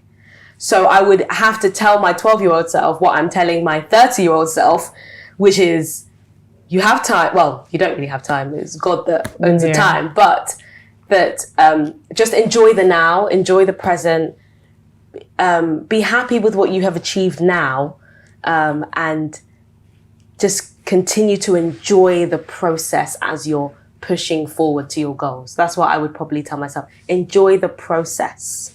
Enjoy the process as you're moving forward towards your goal. So yeah. Wow. So while they were there, because you were telling them, why they are trying to pursue, they should also enjoy the process. Honestly, because parts of those processes are not easy. You have a goal, and so parts of it you feel like, I'm getting towards it, right? You're like, yay, I'm getting this opportunity. But then when you get the opportunity, you realize it's, whether it's, you're not earning enough, or whether it's whatever it could be, you might not necessarily be as content in it, because it's not quite the main thing. And that's why, instead of finding your identity in things around you, just enjoy the process, because in the process, it's helping you, whether you see it or not. It's giving you skills. It's helping you towards the goal. So yeah. Oh, that's great, because I would say that that's true, because a lot of teenagers, young children, adults, they want to, get onto the next thing. And they just do not want to enjoy the whole process of, getting into that futuristic aspect of their life. And they just want to, I want to experience the move on. Yeah, that's true. So Danielle, for our viewers currently watching us, some are in school, so some are in challenging environments. So what's your number one message for them today? My message, I think, would be that you all have a gift, you all have a talent, and you all have purpose. And through life, you're going to discover that and keep your focus on what it is that you have to serve the world. Because when you realize what you have in terms of your strengths and your passions, and when you realize how you can serve people, you will find that those things that you're chasing, whether it's money, status, opportunity, those things will follow. When you're able to serve a need and you're doing what you love by serving a need, everything else you'll find, it says in the word, it says that your gift will make room for you, right? Mm-hmm. And so once you know your gift, focus on your gifting and focus on how you can serve people, whether that's making the nation better, whether that's serving a need. You will find every other desire that you have, it will all come together. Wow. Yeah. Wow. So it's a knowing It's a your knowing. gift. Knowing your gift, knowing why you're here, knowing what you have, and then thinking, how can I use this to serve? When you do that, money will come, opportunity will come, platform will come. Wow. There you go. Wow, that's amazing. Yeah. So one more, you said knowing. How do they? Most of them are children in school. So how do they get to know? Okay, so you can ask yourself, what do I enjoy doing? Right. So you ask yourself some questions. What do I enjoy doing? What am I good at? So you write those down. You might enjoy speaking. You might say, I really like speaking, or you might say, I really like helping people solve a problem. And then what are you good at? You might say, I'm good at maths, or I'm good at English, or I'm good at singing, I'm good at dancing, right? And then you can ask yourself, what do I care about? Okay, what do I look outside and it bothers me? Is it homelessness? Is it media, entertainment, not looking a certain way? There's something that you care about. There's something that you are yet to discover. When you write those three things down, what you enjoy, what you're good at, and what you care about, you'll be able to know. Amazing. Yes. Amazing. Thank you so much, Danielle. Thank you. Thank you.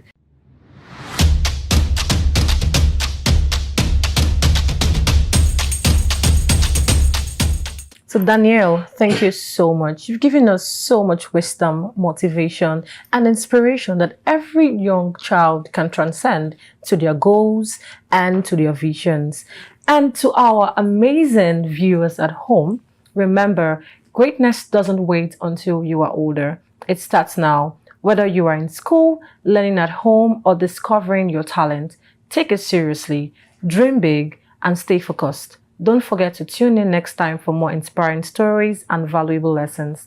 Keep the conversation going. Follow Arts Achievement Channel on Instagram, Facebook, and Twitter, and YouTube for more inspiring stories and updates. Use the hashtag #WeSeePossibilities and share your own experiences with us. Until next time, believe in yourself, work hard, and never stop rising.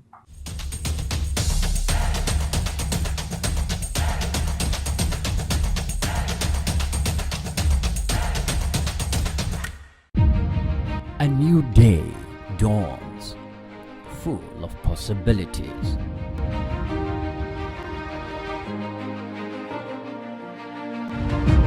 Take the first step towards your dreams. Empower your mind with positive thoughts. Achieve more. Make a difference in someone's life today. Impossibility is nothing.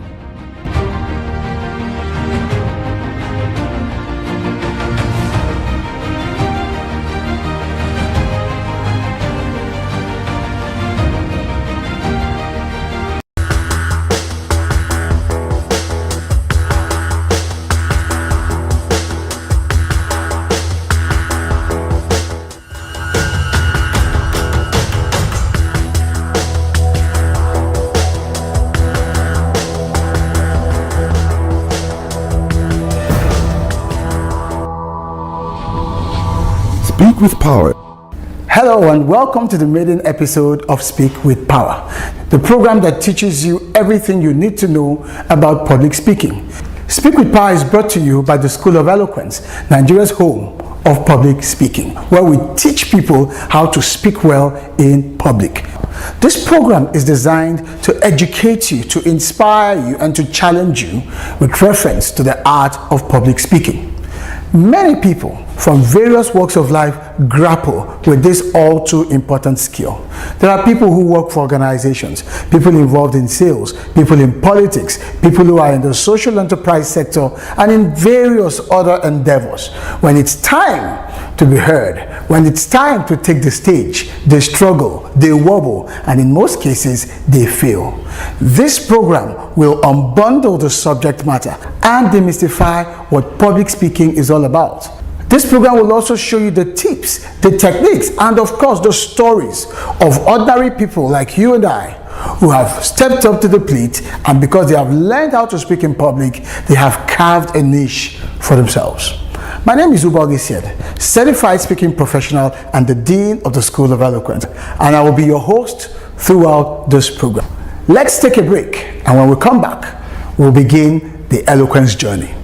For us here at the School of Eloquence, our primary focus is on the art of public speaking because it's a major problem.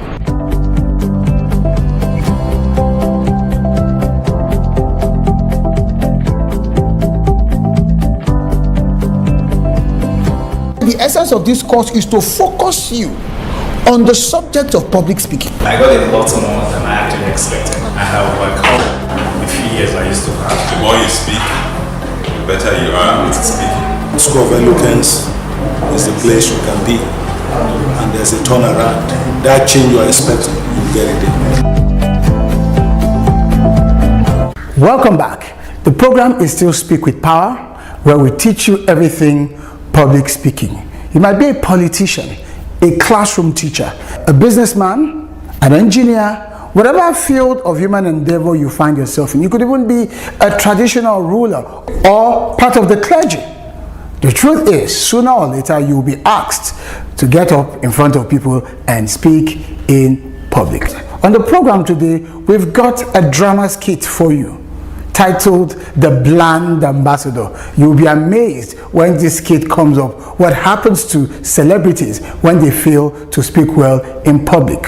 From the drama skit, we'll hit the road to hear from Nigerians why they fear public speaking. Next will be Inside Masterclass. In the masterclass, you'll find me teaching professionals how they can master this all too important subject matter. And then our guest today on the Eloquence Journey segment tells us how she became a chief executive and how public speaking helped her to rise from nothingness to a position of prominence. So sit tight and let's enjoy the show. Ladies and gentlemen,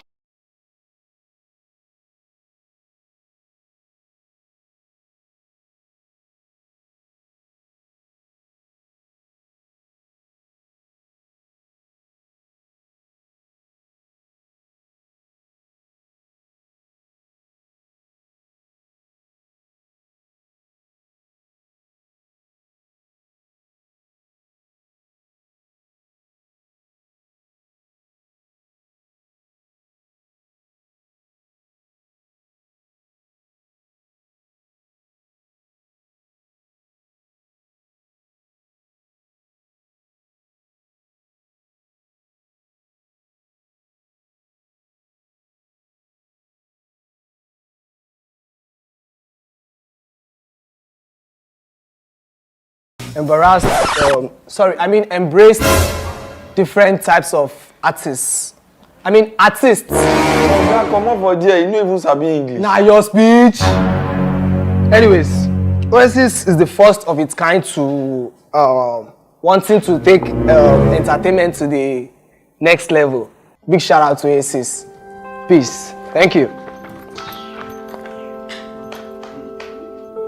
Is that the celeb you were talking about? The one you want to present our new brand, Zeus, a luxurious perfume? No. This is unacceptable. I suggest you pick another person. This will not fly. It's embarrassing. I'm surprised at this myself. So disappointing. I thought it would be of a good performance, but it cannot be our ambassador. We have to look for another ambassador for our product. I will personally inform the management about our decision. No, it's so disappointing. I'll do that as fast as possible.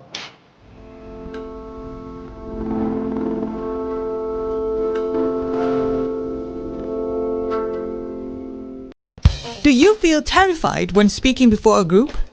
Are you stressed when asked to present? Do you forget your points? Are you shy and need confidence? Do you bore people when speaking? Are you stuck with reading word for word? How do you give a speech with polish? Learn how with West Africa's only certified speaking professional at the School of Eloquence. The home of public speaking for private coaching, or attend our 2-day practical training in public speaking Thursdays and Fridays every week. To register or for one-on-one coaching, call 0802 303 2066 0706 160 6078 or log on to www.schoolofeloquence.org. School of Eloquence, teaching the world to speak.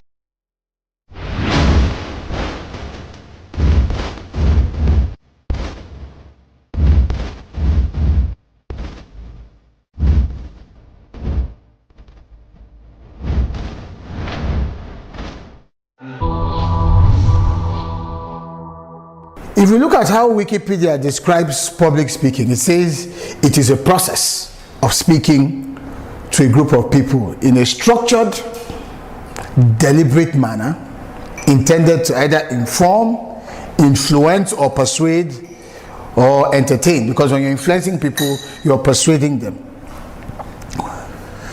It goes further to say that the purpose of public speaking can range from simply transmitting information to motivating people to act, to simply telling a story. But here is the catch. He says good orators, good speakers, that is, should be able to change the emotions of their listeners and not just inform them. I started out by saying that all of the contexts, all of the various scenarios in public speaking can be surmised as just simply creating a human experience, because people can recollect what you said, how you said it, and then they can connect with it in some ways that gives you credit. However, whether we are speaking to inform or speaking to influence, which is also speaking to persuade or speaking to entertain, one key principle underlines all of speaking. If that speaking is going to be result oriented, and that principle is the eloquence principle. If your speaking is going to be result oriented, you must be eloquent. How will we know that you are eloquent? Eloquence rests on two legs. The two key ingredients that you must know, you must be able to clearly delineate, and which if you do, you can categorically say that you are eloquent. Now the first of the two legs is effectiveness. To be effective. To be effective simply means that the people you're speaking to get what it is that you're speaking about. They understand it, they have a very good appreciation of what you are speaking about. They get it. You might see that in their nodding.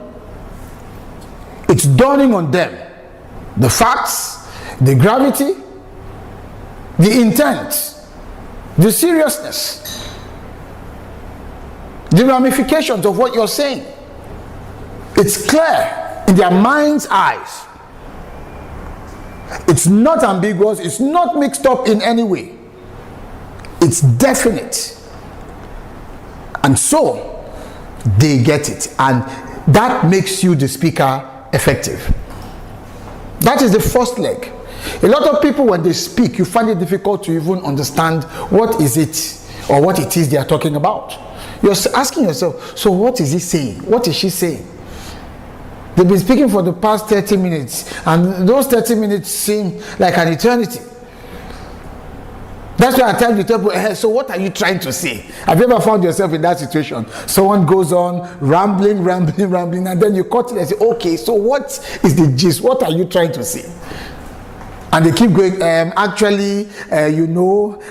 all I'm simply trying to say. They ramble and ramble, they go around in circles, they keep going, and then eventually, because you've nudged them, you've pushed them, you want to extract what is the point of these 30 minutes. What is the essence of your being in front of us to give this narration?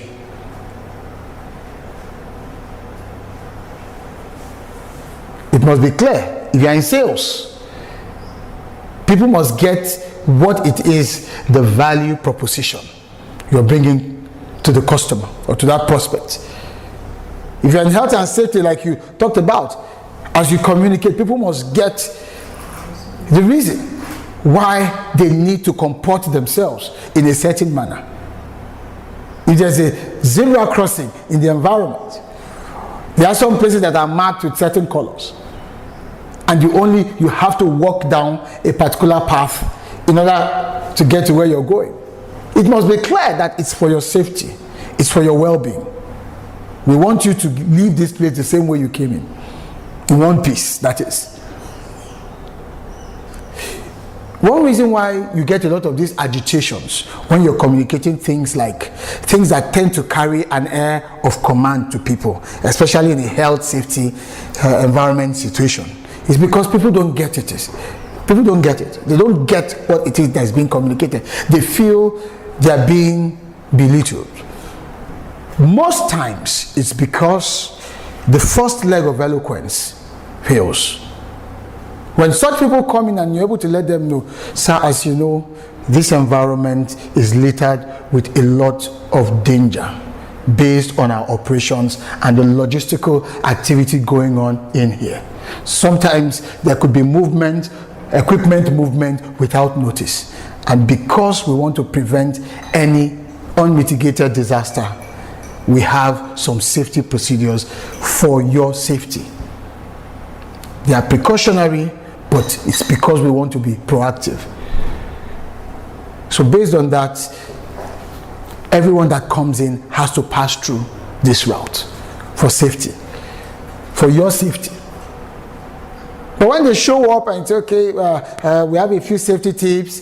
First, when you come in, go this way, go that way, go this way. What you're doing, you're just reeling out. You're reeling out data. And that data is lifeless as far as that audience is concerned.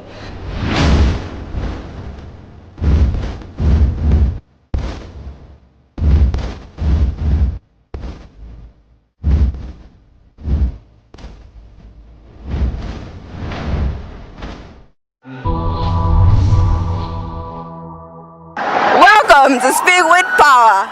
Have you ever been to outings or events and people are being called upon to speak and they could not speak?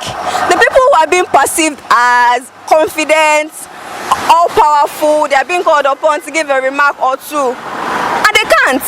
They become fidgety, they become sweaty, they become nervous, they become marshmallows, so to speak. Here I am today on the streets in Lagos, asking of people's opinion on why they think people are afraid of public speaking. My name is Damilola. Welcome again to Speak with Power. Ma, why do you think that people are scared of public speaking? Why do you think they're afraid of speaking in public?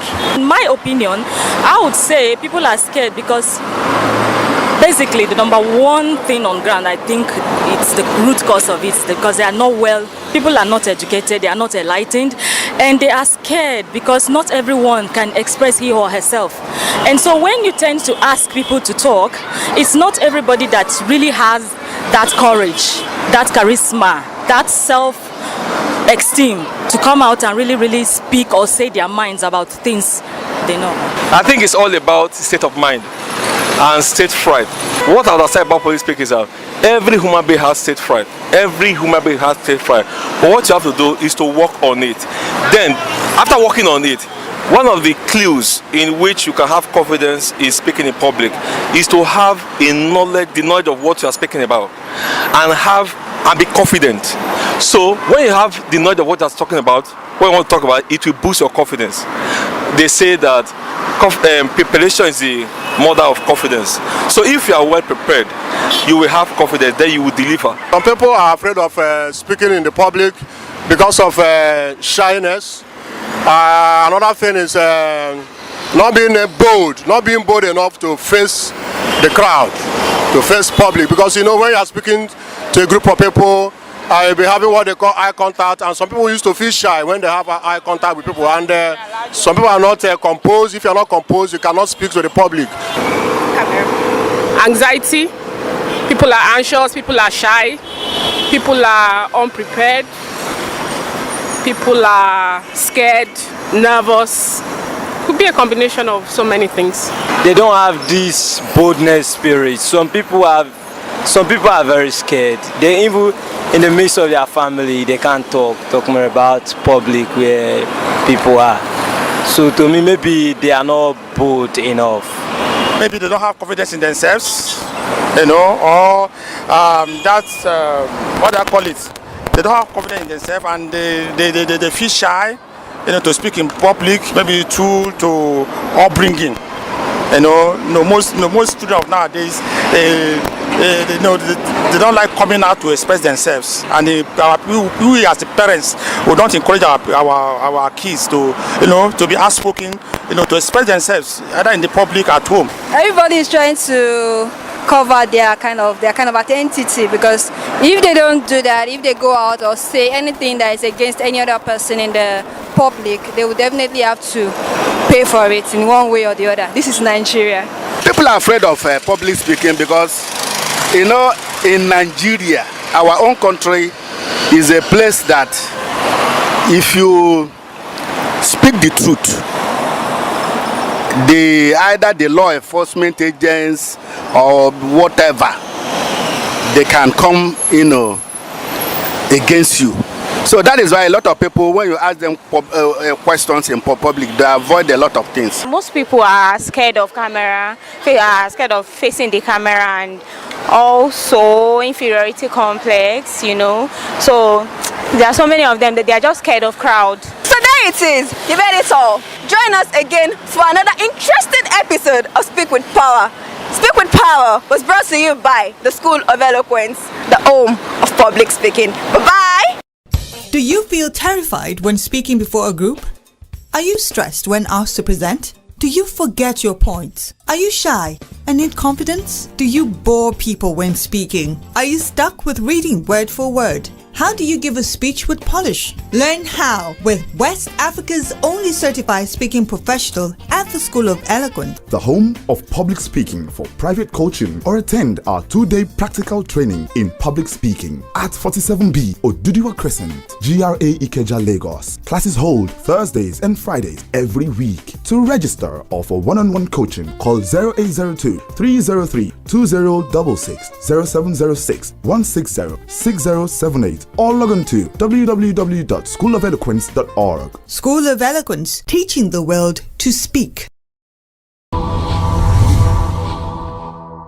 My name is Kofi Idowu Noel, also known as Kofi the Guru, beast of comedy, Nigeria's most versatile entertainer, comedian, actor, singer, producer, entrepreneur, and a responsible human being.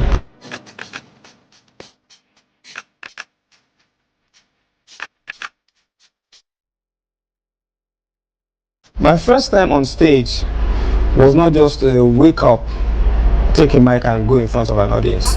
We started very small, which is what I tell young people, start very small. You know, when you're in the midst of your friends that you play with, your confidence level is normal. And they are the first clients and the last clients. Take note of that statement. Your friends that you started with in a small gathering are your first clients, and then they are your last clients. By the fading days of your career, there are still the ones around there who say, oh yeah, you're an old man then, or you'll be fooling yourself in front of the young generation that will be like, what's wrong with this old man? But those your friends, because they know the story of how you started in that small parlor with them. From there gradually to the point where you now face the confidence level grew. It was not just wake up one day, there's this crowd in front of you, then you go and meet them and crack a joke. And then because I trained as a stage actor, facing the audience with your lines in your head, you had no choice but to deliver. There was nothing like take two. It's not a camera recording. It's not Nollywood. It's stage. So the combination of training as a stage actor and then having had experience from little gatherings just made it easy for me to stand in front of anybody as a comedian, as a public speaker, whatever I wanted to do in front of people. 1,000 people, one person, it doesn't matter to me. But what is in my head to give to the person, I bring it on board and I deliver it. No fright. I've never had a stage fright, never. Before, during, or after the show, never.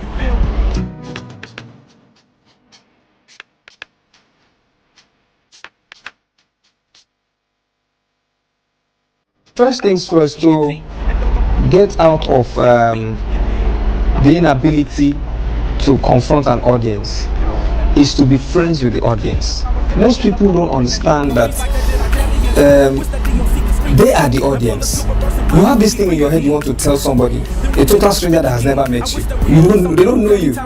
So first things first, you have to befriend them. That's why you see when comedians come on stage, area, how that day now?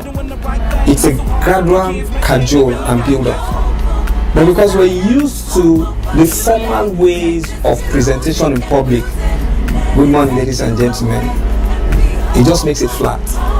Comedians don't do good morning ladies and gentlemen. We go a bit more personal. That's why you see some comedians will be like, hey bros, how you doing? I see your head. They're just trying to warm up and be friends. So the first way to kill that phobia is to be friends with the people you want to speak with. That way, all barriers, all walls come down. When they see you as one of us, then they are ready, they are listening. You know, you won't even know when you start flowing like a stream. You want to get done and they're like, no, it's not time for you to go yet. Continue, don't stop. Because they now feel that, this is our guy, he's talking. So, there should be no phobia if the audience, do you know you speak easily in front of your family? So that's it. Make them your family. That's the only way. The audience should be your family, not a customers. Customers are total strangers who walk on by. But for an audience that needs to hear you over and over again, they have to be family.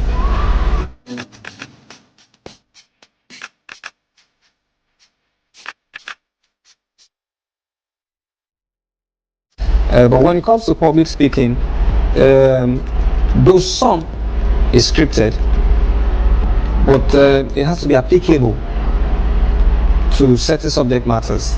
Now in entertainment, there is a lot to talk about, there is a lot to deal on. And then of course, most entertainers are not so eloquent enough to express themselves when it comes to public speaking.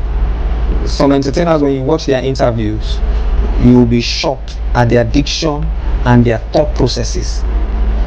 You know, first things first, we think in our mother tongue. Okay, but because English is our major expression, except you were born and raised speaking English and thinking in English, I would think first in Yoruba, then apply it. Some persons would think first in Pidgin, then apply it. But because entertainment is generally accepted with a certain lingua, you're supposed to express yourself proficiently in that lingua.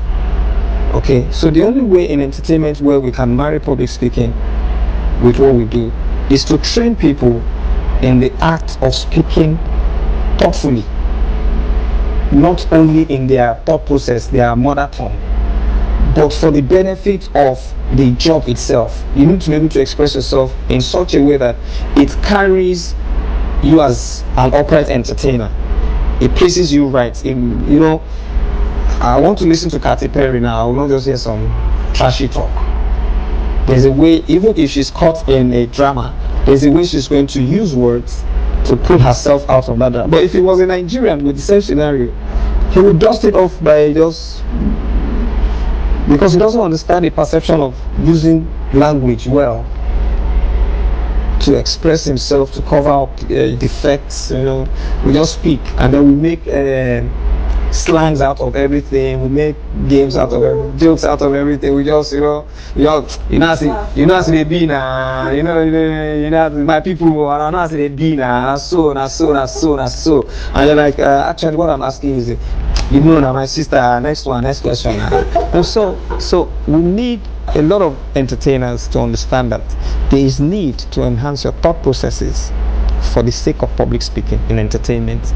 Not just to entertain, but the way I speak, people, sometimes I arrogantly say it at interviews.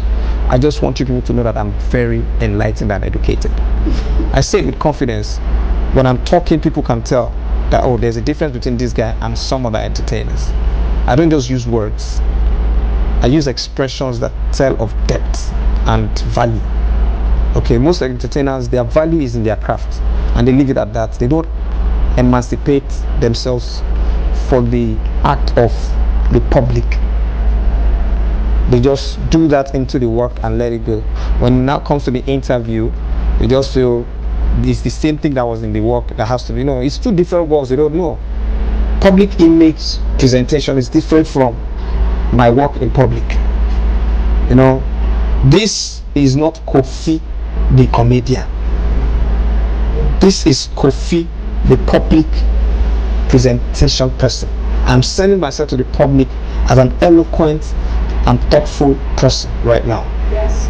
But then when you pay me to come and crack jokes, I enter the element of Kofi Dagbu, the comedian. So they need to understand these differences.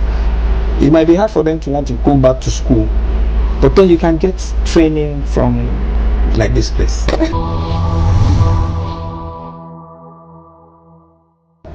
I hope you've enjoyed today's episode of the program Speak with Power, and you can now see how important it is that public speaking be taken seriously in order to avoid the embarrassment faced by the bland ambassador. If you've enjoyed the program, remember that you can also learn the skill, and at the School of Eloquence, we offer you all of the opportunities you require to learn the skill, to practice the skill, and to advance in your use of the skill of public speaking. Till I see you next time, I leave you with the words of Ralph Waldo Emerson when he said, "Speech is power. Speech is to persuade. Speech is to compel, and speech is to convert." The stage is yours. Speak with power.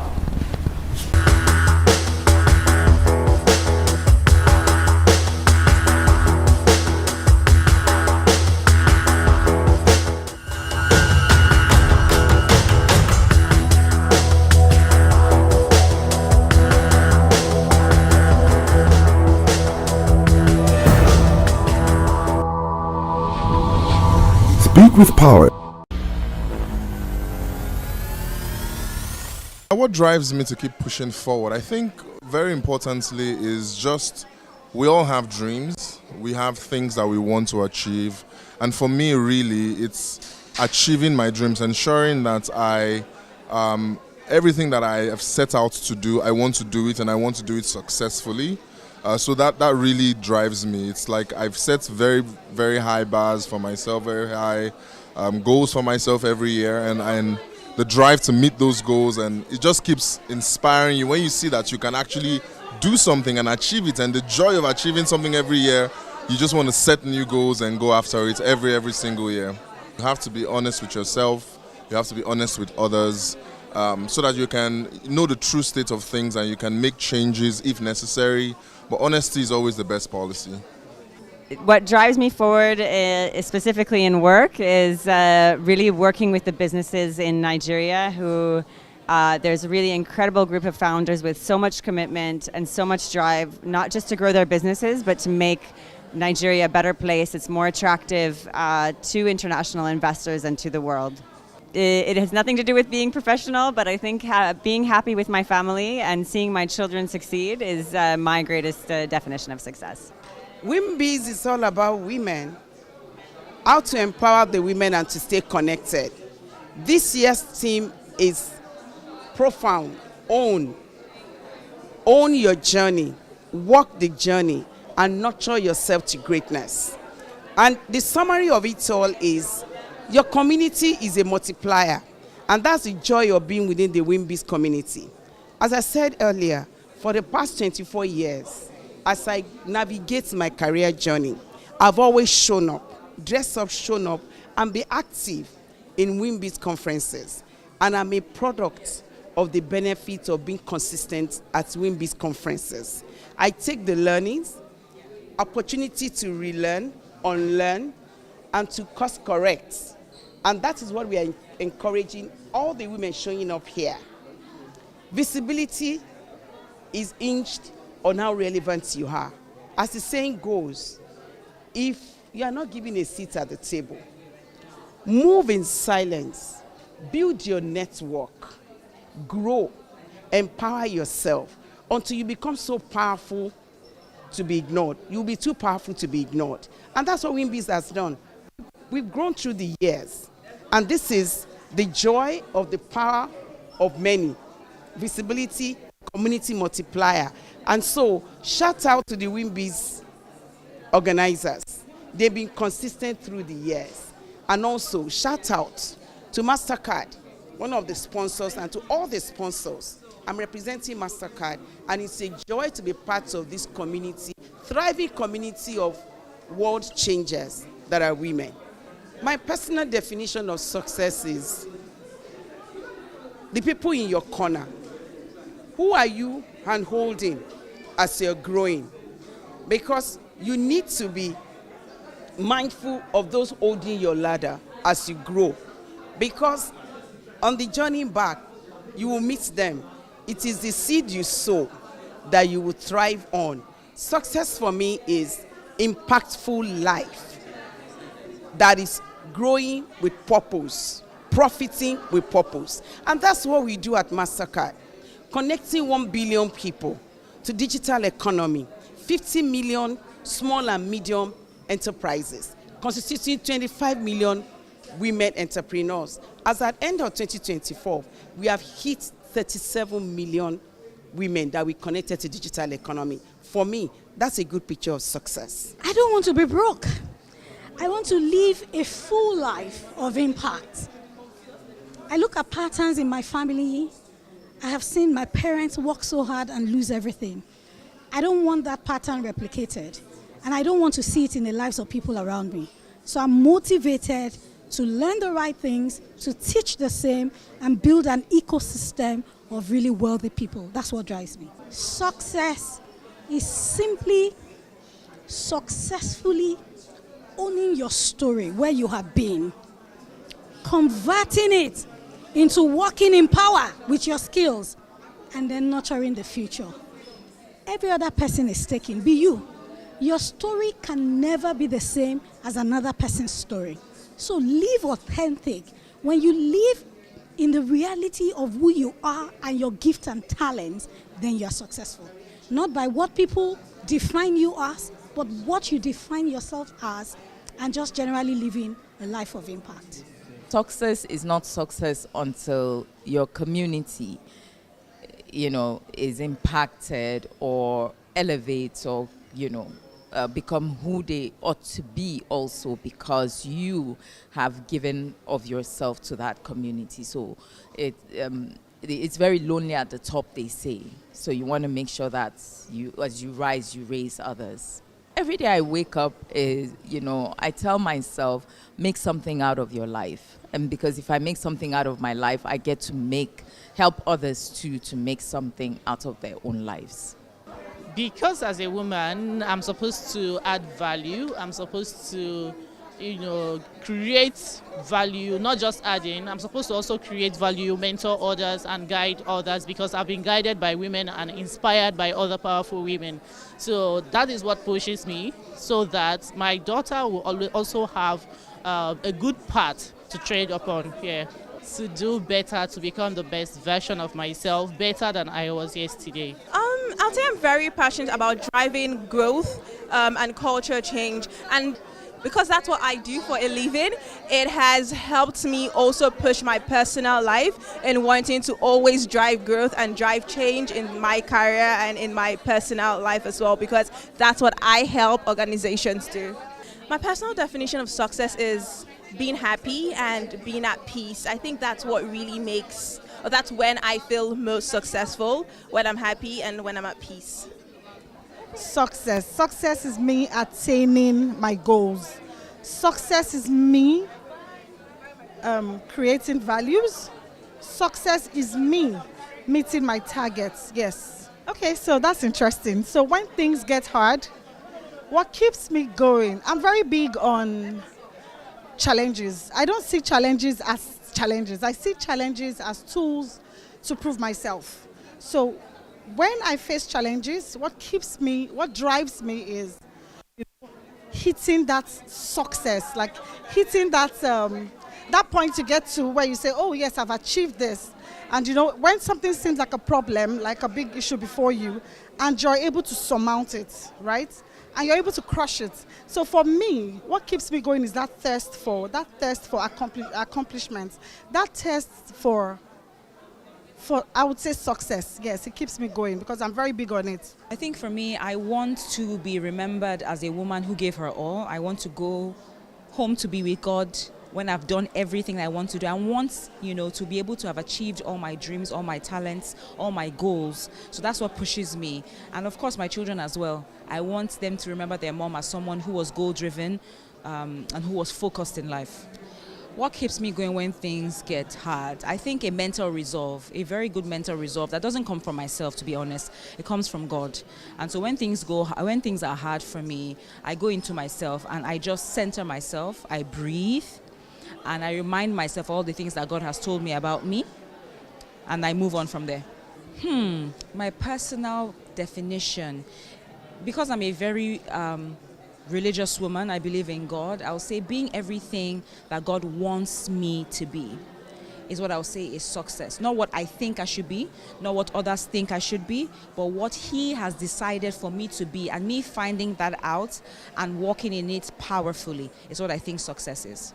So for me, social impact has always been my thing, and what drives me is actually impact and change. So when I see the beneficiaries, the girls that I work with through my organization, I see that there's a change in behavior, I see that there's a change in their lives, there's improvement. Honestly, that's what drives me.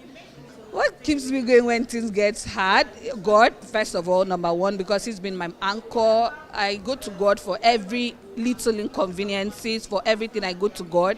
And another thing that keeps me going, I'll still draw it back again to impact, because whenever I see change, I just get happy. Like this conference makes me so happy because I'm seeing that a lot of lives have been transformed, people are being touched. So that's what keeps me going. People are getting better. So I just feel very, very encouraged with that. Okay, so for me, what drives me is helping people to have a better quality of life. As a pathologist, I work with, or should I say my work revolves around cancer diagnosis and the diagnosis of untimely deaths. So what pushes me is helping people or arming people with information so that they are healthy and they avoid, unnecessary or untimely deaths, just to have a better quality of life. Okay, so for me, my personal definition of success is number one, being at peace with myself. Number two, enjoying the work I do. And then number three, being in a peaceful, loving relationship with my family. And then fourthly, making impact and helping people have a good quality of life. I wake up every day determined to be impactful, determined to make the world a better place for everyone around me, not just limited to those I know, but what can I do to be a better version of myself every day? Honestly, it changes from time to time because every time I review, but I don't let other external factors define success for me. And success is me achieving those things that I have set out to achieve. And then when I achieve them, I move on to other things, and I keep succeeding every day. Well, especially about this menopause thing, I hate to see women go through menopause. I went through it at 42-year-old. My parents didn't educate me about menopause. It was my 9-year-old son that pushed me. I used to beat him. I was always cranky. And then one day he walked up to me and he said, "Mom, you need help." And I thought to myself, how would a 9-year-old boy come to his 42-year-old woman and tell her that she needed help? So I brought up my laptop and I went through the signs and symptoms of depression. Out of 15, I was going through 13. And that changed my story. And I went through perimenopause. The signs and symptoms were crazy.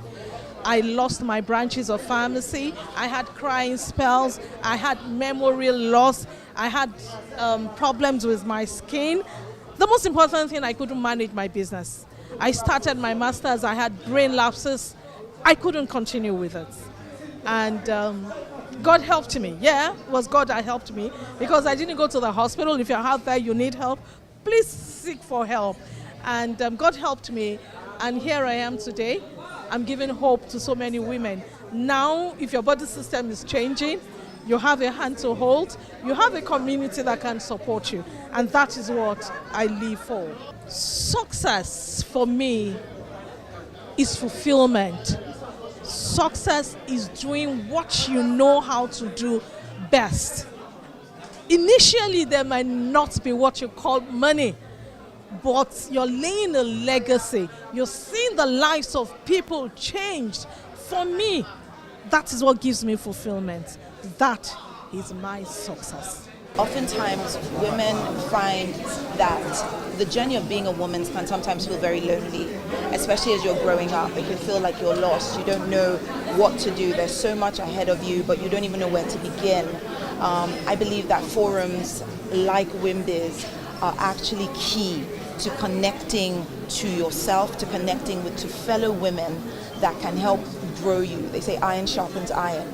And so it's absolutely important in that place of discovering who you are, especially as a young woman, to connect to circles like this that can empower you and strengthen, equip you, and connect you with the women that will help you become the woman that you need to be for your society, for your community, and in your life. I would say have a destination, because when you have a destination, you're able to plan what will take you to that destination, and then you can own your story because you know your plan. And so when you know your plan, you're more confident with yourself. You're able to move strategically because you have a plan. So that's why I would just say, and that's it really. Right. Also me just owning my stuff and owning myself, and being proud of my work and working endlessly. I work every time, and I think that's what the most important thing is, that if you want anything, you have to work towards it, and just know that, keep working and results will come. That's it. My personal definition of success would be, I don't say I have a personal definition, because I think everybody has their own definition of what success. For some people it's money, and that's okay. For some people it's family, but me it's everything. I want it all. I think with my generation we can do 10 things at a time, honestly. Because again, multitasking is, the more you practice it, the better you become at it. And so I'm able to do different things at a time. But again, like I said, everything that you do in life is based on practice. If you practice, you become more efficient at it. I could be singing and playing the keyboard at the same time. That's multitasking. Sometimes, but they're just particular things that you need to concentrate on. So if you are reading, for example, you need to concentrate on what you're reading on, so you'll get it in. But it's possible to multitask, of course. My advice to the younger generation 25 years from now is that be strong, be confident with yourself, be proud of yourself, learn from others, learn from the people who have come before you, because when you learn, you're working with experience, and that's one of the most important things you can do for yourself. And young ladies, please join WIMBIZ. I love WIMBIZ so much, even though I'm not a woman in business, but please join WIMBIZ. You learn a lot. You get to network with so many important people who have walked the talk, literally. There's so many important women I could see from the stage, and everybody who is here is important, and I know they are networking and taking the best of the event. So, you learn, you network, and of course you own it, period. One of the things I tell people is that it's not a journey that starts at the end of a journey. It's a journey you start from the beginning. I have all boys. Yes, the first one is a lawyer. He has a master's in law, and the last one is still in the University of Nigeria. We'll be friends. We'll play together when they were young. We'll play ball. We'll roll on the bed, and we still roll on the bed. We cook together. So that had been able to close the gap. And so it wasn't forcing them to learn. It's a thing of friendship. Okay, for example, when they were young, we'll watch literally all the videos. I know powerful girls. I know powerful boys. I know all the videos. So we could discuss. And so when we had issues of life that we literally needed to change, it was discussion. It was not force. And so, well, another thing that really helped me is because I had a mother who was a very strong woman, a very energetic, and then literally she studied too. And then, but I saw the gap because she was trying to force things, and we had a gap. The difference was much. So I made up my mind that raising my children, they were going to be my friend, and we're still friends. We kiss. When you see our text messages, if you're not sure, you think I'm actually talking to a boyfriend. You know, I'm your boyfriend.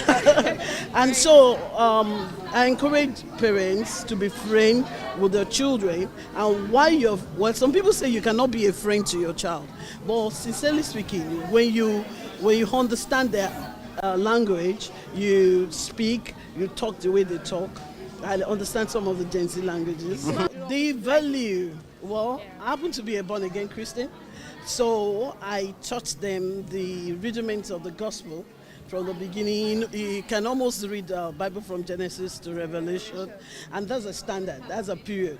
And then the value of education. I grew up in the midst of elites. My mother, when I didn't pass my O-level, then would say, elites are talking, so I should keep quiet. So I understand the value of education because we know that education is a leveler. It brings you to the level where you think you cannot get to. Culture. Greeting is one of the things that people are losing this day. It's not wrong for you to meet somebody on the street and greet, and you don't know your destiny helper. If you fight your destiny helper, you've lost it. But if you're a friend, and it's cheaper to be friendly and more expensive not to be friendly. So I encourage people not to lose the value of friendship. As a younger woman, I read so much when I had not even joined Wimbiz. I read so much about what they were doing. Wimbiz is doing so much. I have a platform for women. I've been training and empowering women. So I see this opportunity in Wimbiz to connect with other women, especially women of value. I mean, you see the value, the people coming to talk to you. You know, these people had gone through it. They're talking with experience. They're talking from experience. And so I love Wimbiz, and I wish Wimbiz bigger, get bigger, stronger. Amen. Shout out to Achievement Channel and all the good people, all the media team that is supporting Wimbiz annual conference. My name is Rita George Oko. I'm a lawyer. I'm into real estate, also into oil and gas. And this is a big shout out to Achievement Channel. You guys are doing great. Well done. Oh, hi, my name is Richmond Bassi, and this is a big shout out to Achievement Channel. Shout out to the Achievement Channel for covering this event so professionally. My name is Sharon Ecott. I'm a management consultant at Seed Academy. And a shout out to Achievement TV. They're doing a great work here, and everyone should follow them and tune into their channel. Thank you. Hi, Achievement Channel. Shout out to Achievement Channel. Shout out to you guys. You are amazing. You've been doing so well. I am Ijomani, Managing Director of Verify Experts Limited. Hi, my name is Pai Gamde. I'm an enterprise architect. Shout out to Achievement Channels. Well done for the work you do. Thank you. Hi, Bumi George here, CEO and founder of Shredder Gang, Nigeria's #1 fitness community, giving a big shout out to Achievement Channel. Hello, Achievement Channels. You are doing amazing. I just want to say keep doing it and more grace. Okay, so my name is Dr. Agility Obi Hesie, consultant pathologist and founder of Dr. Pure Joy Skincare and Wellness. I'd like to give a shout out to the Achievement Channel. You guys are doing a great job. Thank you. Hi, this is Anugba Degeshi, and I'm a lawyer, I'm a compliance and data protection professional, and I'm shouting out to the Achievement Channel. Well done, and I wish you all the best. Ooh! Achievement Channel, take 5. You've done well. My name is Musumola Dosumo, founder, Menopause Support Initiative.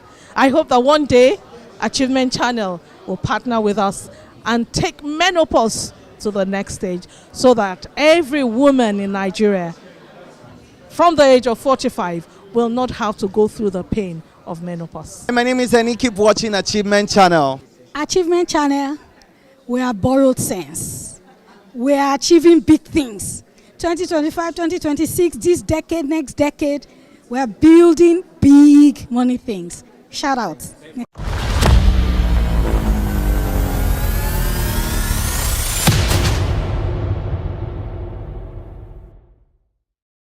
Ifeoma Okolo, and I'm a mighty mom. Hi, my name is Cynthia Osage, and I'm a mighty mom. My name is Mrs. Emmanuel Efe. I'm a mighty mom. Hello, I'm Mary Frances Agoni. I'm a super mighty mom. Hello, my name is Ogunwewa Folakemi, and I am a mighty mom.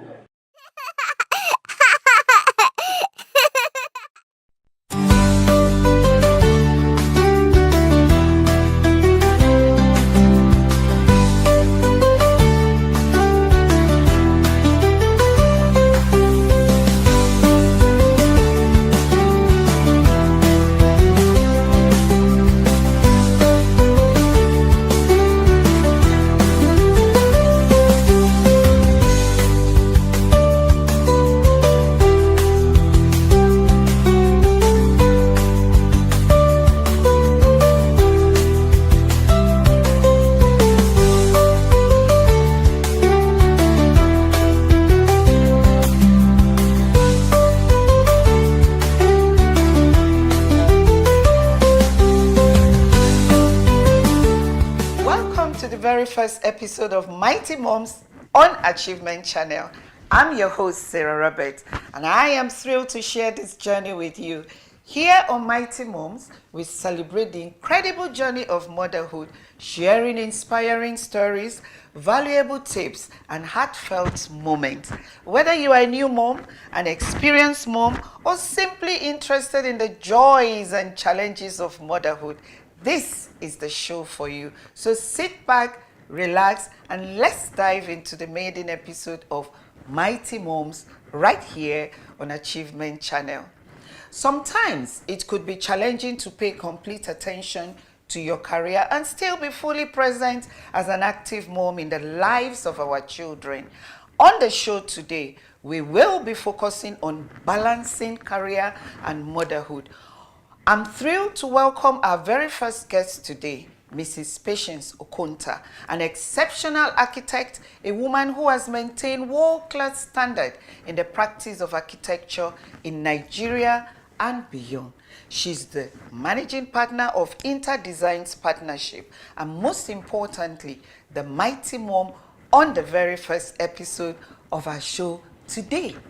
Mrs. Okonta, can you tell us a bit about your career journey as an architect and how you managed to balance it with motherhood?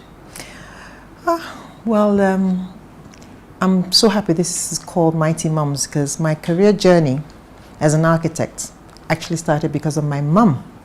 My mum worked with Aquarium & Associates, an architectural firm, and she was their receptionist. So my first vacation job, or my first job ever, was the photocopying girl at Aquarium & Associates. And from the inspiration that I got there, I made up my mind that I would be an architect. And right there and then? Right there and then, I only had to look at these beautiful things that I was photocopying and issuing to people and the whole ambience of the office, and I knew that I didn't want to do any other thing apart from architecture. And that, I suppose, led you to a journey of architecture? Yes. And so far, have you regretted it? No, I have never looked back. I've never really wanted to do any other thing apart from the fact that, times are really changing, and you probably need to do a little bit of diversification when you want to fill in gaps here and there. But I love architecture, and architecture has been really good to me. So being an architect, how were you able to balance it with motherhood? I was lucky. I was privileged. I had a fantastic family support. My husband was ever ready to, give me the go-ahead to do whatever I needed. And then I had my mum, I had my dad, and I had my brothers and sisters. I had a fantastic family support system, which I don't know what's happened to it in this day and age, but we were privileged, and that's how I managed most of the time. Sometimes I had to be out of town, and I had to be out of town on short notice, and the only people I could rely on were my family, and they were there for me, and that's how I did what I had to do. That's great. Now, Mrs. Okonta, have you ever experienced mom's guilt? And if yes, how were you able to handle it? Mom's guilt, yes. So I would say yes, and I don't think I'm ashamed of experiencing mom's guilt. I do things to make myself happy. Sometimes I just have to close the door and have my peace of mind. I have a set of twins, and my children were all maybe 1 year apart. And sometimes the reporting could go on forever and ever and ever and ever. So there comes a time where you just have to draw the line and do something that makes you really happy and shut out the rest of the world. So I don't know what I'll call my guilt. I think I'll call my mom's me time. That's fair enough. Let's talk about your challenges. Yes. While juggling between your career and motherhood, what were those challenges that you would want to share with us, and how did you overcome them? Seriously, the challenges were the amount of time that you had to put in to progress your career. Sometimes in my field, there are lots of deadlines, and those deadlines are taken seriously. So you find out that maybe you're supposed to be at home at a certain time, have lunch or have dinner, and make sure the children are doing what they're supposed to be doing, and you can't be there. Sometimes you just need to be able to say to yourself, I'm going to give this amount of time to the children and do whatever it is. It means working doubly hard and everything, but you do whatever it is to make sure that at a certain time, this 2 hours or this 3 hours, I'm going to be there before my children go to sleep. Those deadline times and those times where you have to deliver, and those times where things have to be done in a certain way. You just have to get them done and make the choice and try and sort of compartmentalize. This is the time for my work, and this is the time for my children. Sometimes the children get less in those type of trying times, but that's what happens. Okay. If you had one advice for a mother who juggles between parenting and her career, what would that advice be and why? Certainly, I would really say that it's not one solution for everybody's situation. We do not all parent the same way. For instance, motherhood is such a beautiful and exciting journey. It's not something that I plan. I don't plan when my children decide to get sick. I don't plan for my children to call me in the middle of a meeting and say, Mom, I want to eat a bag of chips. It's not something you can actually plan for. It's not something I can actually tell you this is the way to go. For instance, I said I had a very fantastic support system. My daughter is in Aberdeen right now. She doesn't have that. She has to make serious arrangements when she has to go out of town to do her work. So it's not a one-size-fits-all thing, and it's not a do-or-die matter. If you cannot achieve what you want to achieve in your career at that point in time, I would say the children always come first. The career doesn't run away. I know so many people that had to put their careers on hold. We're all more or less at the same level now. So family comes first all the time. That's my advice. Thank you so much, Mrs. Patience Okonta, for sharing this inspiring story with us. We have had a very wonderful conversation. We'll take a short break, and when we return, we'll dive deeply into how to prioritize time for yourself and your family in the midst of a demanding career. Don't go anywhere.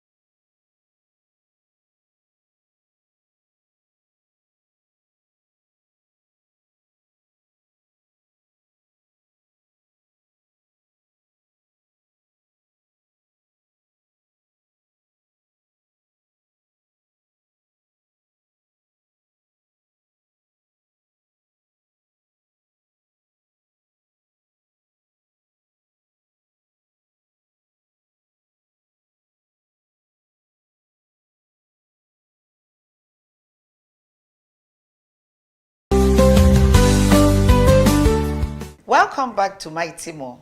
So far, we've learned about the journey and challenges of being a working mom. Now let's get into some practical tips you can use to manage your time and prioritize both your career and family. We are going to talk about time management, delegation, and self-care.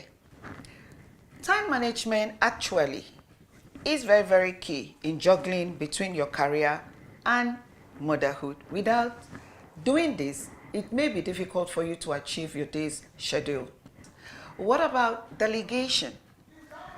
Who do you delegate to take care of your child?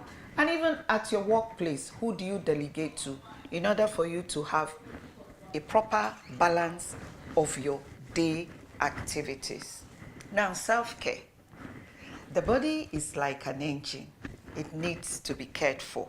Gone are the days when mothers just refuse to take care of themselves, sacrificing their time, sacrificing their goals, sacrificing their dreams for their children, husbands, and their work. These days, you need to take care of that self. You need to love yourself. You need to care for yourself to be able to juggle between motherhood and career. So think about it. Mrs. Okonta, what's your take on these issues? I am a full believer in self-care and delegation.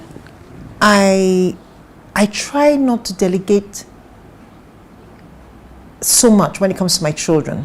There are certain things concerning the children and the family that you must do yourself. For instance, when you're asked to come to the schools, you need to take time off from the office, and I try as much as possible not to delegate in those regards. But sometimes there are things that you have to delegate and the things you cannot meet up with. Self-care, I will always look after myself. Luckily, I had a husband that believed in me looking after myself, so I didn't have any problems with that. And my children always even was very, very happy to say, that's my mom. So that's another reason why every mom has to take care of themselves, so that you make the children also proud as well. We will take a short break, so please stay with us.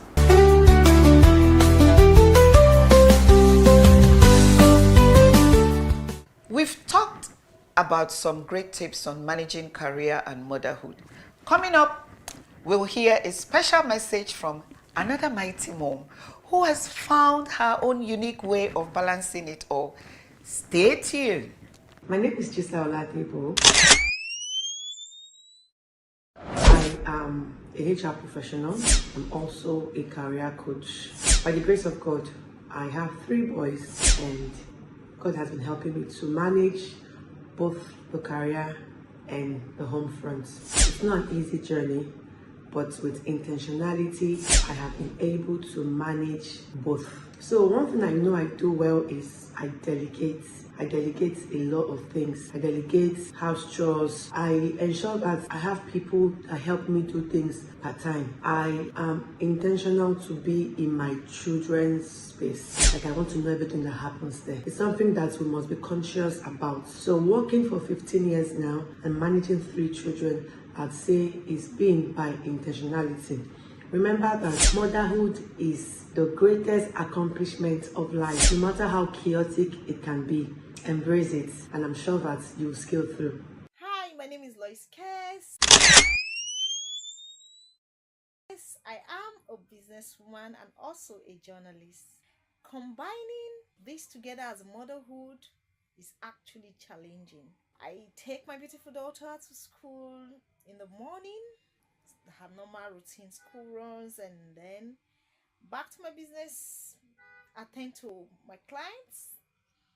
At the same time, once she's back from school, I make sure I attend to her assignments.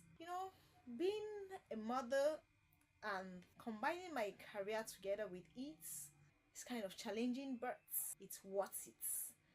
It's worth doing because it actually gives me joy. Thank you so much, and do have a wonderful day.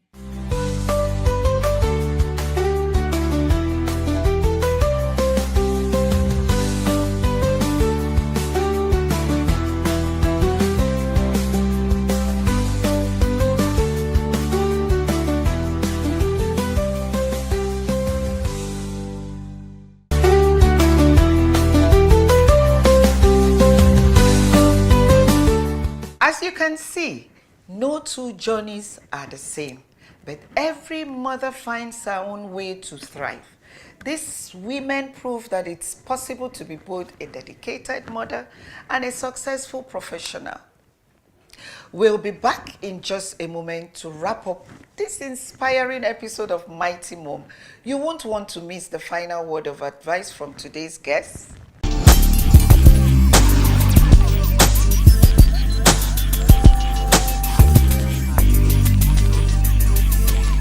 Well, my experience here at School of Eloquence, I was able to overcome my shyness and anxieties because previously I was not able to communicate well with people.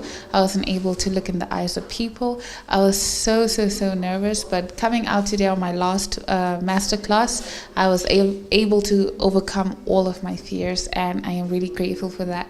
Thank you so much, School of Eloquence. School of Eloquence, teaching the world to speak.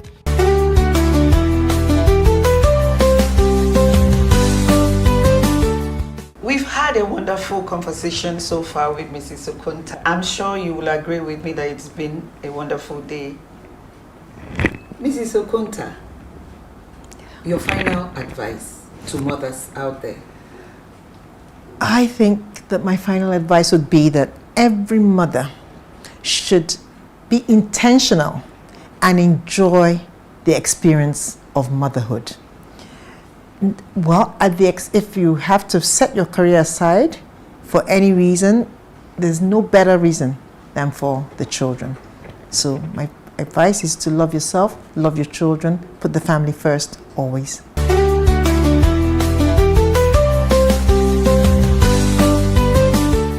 Motherhood is one of the toughest jobs in the world, and combining it with a career is no small feat. But remember, every day is an opportunity to thrive in both roles. You are enough, and your best is always enough. Thank you so much for joining us on this first episode of Mighty Mom. Next week, we'll be talking about the silent strength, unspoken sacrifices mothers make for their children. Don't forget to tune in, and always remember, you are a mighty mom. My name remains Sarah Roberts. Thank you.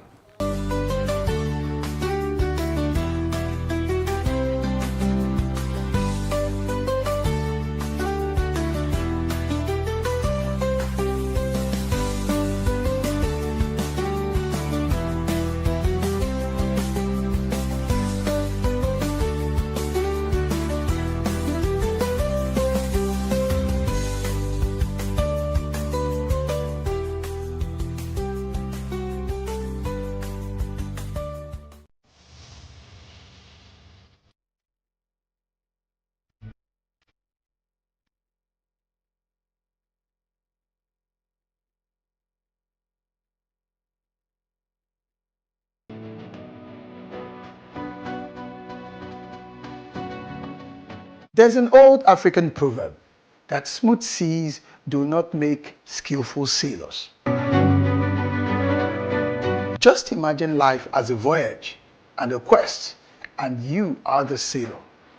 Indeed, the navigator, and your dreams and your aspirations for greatness and for goodness represent your destinations. Hello, dream chasers and future history makers. Welcome to another timeless capsule where we dive deep into the wisdom of ages to fuel your journey, your quest, your desire towards greatness. Today, we're setting sail on the vast ocean of life, guided by an ancient African proverb. Smooth seas do not make skillful sailors. Think about it. If life were always calm and predictable, how would we grow? How would you learn to navigate the storms, harness the winds, and chart our own course towards our dreams? It is indeed, and in fact, the challenges, the setbacks, the unexpected turns, the twists, those difficulties that truly shape us into the capable, resilient individuals that we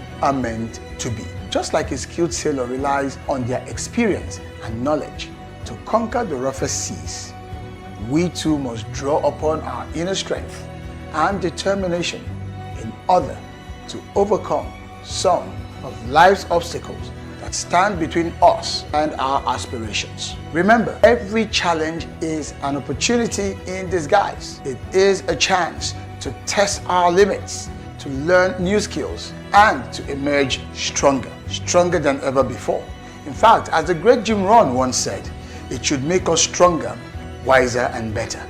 And that's why we must embrace the storms no matter what happens. We must embrace setbacks, for they will teach us valuable lessons. We must also embrace the detours, for they may lead us to even greater destinations than we originally imagined. That is a very important lesson for you. I know it's not always easy. There will be times when the winds are against you, when the waves crash over your bow, and when you feel like giving up.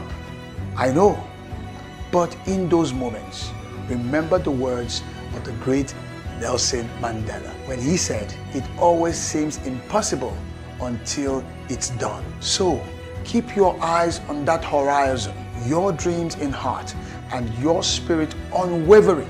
You are the navigator of your own destiny. You have the power to turn those challenges into triumphs, setbacks into comebacks, and dreams into reality. So, let the winds of adversity blow. Let the waves of doubt crash against you. You are that skillful sailor that is capable of navigating any storm. And remember, the greatest rewards await those who dare to venture into the uncharted waters of their own potential. Set sail, my friends. Embrace the journey, and may your voyage be filled with courage, resilience, and, of course, the unwavering belief that you are destined for greatness.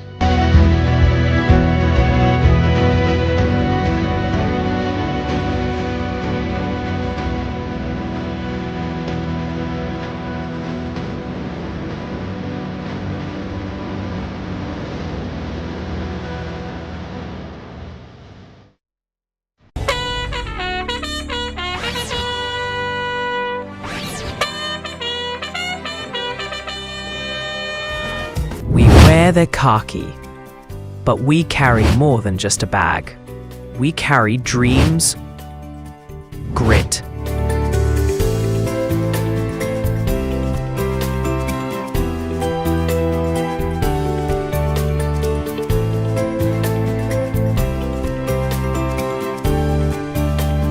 and a will to serve.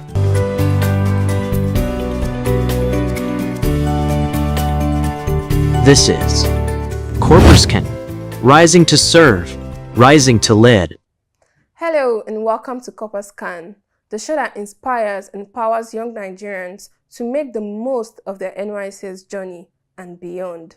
I am your host Amy, and you're watching us right here on the Achievement Channel, Nigeria's first and only 100% motivational television station, broadcasting from the School of Eloquence Studios in Ikoyi, Lagos. Today's episode hits close to home. Every young Nigerian, the hustle and the calling, chasing money without losing yourself. Let's be real. Everybody wants to make it. We all want success, comfort, and the soft life. But not everyone keeps their peace while doing it. So how do we find that balance between ambition and authenticity, between chasing money and following purpose? Joining me today are two remarkable young Nigerians whose life reflects the balance between hard work and inner peace. Our first guest, Madu Dennis Uchechukwu, is a purpose-driven young professional currently serving with the School of Eloquence in Ikoyi, Lagos. Passionate about growth, leadership, and creativity, he's building a career rooted in excellence and impact. He believes in working hard, staying consistent, and pursuing success without losing touch with one's value. And our school guest, Abdulwahid Issa, is a proud son of Ilorin in Kwara State, a passionate communicator and multi-skilled young professional with background in mass communication from Kwara State Polytechnic. He's gained hands-on experience at New Telegraph's publishing company and Daily Trust newspaper, and he's also trained in solar and inverter installation. Proof that versatility is the new power of today's youth. Together, we'll explore how to stay true to your purpose in a world that never stops hustling. This is Corporate, rising to serve, rising to lead. Hello, Uche. Hello, Wahid. Welcome to this show. Thank you, Amy. Corporate Can. Thank you. How are you doing this morning? Very well. Well, good. Thank you. Okay. We're diving right into the topic, the hustling and the calling, chasing money without losing yourself. Hello, Uche. I would love you to let us know how one can continue chasing the person's dream while remaining steady to the person's core value. Thank you, Amy.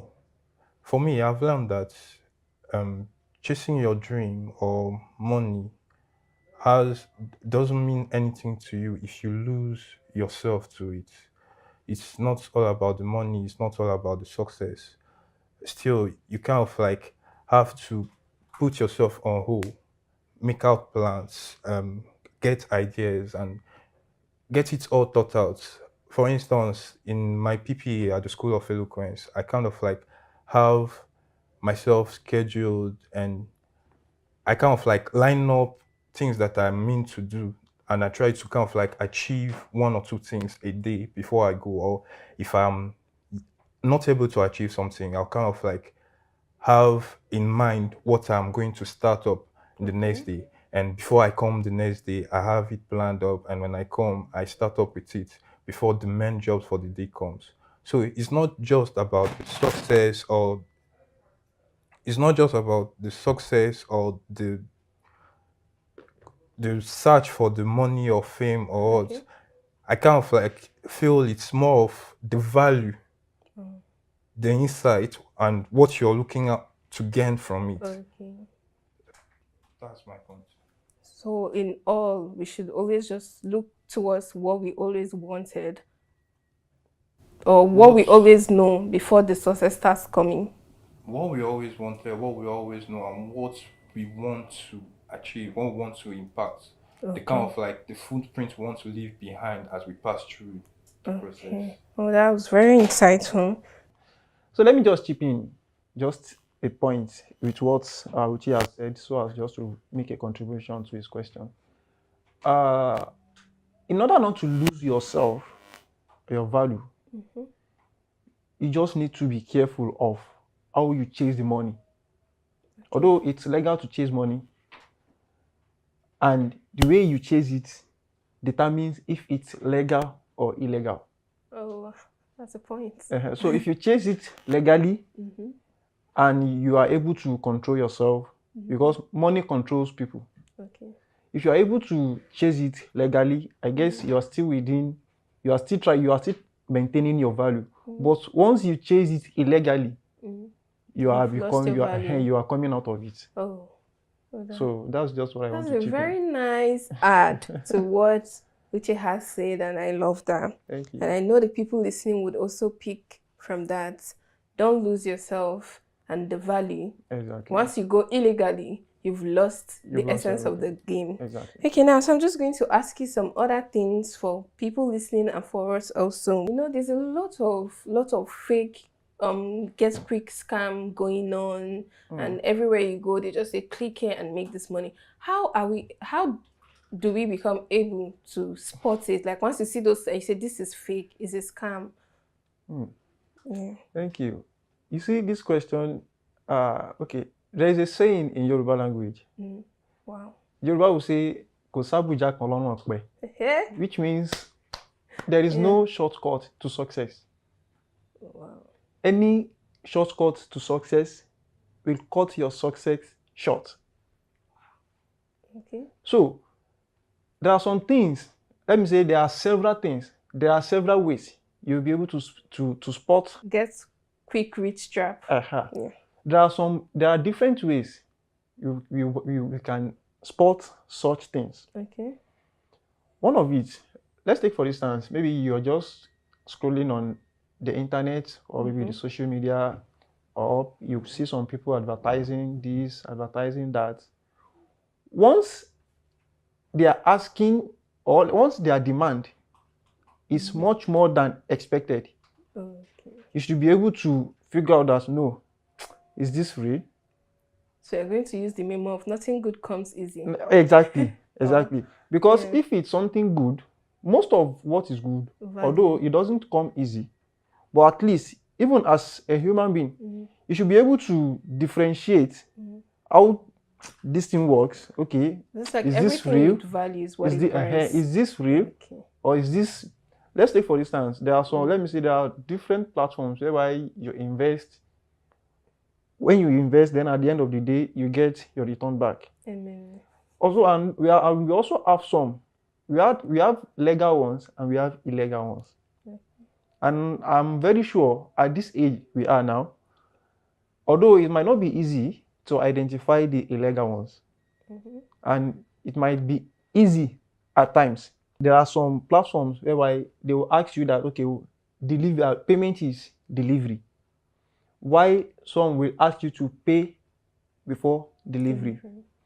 And those who will ask you to pay before delivery are the well-known ones. If you can understand, if you are the Yeah. type that do this online transaction. And if there are some whereby even if they want to require for payment first, at least they might not even request for maybe you pay the full payment. They might say, okay, we'll make half payment 30%. then. Okay. But at least once it gets to that stage, one should be able to identify, is this real? Is this not real? Okay. And so in this age we are now, Mm. there are a lot of things we can do which are legally that we don't even need to be panicking, okay, is this real or is this not real? Okay. I don't know if I'm permitted to say this. There is this something called trading. We are all familiar with Yeah, it. the crypto trading. The Okay. crypto trading. These are some of the things whereby we can, although it might flop at times, Okay. but I'm very sure it's not every time that it flops. Because you're trying Even to if it comes down, then it rises again. I think Okay. that, and even if you are a business type, there are Mhm. risks. So Yeah. everything in this life is risk. Okay. So once you are able to, okay, let me just give it my trial. Once you are seeing that where this thing is going, it might not favor me, so you can easily withdraw. But when you see that, okay, this thing where it is going, I think it will yield a good result. At least you can just keep going Keep on that. going. Thank you so much. We're You're going to welcome. take off. Nothing good comes easy from this. Exactly. Just everybody be careful, watch out, probe what you want to do. Don't be quick to analyze and everything. Mr. Uche, would you love to chip in to anything Mr. Wahid has said? Well, he has already hit the nail on the head. Okay. But I just would like to add one or two things. If it's too good to be true, then it probably is. Then make researches.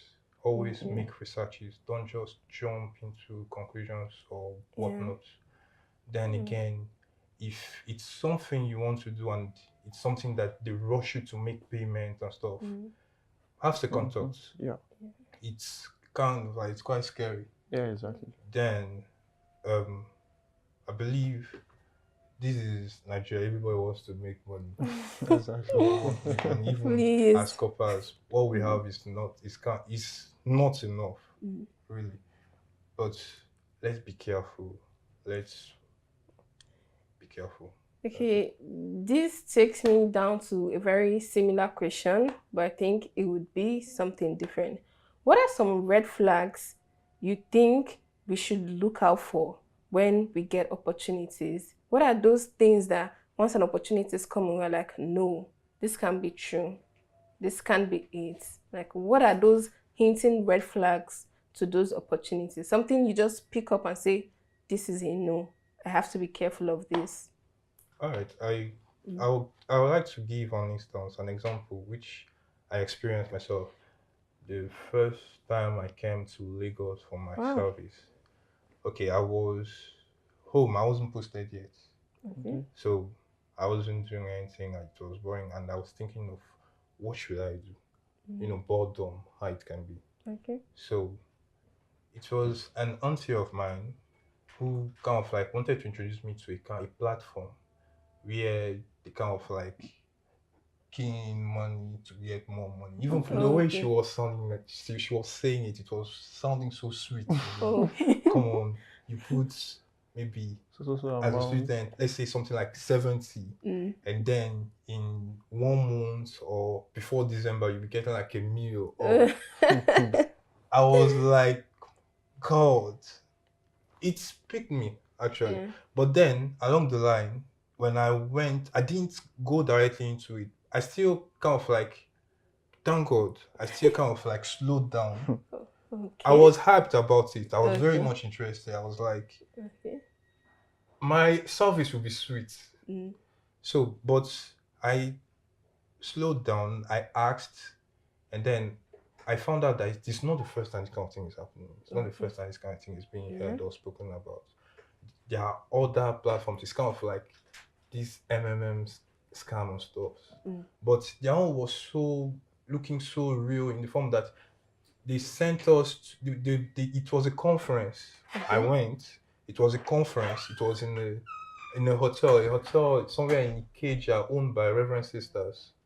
It is a hotel. I think it's a very well-known hotel. So the thing was, but I reasoned it. Are these people expecting me to kind of like put the 70,000 I should be saving into this thing, and then expecting me to kind of like wait for that 1 million, and then from it, it's not just like it comes instantly. From it, you start getting extra joys, because when they tell you about this thing, they say it to you as if it just comes like that. You don't have, but when you do your researches on your findings, you find out that you have to bring up people, and those people have to bring up people, and it keeps going. It's always a chain. On and on and on and on. And then this kind of thing, they give you promises, and promises which are kind of like unbelievable. That can be true. So that's kind of like the red flag that I saw, and I was like, no, I can't do this. And I came back and I got back to myself, and I didn't do it. Yeah. Okay, I think I have something to say. Okay. I just want to reference to the question you asked earlier, and one of the answers which you gave is just to make research. In anything, I say it again, in anything we do, we should just make a proper research, a deep research about anything. Because if you are researching, we'll be able to get what is real and what is not. And secondly, let me give an instance. Let's take for instance, how do we spot a red flag, right? We normally see some adverts. That's happened to me some times ago. So we normally see some adverts whereby they will just place the adverts maybe on the streets while walking. You see it on the pole somewhere. So once you get that advert, they will ask you to call so number to get so opportunity. Once you dial the numbers on it, they might ask you to, okay, come to so place to get the opportunity. Once they are able to convince you and you go there, before you go, make sure that the place they invited you to, make sure it's somewhere everybody knows. So that we don't just fall victim. Because why I'm saying this is that when it happened to me, I called that number, the number I saw on that advert. I called the number, and I think I told maybe my dad or my elder brother. It was like, where were you invited to? Where did they ask you to come? I said, so place. So place. I think then I was still much younger. It was like, why would they ask you to come to this? This is not real. I didn't mean that if it's something real, they won't ask you to come to that kind of a place. At least it should be something they can do publicly or in an open space whereby other people will see that, okay, something is going on here. So once you are not able to verify the address you are being invited to, it's a red flag. And luckily for us, we have the internet at our beck and call now. Exactly. So you can just go on the internet or on the map, just search. So thank God now you can access everywhere from the Google map now.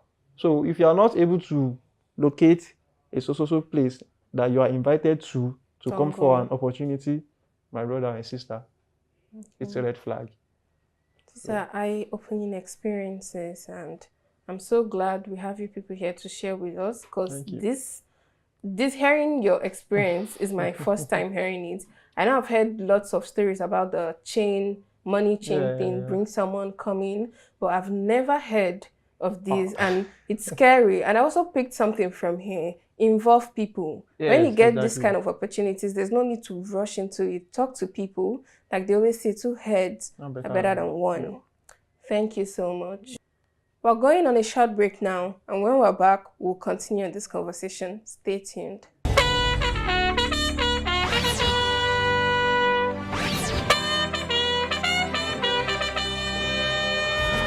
We wear the khaki, but we carry more than just a bag. We carry dreams, grit,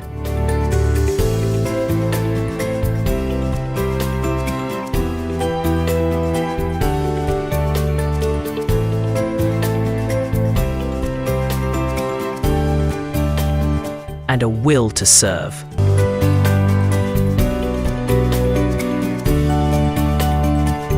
This is Corpuscan, rising to serve, rising to lead. Welcome back to Corpus Can. Before we left, we were talking about how to chase money without losing yourself and your core values. Back to this discussion, I would love to ask Uche, what does real success mean to you? Real success to me is not all about the money, not all about the world, not all about being at the top of the pyramid or whatnot. Real success to me is kind of like being at peace with whatever I am doing, being at peace with whatever I want to achieve. I know I want to be there, but I am not there yet. So I kind of like strive to be there by working hard.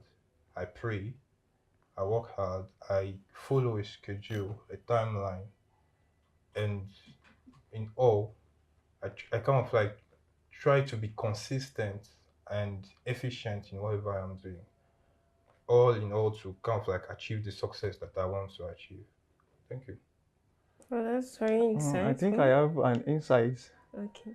Real success is not just about the amount of wealth you have now. It's not the influence you have. What I feel real success is, let's take for instance, you have a knowledge and you are able to impart it into someone.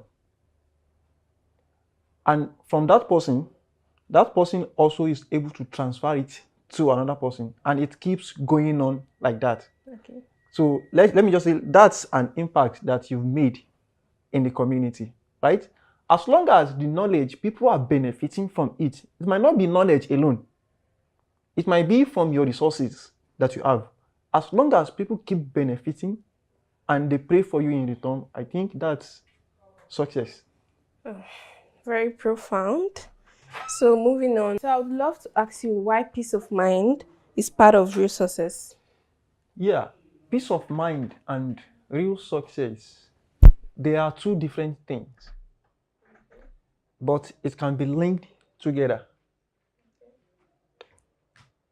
As I've said earlier, real success is not just the amount of wealth you gathered or the properties you had. If you are successful, so how we can link it? If you are successful in life and you don't have peace of mind, what's the essence of your success? So being at peace is very, very, very key.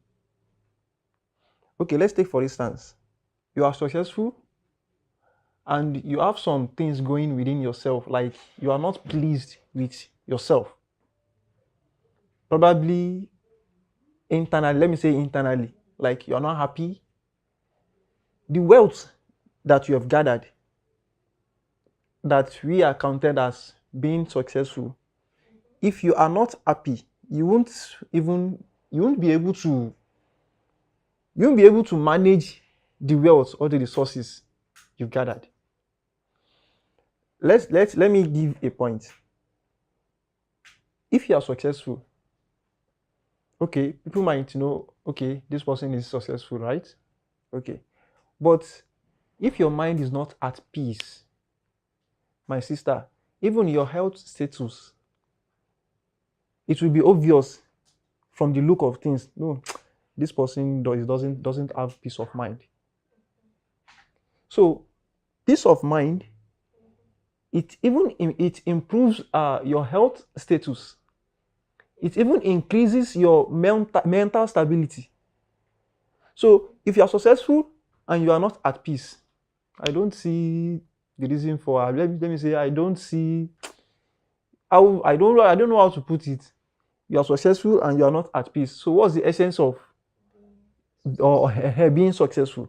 So, if you want to be successful in life, we should also take into consideration our peace of mind. How do we want to get our wealth, the properties we've been longing for? How do we want to get it? And at the same time, keeping our peace of mind. Some people today, I can boldly say that the way they gather their wealth, once they are able to gather it, they don't have peace of mind anymore.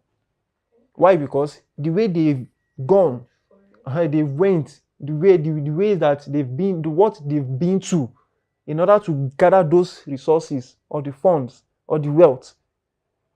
So the ways they've run through, the way they've gone through, whatever places they've gone through, is what will make not giving them the peace of mind they need in order to be able to manage what they've been able to get. So if you are not peaceful with yourself or you don't have peace of mind, so I don't think the wealth you've gotten or the properties you've gotten will take you to anywhere. Okay, thank you so much. You're welcome. I'd like to contribute to what Wahid just said as pertaining to getting wealth and peace at the same time. Sometimes some persons, getting jobs, getting a business or being into something is kind of like difficult. So sometimes some people are lucky enough to kind of like be in a certain place of work, in a certain position, or in a certain job, but they are not happy with the job because it's not what they actually want to do. Exactly. But yet that job is kind of like paying the bills and taking care of whatever they are doing. So a candid advice is kind of like a story I once heard. There is this man working in a place where he doesn't want to work, but he still works there, he still gets paid, he still delivers. But delivering is getting paid. What he does with his payment is he channels the payment into what he like, his passion, his dream. It might be art, it might be like painting, might be music or whatever. But he kind of like gets a payment and he channels it there to where he feels like he has that peace. And he kind of like uses the place he's not comfortable with to move himself to a comfortable and a more stable place. So that's my own point and the kind of like advice I was trying to put. You don't just, because you're not comfortable with where you are, you kind of like give mediocre or unacceptable output or service to that place. You kind of like, you can use what you don't want to get what you want. Thank you. So we've all heard it from our guests today. Firstly, they talked about core values, not losing yourself when going for the things you want. Remember where you're coming from, remember where you're going, because when you get the success you want without the values, it becomes nothing. Also, nothing worth of value is for free. So when you see opportunities, you probe, you research. When you think they come easy, just make sure to know that nothing very good comes that easy. This is Corporskin, rising to serve, rising to lead. What a refreshing and powerful conversation. Today, we've learned that real success isn't just about the hustle, it's about finding peace, purpose, and balance along the way. A heartfelt thank you to my amazing guests, Uche and Wahid. for sharing their wisdom and reminding us that success without peace isn't true success at all. And to you watching, remember, the goal isn't just to make a living, but to make life that feels right to you. Don't forget to follow us on all social media platforms at Achievement Channel and keep the conversation going with the hashtag CorpusCan. Until next time, I am Amy, reminding you, hustle hard, but don't lose your heart. See you on the next episode of CorpusCan. Thank you. This is CorpusCan, rising to serve, rising to lead.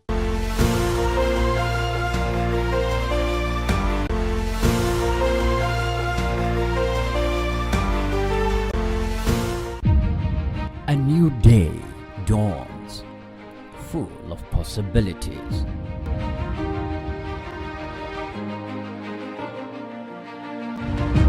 Take the first step towards your dreams. Empower your mind with positive thoughts. Achieve more. Make a difference in someone's life today. Impossibility is nothing.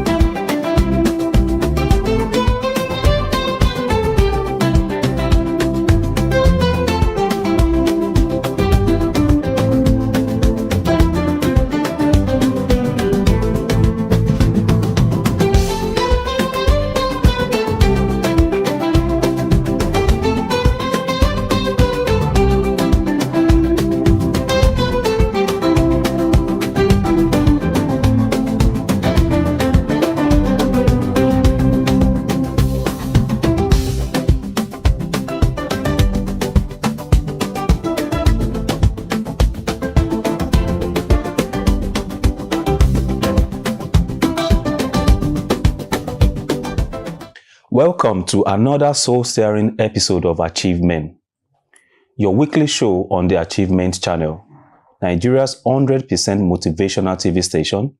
We are coming to you from the School of Eloquence Studio in Ikoyi, Lagos. This program is dedicated to men, fathers, leaders, dreamers who are facing life's real challenges and need the fuel to push forward. At Achievement, we uplift, encourage, and inspire men to live with purpose, lead with strength, and rise above every setback. Today's topic is resilience, standing strong in tough times. We are diving into what it means to be truly resilient, how to bend without breaking, how to fall but rise even stronger.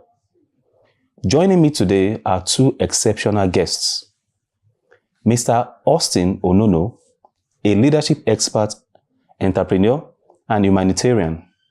He's a former factory inspector, a veteran corporate leader, and the current CEO of Nutrify Farms Limited. His 25-year service in Lions Club International includes leading life-changing health projects across Nigeria. Austin is a builder of both people and institutions. And we also have Mr. Asef Kolawole Agbeyihane, a chartered accountant, a public speaker, and grassroots politician. He has served in various political leadership roles and is deeply committed to youth empowerment and also women's development through his foundation. He's also a financial consultant and public affairs analyst. Let's dive into a conversation that will empower you to stay the course, even in the storms of life. Gentlemen, thank you for coming on the show. Thank you very much. You. It's a wonderful profile, and I'm happy to be in this moment right now. And I'll ask from the very basics. Let me start with Mr. Asef. How do you define resilience? Personally, what's resilience to you? To me, the resilience is ability to cope, to adapt, and also move forward from there. Can I have your take, please? Yes, it's your ability to tolerate, it's your ability to overcome, and it's also your ability to grow and respond to adversity. It's about survival and growth. You have to endeavor to survive in the moment and then find a way to get past it. I love that. So I'll ask you directly, Mr. Austin. From your profile, it's obvious that you've gone through different sectors. And from your definition of resilience, I can see that you're actually very, very resilient. So what was the most difficult moment and how did you transition? How did you overcome it? How can you align these moments to express it that, okay, I'm learning from you now. This was the toughest. How did you go? How did you overcome it? Okay, I think maybe one of my most difficult turnaround jobs was when I was Divisional Chief Executive of Technical Products and Leasing Services, John Holtz PLC. I think it was primarily the weight of expectation from the outcome of the job based on the impact it was likely to have on the business. So it was like a lot was resting on your shoulders and you had to do this. And then in the course of executing the turnaround, I discovered that I needed to spend a lot of time to get it done. So it wasn't just the time you were interfacing with people in the office. It was time before and time after that interface. So I found myself at some point, for a long period of time, working for about 19 hours every day. So I think that was the toughest period. And how I got over that was to motivate myself. I broke the overall objective down into smaller achievable goals. So as we were accomplishing one small goal after the other, I was getting more and more motivated, apart from, of course, ensuring that you were properly exercised and all. Wow, that's some standard that I hope people can actually emulate. But 19 hours is a lot. It's really a lot. It's ridiculous. I live on the peninsula, and then the Lekki Expressway was being built. So I had to leave home at 5 a.m. latest in the morning. The minute I got into the car, with the inner lights, I would start working. Get to the office, continue working, and then after people had left, I'll still try to finish up, walk all the way in the car going back home. And then unfortunately, when I get back, just again, because as you were seeing those numbers coming through and they were exciting you, let's do this one more. So I'll put in a little bit more time in the study before going upstairs. And that's why, it became 19 hours very, very quickly before I realized it. Wow. Mr. Asef, I want to dig deep into your own moments too. And I'm sure you have a lot of them because you've been in the political sector. You've done a lot of primaries. We're in Nigeria, so we understand what's happened. So I'll ask you this question personally. And I want you to, take a moment and, feel it in. How have you been able to cope? Or for better use of the word, how have you been able to endure and go through these setbacks? How are you overcoming it? Because I've seen your profile. It's deep. So how did you do it? And you are not looking like what you've been through, if I want to use that word. You carry yourself so well with so much grace and compassion and panache. You are calm. You're not even showing it. So how have you been able to get through these setbacks and upsets, if I will use that word? I think a lot of factors played out. One, like the popular saying, when there's no purpose, there's bound to be an abuse. One, a purpose is driving you. Then you have no reason to let go because that becomes the inner driving force. Correct. Then number two is also that a positive mindset. You already have a mindset that something is achievable. Then number three, knowledge is power. Even in Bible say, he say, in all your getting, get knowledge. And then when you get that knowledge, then the next step is understanding of the knowledge you got, and then the wisdom, ability to apply it. Because, for example, in the political system, one of my focus is that I have that inner voice that I'm among the people that will make Nigeria better. Because you run to USA, you run to Canada, you run to UK, some people pay the sacrifice that made that place stand today. That is why I don't blame people that japa, but me, my focus that I have that inner conviction that I'm among the people that make Nigeria great. Then I have no reason to live, and I have no reason also to lose focus, because a lot of also destiny rests on my shoulder. Because whatever you are doing is not for yourself, you are doing it for others. Even the scripture also says, those that steal should steal no more, so that they should walk. Can you imagine? And get to give order. He's not even thinking of you, because your own case is settled. You are in the kitchen cooking. Are you not the one that will determine how the food is served? You already taste, you already feel, even the aroma already, you are satisfied. Then that positive mindset that, no, something will just work. After all, if it didn't work, you change your strategy. Correct. Nobody that succeeds, even most of the people that are successful today, their number of failures were more than their success. Because you learn from that and then you move on. That is deep. That is reassuring. And I wanted to, in that flow, talk about the next question. I wanted to just say this. Do you think, or why do you think resilience is a crucial trait that young men or people should have? Because what you've just explained shows that you just have to do it. I'll give you an analogy so you can tell us deeply also why resilience is key. Why do you think it's key? I do a lot of work. I love hiking a lot. And I've done some hiking in places in Europe where our guide would tell me that we're like 4 hours into the woods. This particular tree has been planted for 1,200 years.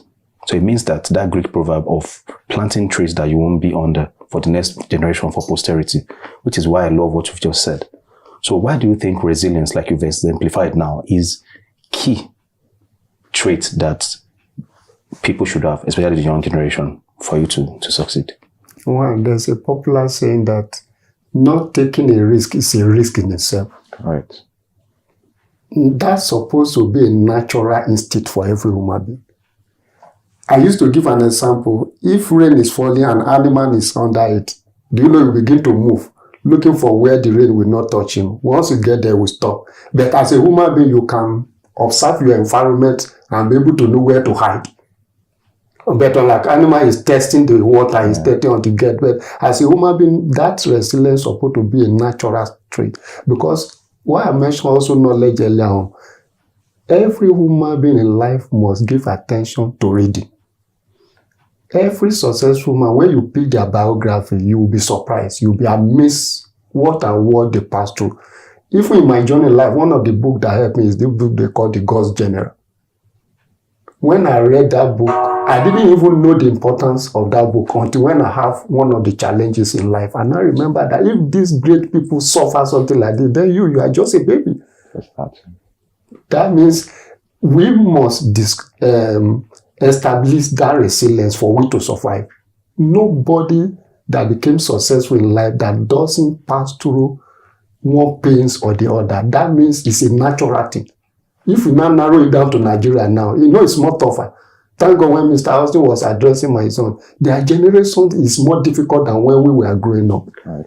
Sometimes I feel pity for them, but they need to also develop more, because at this age now they have access to more information than us. How they utilize those informations is very key for their resilience and survival. Mr. Austin, I must have your take that because of your... I want to approve you based on your experience. So why do you think this resilience is a must-have, not a nice-to-have for this generation? Based more on what I see now, and what I can deduce from the experience I've had. This is a social media generation. And there's a lot of pressure on people, especially the younger ones now, that didn't exist before. because your scope was limited to a few people. But with social media, you're exposed to a lot of people. You also now can't control what people are posting. So a lot of what is being posted is very far from the truth. Unfortunately, people consume the things that are posted and then try to measure their own performance against what they are seeing, not realizing that a lot of them are really false. So that puts a lot of pressure. As a matter of fact, not just the younger people, but everybody, who is not self-confident. And it's everyone, it's men, it's women. Now, matters are not helped by the fact that our value system is also now upside down. So the people who espouse to the pristine and traditional values, that we all cherish, are now being made to look as stupid, as slow, and as unsuccessful. Mr. Saab just mentioned reading and knowledge. All right. What you see today is that, guy, look, forget that matter of reading, shine your eye, clear road, make it whatever is the case. And then you can buy all the doctors you want. You can buy all the lawyers that you need. And this is what people are being made to believe is real. It's now become the reality, but it's absurdity. Now, specifically, let's even go further. In 2018, the Permanent Secretary of the Federal Ministry of Health announced that 30% of Nigerians were suffering various levels of mental health challenges.